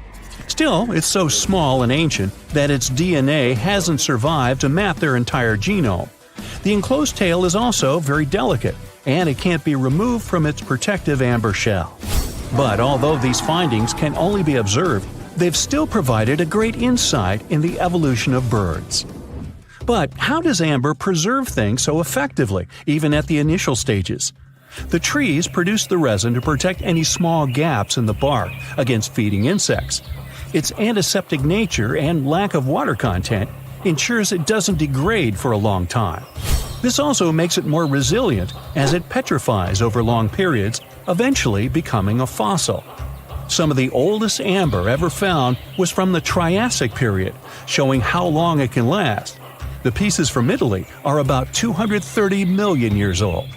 And inside one of these ancient droplets holds the oldest arthropod ever recorded. This mite found inside has provided a broader understanding to their evolution. Today, they're known to mainly annoy gardeners by feeding on the petals of flowering plants. However, at the time the mite was caught, flowers didn't have any petals, and it would be without this tasty meal for another 100 million years. Now, 100 million years ago, Myanmar was part of Gondwana, the great supercontinent. At that time, Myanmar wasn't part of Asia yet. But it was still lush with a great forest, which contained many species of lizards that lived amongst the undergrowth, hiding away from dinosaurs. Many of them have been stored within amber. This fact helped discover ancestors of geckos and chameleons. By using CT scans, scientists have analyzed them, providing a glimpse into the formation of their scales, teeth, feet, and claws. It also provided an understanding of how these archaic creatures once appeared. Although mostly pieces of lizards, by using modern technology, the scientists have been able to create 3D images of the lizard. These images can reveal how those guys appeared in their full form. The images show that they still retain some of their exact features to this day, like the chameleon's sticky pads used for climbing. A salamander fossil from around 20 million years ago is one of the most intact specimens ever found in amber. Details of its final moments show that it had been attacked before getting stuck in the resin. However, what's confusing about this find from the Miocene era is that the amber was found in the Caribbean, but it came from a tree that's closer related to those from East Africa. The lizard also has ancestry from the same area. Finds like this have opened a whole new understanding about how these small lizards migrated. It's expected that they would have ridden fallen logs, which took them across the seas to new homelands, not only to the Caribbean, but to all continents except for Antarctica. Nobody goes there, it's too cold. In the Dominican Republic, you can find some of the rarest of all ambers. This Dominican amber came from neotropical forests from around 20 million years ago. Many of the trees that made the resin are now extinct. The amber is almost completely see-through and can come in an array of beautiful colors. The most common colors are red, yellow, and even blue, and are easily mistaken for gemstones. One was found with a flea caught in it, dating to when the forest was at its peak and the mammalian variety thrived. Fleas were likely common at the time, and this flea in particular had recently fed on a mammal before getting stuck. However, something more intriguing was found within the flea. While scientists checked what mammal DNA was within the flea, they found that it was carrying an ancient bacterial blight. These blights have been constant throughout Earth's history, dramatically decreasing populations of animals and plants. This now extinct blight in the amber helped scientists determine how much the bacteria have evolved and how it spread. Now, most remnants of insects inside amber aren't much more than the exoskeleton bodies. But with some found in Myanmar, they were so well preserved that even the color of the insects is still intact. Colors in nature appear in three different ways. The first is bioluminescence, that's produced by a chemical reaction within a living organism. The second is about pigments, where the color appears in an animal or a plant tissue. The third is called structural coloration, and the production of colors here is explained by microscopic surfaces fine enough to react with the light. The rare insects in amber were found in the form of structural coloration, but only at specific wavelengths. It all explains the very intense colors rarely found. 99 million years later, these bugs can still show their vibrant colors – blue, purple, and green. Some of them appear so different in color and shape that they almost look like they're from another world. Which of course they are, a very old one. Ants have been around for about 168 million years, based on fossil evidence provided. They're well known for their social hierarchies and their hive mind system. They've dominated almost every corner of the insect world, but when these social capabilities came about have been difficult to determine. Yet, recently, amber dated from 100 million years ago has shed some light into their evolution. Several amber pieces have preserved various ant types, including the worker ants, guardian or soldier ants, and even a queen ant. Before these pieces were found, it was estimated their social nature occurred millions of years later. A piece of amber dated 100 million years ago helped shed light on the evolution of birds. A perfectly preserved bird that hatched preserved in amber was already equipped with its flight feathers. With the earlier physical abilities, they would be capable of moving around the nest by themselves at a very young age, and it's expected they could search for their own food almost immediately. But as birds continue to evolve and spend more time in the skies, their brain developed larger for their cognitive abilities. After hatching, their early development was then more focused on the brain, and the chicks slowly became more reliant on their parents over time. In Spain, a massive treasure trove of amber and other fossils has been found. Inside, there were remnants of an entire ecosystem that existed 110 million years ago. A bunch of individual fossils were found. The vast collection includes many types of insects, mollusks, arachnids, plants, 50 different dinosaur bone fragments, feathers, and hair from mammals, and a McDonald's burger wrapper. Nah, just kidding. With the abundance of findings, it's helped researchers understand the ancient terrestrial ecosystem that once existed. With loads of specific details of the environment, they've reconstructed the swamp. This way, it's now possible